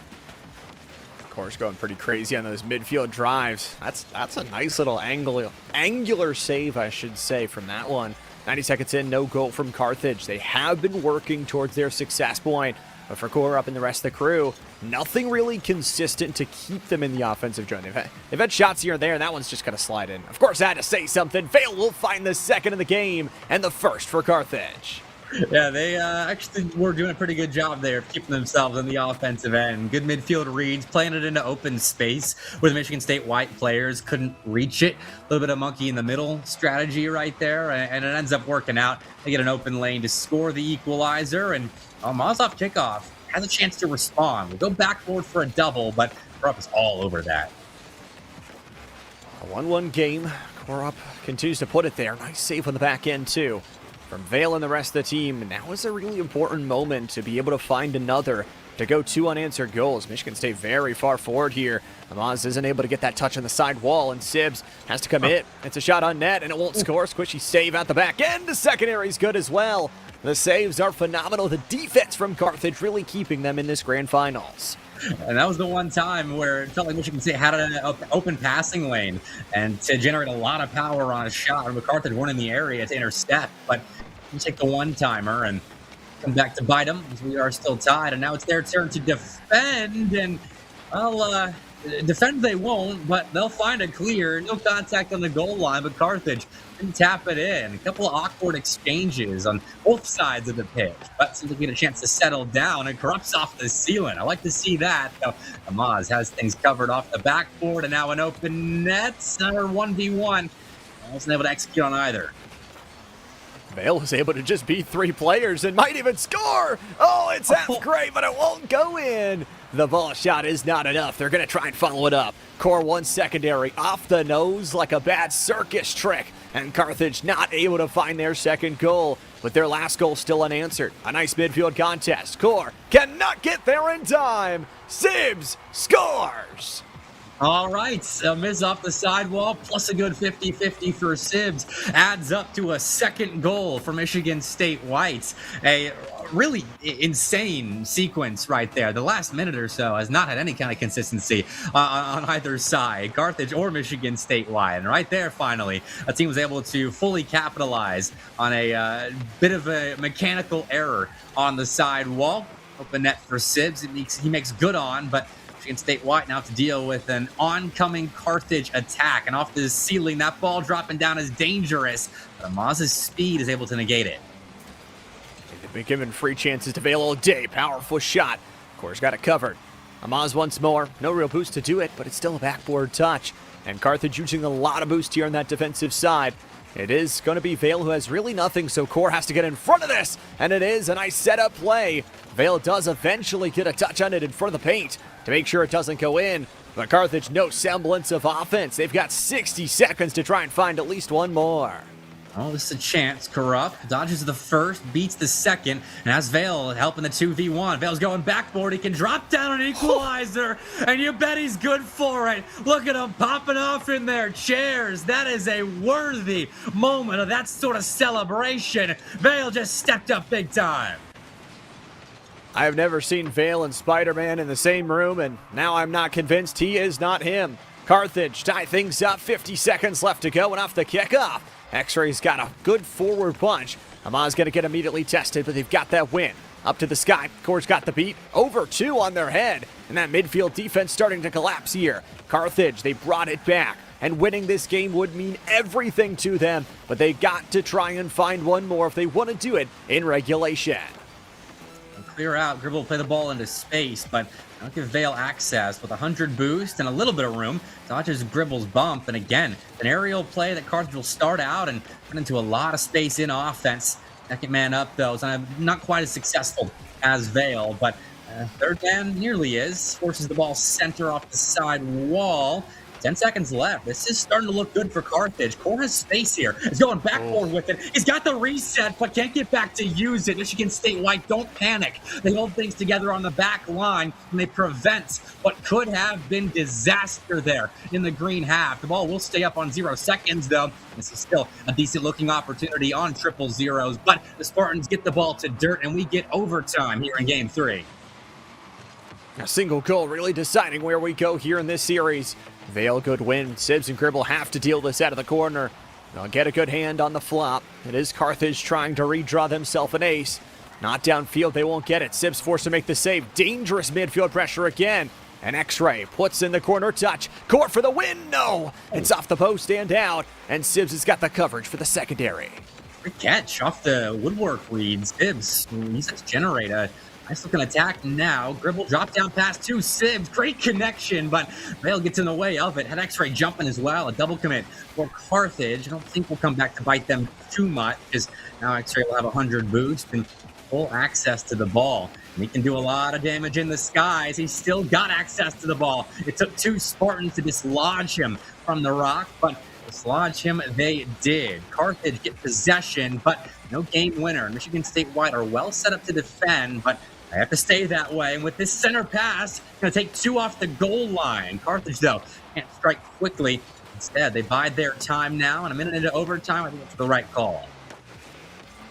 Playing for their boost and playing for the resources, looking for an opportunity that will let them score without over-investing. Oh, wow. That's a really good over-the-top. Slimy, the only way to describe it. Straight back towards mid here. X-Ray's got the minimal boost to work with, but Kor's got the jump. Backboard, double, no, misses it. And the secondary, not there either. It's Vale who floats at one. X-Ray's going to be back to the corner, and they are just assaulting them again, but not enough. Carthage continues to put high-quality shots on, but they don't have the ender quite yet. That was a big read at the midfield line to prevent Michigan State White from really refueling in their defensive end and starting a counterattack. Now they're still kind of stretching to stop Carthage here, and Sibs can't win his 50-50. Follow up from Gribble isn't quite good as well, but it's a double commit out of Carthage's back line. So we do get a true battle for possession that seems to be on even footing. Michigan State White will get out of defense. That was looking scary for a second. They had 3 players that were on minimal boost for a moment, and Carthage still couldn't find a way to win the game. So Michigan State White did very, very well on their back line, but they're not out of the woods yet. This is a one-on-one without a whole lot of boost, but Amaz redirects the ball from off his goal line and into safety in the corner. Who's going to have a nightmare about this game tonight? Already an extra half game of Rocket League played. Great pinch off the side wall. And X-Ray's going to go back for doubles. The shot, it's on net, but it's saved down low. The rotations are good enough for Michigan State to at least provide a haunting towards the other side, but it's no opportune shot, and Carthage is right back to work. They go to the sky, they're red out. Long shot here at the backboard, set up, no. X-Ray gets it out in time. They've got the boost, they've got the win, and they've got the follow-up from Vale here. It's a backboard attack again, but they won't be able to find it off the last second touch. And this is gutsy defense from the Spartans. They're doing a lot of trusting one another and making sure that they've got the proper reads in defense. And you got to respect a defense that is willing to trust their own individual ability. The low boost, sometimes you got to jump and hope you got the read. And in every instance so far, Michigan State White have had said read. So now still kicking 3.5 minutes later in overtime, even after a dangerous 0-second sequence. And Corrupt out to the side, looking to set up X-Ray. Goes backboard, dropping it back down to Corrupt, who is stuffed in that green box. But Firebirds still flying high. They've been floating here through the offensive zone for majority of this overtime. Another backboard setup has to be cleared away last moment. X-Ray wants it, still has boost to work it, but unfortunately can't get to Sibs in time. Korup wants the ender, pinch off the ground. Amaz has got the angle, secondary, it's off the crossbar. The Firebirds, another opportunity dealt to the woodwork, and they have to get back fast as that fireball of a shot hits the Firebirds defense. You look for this bump. It's a miss bump, though, and a good read from Amaz, and now it's going the other way. Gribble, 1-on-2, won't get the beat. No boost to make that 1-on-2 happen. And so we keep playing overtime now.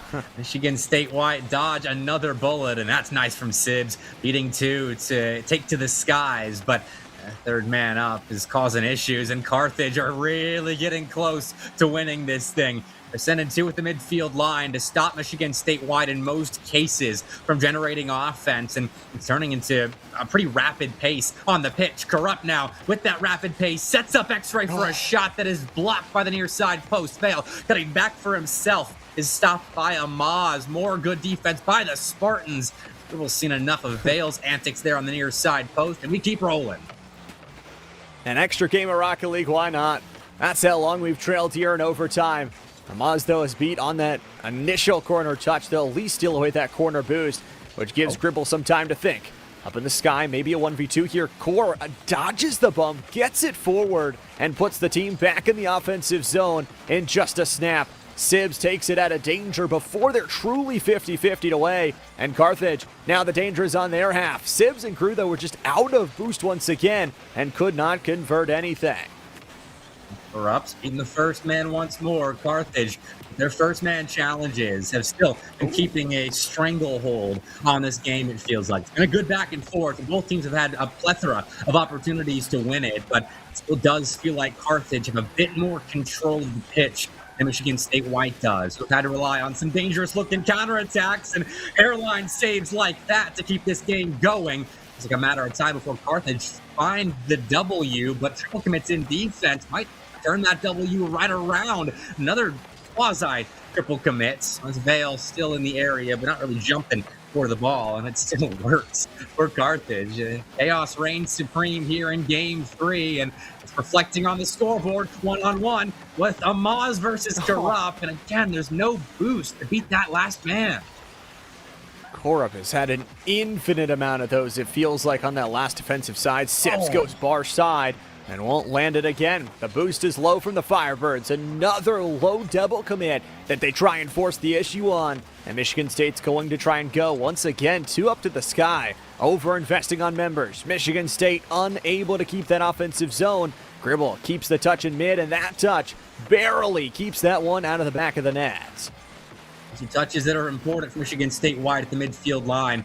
Just sending the ball out to the sides. Your players can refuel and reset the offense, but Carthage might be making them fully reset now with this clear. Maz, light contact. Michigan State are more ready for it than Carthage was. In fact, Carthage waiting back and still sending 2 for the ball. It's getting panicky on the goal line for Carthage here.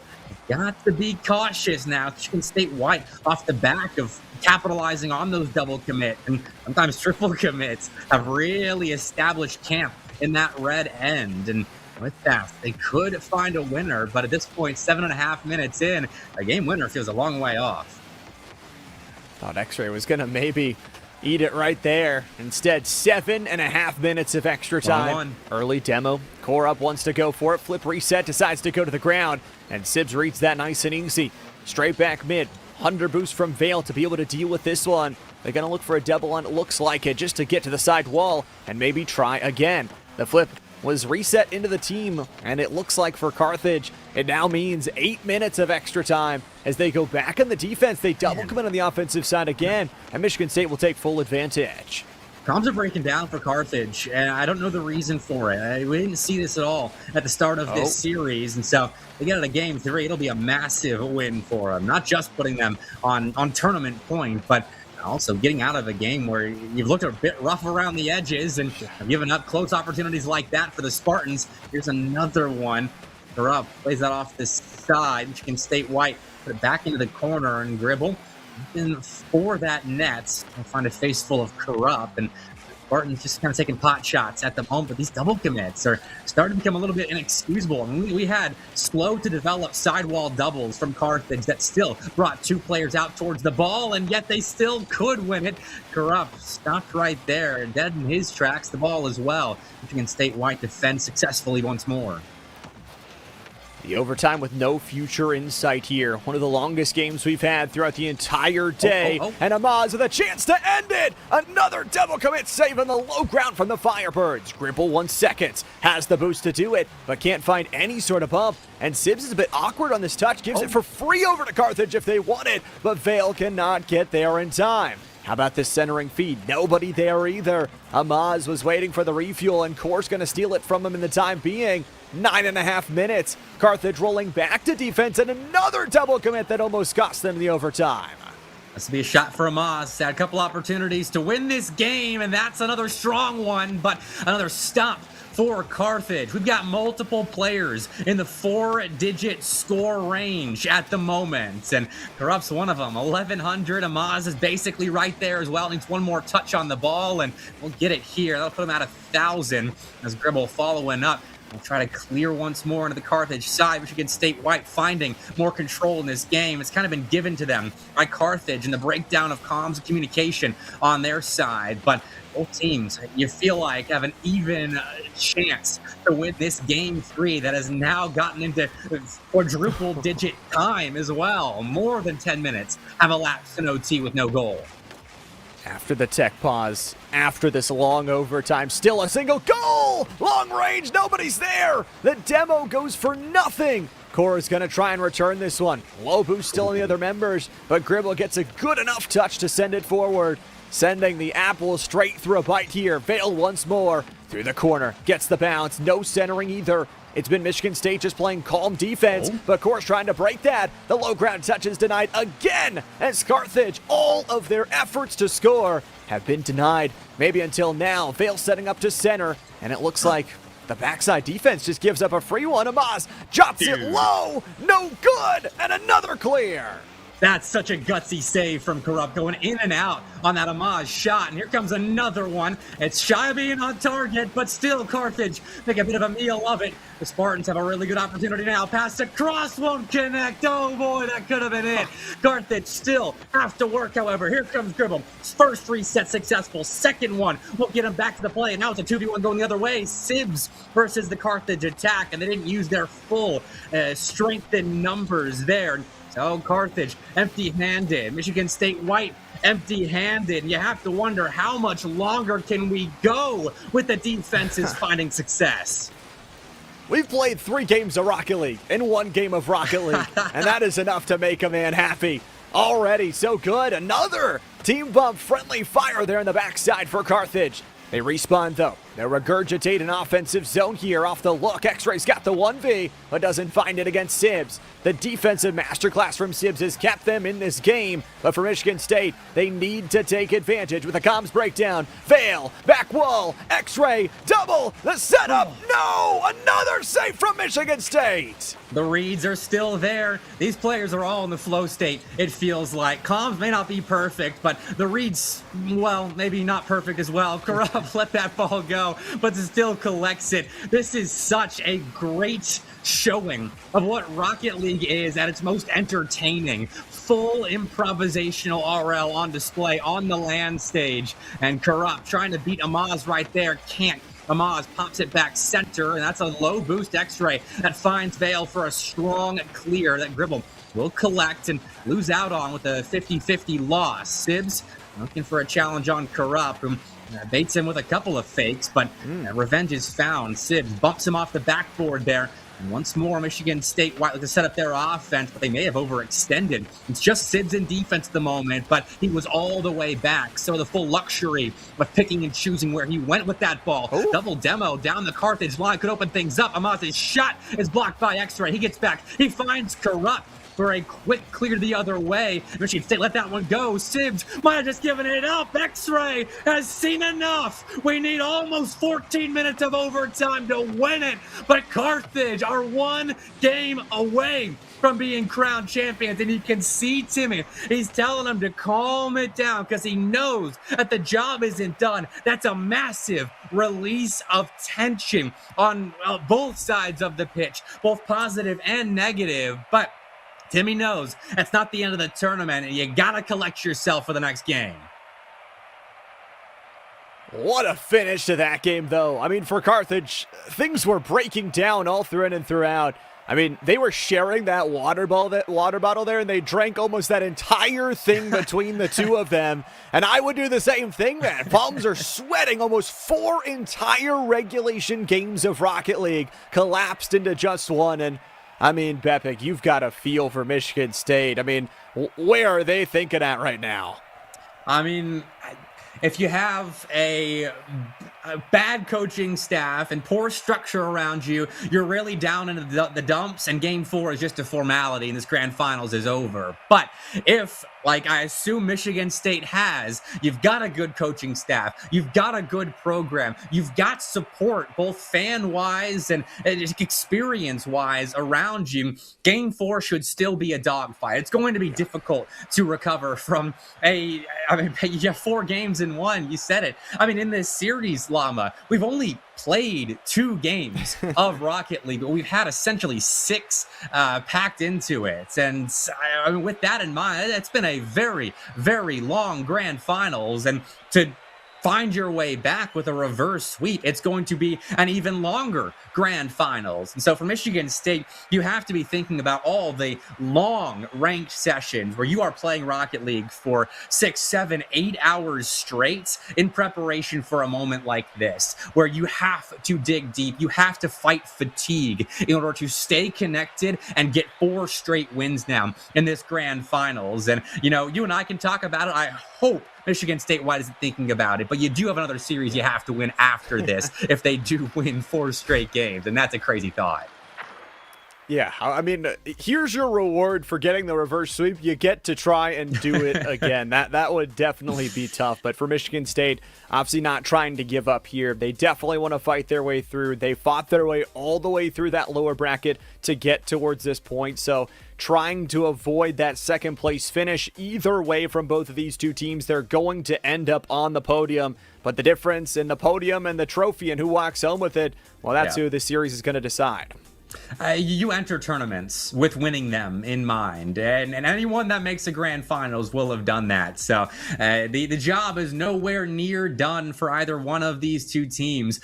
Michigan State Whites will still be fighting hard. I'm pretty sure of it going into Game 4. And for Carthage, I mean, one game can last almost 20 minutes. So, you know, going into Game 4, we could have another long one. And the memory of that Game 3 has to be fresh on their mind. So they do have to settle down, which is why I was so happy to see Timmy, you know, after you celebrate for a second, saying, okay, we got to calm down. We still have another game we have to win. And there is such a thing as positive tilt, where you are celebrating so hard and feeling so good that you end up losing focus and start to play worse. And that could happen here for Carthage. So they have to make sure that they are also prepared for the long amount of play that's still yet to come. Yeah, absolutely. I mean, the job's not done until you win the series. So for them, being able to focus back in, I think you look back towards their daily results, though, and even on their bracket stage yesterday, they didn't give up more than a single game in a series versus another team. That they've been playing not only good as a team, but good in the series as a whole, and not dropping too many games, not giving too many chances for their opponents to come back off of their own mistakes. I think that overtime was chaotic. It got rough at points where they were sending each other flying every which way across the map. But at the same time, they've been good at bouncing back from those mistakes and improving from game to game.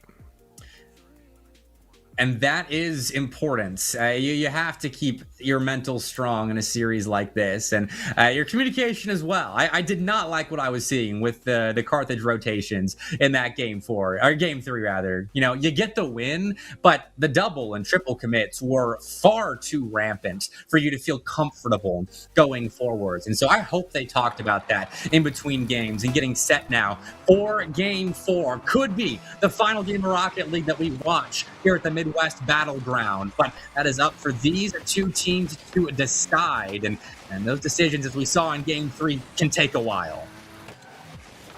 It took a lot of time in that last game, and Michigan State is once again calling for a little bit of lag problems. So again, dealing with some issues here with either the LAN server, or they're trying to do a private match as well, and just making sure these players are getting 100% to their fullest potential.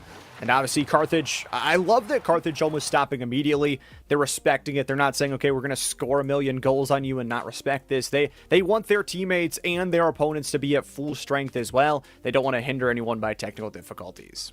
Yeah, I mean, the rule set should definitely have them doing that regardless of whether or not they stop to play, because no goals were scored. It was an immediate call for a reset. And so, more time to think about it. We get to rehash all our points about teams having to stay mentally strong, even when you get this extra time to think about the path ahead of you. For Carthage, you got to settle the nerves down that you could be feeling being a game away from winning a pretty big LAN. And they traveled a decent way for. I mean, going from Wisconsin over to Lisle, Illinois is not a short trip by any means, and you have to fight through an entire weekend of competition as well in a loud LAN environment. I mean, to be one game away, that can inspire a lot of pressure on your shoulders. And Carthage, hopefully, they're not really feeling that. They're just focused on playing another game of Rocket League, the game that they have played thousands and thousands of games of over the course of their careers. And so that's why I'm glad to see that they've got a coach behind them to remind them of all of that. Michigan State Whites, I mean, same sort of deal. And they've got strong coaching behind them to make sure that they are in the right headspace, even with this longer break. And it's been super cool, obviously, to see not only the Rocket League stuff, but funny enough, I was looking at all of some of our other open brackets for all the collegiate invitationals. Across all the collegiate invitationals, we only have one repeat school, and it's actually DePage, who's playing both inside of a couple different ones in that grand finals. So 9 different other teams, though. You talk about the uniqueness of getting everybody out there to play all these different titles and getting to see all these different programs. I mean, we had something like 72 collegiate teams competing here this weekend. Plus, I mean, even yesterday and the day before, we had some high school action as well for IHSEA. I'm glad to see all levels of Scholastic esports being represented in because we talk about the experience of playing on LAN, and I always tell people that aren't necessarily inherent to the scene, or maybe they're newer to the scene, that you've never really experienced esports until you've been to a LAN event, because online gaming is very cool and a luxury for the esports scene. But on LAN competition, I mean, you grow up playing traditional sports or not. I mean, that's what you're used to, is the in-person, face-to-face competition. That's what we get on stage now. And you know, even with a little bit of latency with the digital side of things, it is what it is. You're still across the stage from your opponent that you want to beat, so you and your team alone can claim the trophy. That is very much hoistable. That is very much on the line in this series, no matter how long it goes on. And Corrupt wants it to end pretty soon, but that's good defense, and well, it won't actually count. It is a false start once more. We'll get into this game 4 eventually. Yeah, still dealing with some lag matches and still dealing with some issues from some of our players, so just going to get that figured out. No worries. Again, for Michigan State, this is their last life, so I would want them to value it and try and play off the highest ability possible and not just give up this final one. And you know, you've taught me a new favorite word, hoistable. Oh. That's probably my favorite thing from the day. I mean, the trophy, getting to hold it in your hands, and obviously not only proof for your own success as a team, but also proof of an esports program. I know getting to showcase that amongst some of the other athletic scholarships and other championships that you've won to not only yourself, but maybe newcomers, recruits, and also anybody else that walks through your facilities. There's always going to be pride in seeing a trophy that you were a part of claiming. I mean, I would be lying if I said that I didn't go back to Huntington College, where I was a coach for a year at the collegiate level. And every time I go back, even after leaving, I see the NECC and the ECAC trophies that I helped win as a coach. And I'm like, that is a part of me. Like I was a part of that process of winning those trophies. And so even though they are always in Montgomery, Alabama, where I will not always be located, there's still a part of me there. And it feels cool to be represented by something like that. A little bit of hardware and the memories that go along with that. And so winning this trophy, it means a lot. No matter the trophy, no matter the LAN, it means something to win. And that's what all of this boils down to at the end of the day, is teams coming to a place to win. And, you know, you get a lot of lessons learned along the way. You develop as men and women competing, and you get a lot out of these competitions. But the goal is to win at the end of the day. And right now, that's got to be the only word that these two teams are focused on. And I mean, at the end of the day, realistically, you get to call yourself the best Rocket League team in the Midwest for an entire year until the 2027 edition as well. So you get that little bit of edge, whether you're, you know, fighting these players in an online competition or you're playing them in a random rank match. You're like, You remember Midwest Battleground 2026 where I took the trophy over top of you, and you can always have that held over their head. And that's why I like that this event has kind of repeated over the years, added more teams, added new schools, added a lot of the different brackets. I mean, we talk about some of the different trophies, and not only here for the Collegiate Invitational, I thought it was super cool. We had some of those open brackets for our fighting games. We had Tekken, Rivals of Aether, and even Super Smash to kind of run through on that side to see some of the players that have been grinding for these teams and maybe don't have a club or a team to call home. They still get a place to come and play some esports. All right, well, away we go, hopefully, with Game 4. So far, it seems to be. All right, no one's calling for any pauses. We got Sibs on the ball up top, already trying to reset in Carthage's face, but won't end up breaking through, and Game 4 seems to be underway. Could be, finally, the final game of Rocket League here at the Midwest Battleground. We shall see. Looks like they are good to go, at least on their technicality of internet. That being said, for Carthage, we remind ourselves they're still up 3-0. One more game to close it out. That's a bad sendback, and Gribble will take the free goal. Michigan State strikes first blood. Doesn't that have to feel good? After playing so much Rocket League without scoring a goal, then you got the false starts in trying to get into Game 4, where I'm sure after you lose about a 14-minute overtime, you just want to get into the next game. Michigan State White can't do it, but when they do eventually get in, they find the opening goal about 30 seconds in. That has got to feel phenomenal, and it has to be a bit of weight off their shoulders. Time and time again, finding offense, and I think even go back to that last game for Michigan State, although they didn't win it, although it was, 20 minutes ago in regulation, Michigan State was, leading that game. Had to put Carthage back on that back foot, and they had to come back to tie up that scoreline 2-2. So at the end of the day, their offense does know how to score and has found a grip, at least at the later half of this series. But at the same time, Vale's going to go for the fadeaway. The bar will deny them, but X-Ray will not be denied. We're back to tied up. A lot looser of a feeling game here. Not in the sense that we're watching chaos, like we kind of were in that overtime, but in the sense that there's a lot more space between players and getting back into Game 4. Maybe a sign of a reset because of the technical difficulties in between games. But still 1-1 right now. Both teams fighting on even footing. And I referenced it earlier. If you're just joining us, these two teams did play on day one. Michigan State White took Carthage to Game 5 in a best-of-5. So we expected a close-looking grand finals, even though Carthage were potentially heavy favorites if you're looking at their full body of work this semester in the Collegiate Rocket League scene, but still playing very, very close, these two. And we already talked about it, Michigan State. You don't got to be greedy and have 2 titles. Share it with everybody else. They've already got one for their main team, but for Carthage, realistically, they had a pretty rough road here, but they did it easily, and Vale, it is just so easy peasy to drop it under the bar and score. That is a little bit too easy peasy. That ball is given to him by Gribble, and Tibbs is left to pick up the pieces, and unfortunately, two pieces to pick up right there. Goal explosion breaking things into smithereens, and Carthage taking a 1-goal lead with 3 minutes left, and that death timer starts to tick away for Michigan State White. You got to have someone step up, and Sibs wants it to be him. The idea is you play one game at a time. Obviously, the Spartans need 4 games straight here in this series, but it's not just the game advantage that's on the board. Also for Carthage, they do have that bracket reset if it happens that Michigan State finds the full reverse sweep. So a lot is ahead of them, but they've got to take it game by game. And we've said it before, this is a pride thing as well. Carthage has only allowed teams here in the bracket stage to take 1 game at maximum. So if you can start to find yourself in this series, especially at a scoreline like 2-1, and maybe through this aerial play, bouncer denied by Vale.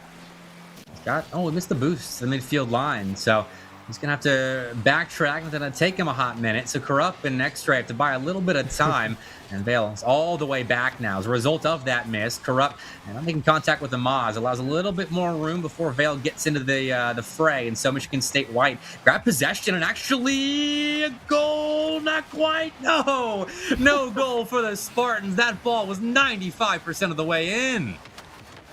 This series has just been ripping open wounds and pouring salt directly into them for the Spartans. Time and time again, so close, but yet so far and the Carthage defense steps up. They've also been burning the time down really well with their possession control. Just 90 seconds left to go. Core up, nice little mustard on the end of things. They'll set it for their third man, but it's a good takeaway from Sibs, the unsung hero of that bracket stage. Sibs puts it on net, the demolition, the smoke screen, and no goal. This is starting to get bad for Michigan State White. These opportunities that are inches away from falling in are going to start to wear on you, especially with a minute 10 seconds left. Like, that is how close they are to dropping in the grand finals here in sweeping fashion, which would not be a deserved scoreline in my humble opinion. You know, it doesn't change the fact if you win or lose a series, whether you get 1, 2, or 3 games in a losing effort, but still, this has felt like a series. Michigan State White have been in these games, been competitive. They deserve to have some sort of reflection of that on the scoreboard. But Carthage doesn't care about cosmetics. What they care about is goals, series wins, and tournament victories. That trophy is within reach. It just looks like they're out here in free play. I mean, they're trying things that you would never think you would try here in a possible game ender. Awkward off the kickoff. X-Ray has to get that one out of there. Big bump in the back end, and Korup is able to get involved in the save. It eventually goes down for X-Ray. For the Carthage Firebirds, you mentioned it though, within reach. Another midfield pass is going to be a complete Wifaruski as they eat up the air, but Vail straight back to it. The boost meters are already obliterated for Michigan State, even though they drop it downfield. No offensive chance here. Core with the light 50-50. Invite X-Ray into the fight, and this is Carthage killing time like they've done nothing else their entire lives. 10 seconds to go now, and Carthage are on the precipice of being crowned Midwest Battlegrounds Collegiate Invitational champions, and they are winning every single neutral 50-50 that they can, and so it is GG's, and Carthage celebrate as such. They survived tech pauses. They survived almost 14 minutes of overtime one game, and they still get out with a sweeping victory and a very hoistable trophy. It's GG's and handshakes first, but then we get the trophy lift. Congratulations, Carthage. You are champions of the Midwest Battleground Collegiate Invitational. Some big handshakes at the end and a really big series. I mean, they're dancing their way to a victory, fighting through that 15-minute overtime between the two of those teams, and what a series. I think, like you said, the overall series score doesn't give it a justice for how good Michigan State did in their lower bracket run, taking down NIU in a very clean fashion to even get to this spot. But unfortunately, it just was not enough, and that's the advantage of going through the Midwest Battlegrounds upper, is you get that not only game advantage, but you have that bracket reset, and well, Carthage didn't even need that. No, they did not. A clean 4-0 and some ghost games in there, I feel like. I think we can give those games we played in overtime to Michigan State. I think they looked pretty good in OT and delivered us a lot of good entertainment. So maybe a 4-2 grand final is what we can put it into start GG as. But like I said earlier, those games don't mean anything. It's about winning this series and thus the tournament. Carthage, another LAN win to add to their own trophy case for these players and coaches and staff members as well that made this happen to feel a part of. They helped make those trophies happen, and nothing will ever change that. It has been an incredible event. I mean, we said it. If you have not already booked out your tickets to get ready to go for 2027's edition of Midwest Battleground, you better plan your entire March out for it, because it is going to be one heck of an event that emotionally, I don't even know if I can recover from this one. I'm going to have to take a few days off myself. But you said it. I mean, everybody behind the scenes. Again, this wasn't an event that just, okay, we're doing it in one day. It took weeks of preparation, planning from not only the teams that were coming here in person to our entire staff from setup to tear down, all of our TO and admins. You saw how hard they were working here, especially for the grand finals. And then, of course, our production people behind the scenes getting things done from multiple different streams to cover the action across so many different titles. Yeah, a lot of hands and feet and blood and sweat and tears went into to making this land possible. So, I mean, it felt honored to be a part of it. Congratulations one more time to Carthage Llama. You said that you need some time to recover, so I'll let you start resting now. I'll take it from here. But it was a pleasure to be working alongside you as well. Thank you so much for being a wonderful co-commentator. And shout out to Console in the background as well, pushing all the buttons and putting out all the fires that they could be during this land. So for one more time, thank you to the Midwest Battleground for having us as talents on the show. Tiny Shiny as well, working all day yesterday. She put in a lot of legwork too. So thank you very much for having us. For Tiny Shiny, for Llama, and Console still got work to do, but for them as well. I'm Mr. Bepic, and stay tuned for even more esports action here at the Midwest Battleground.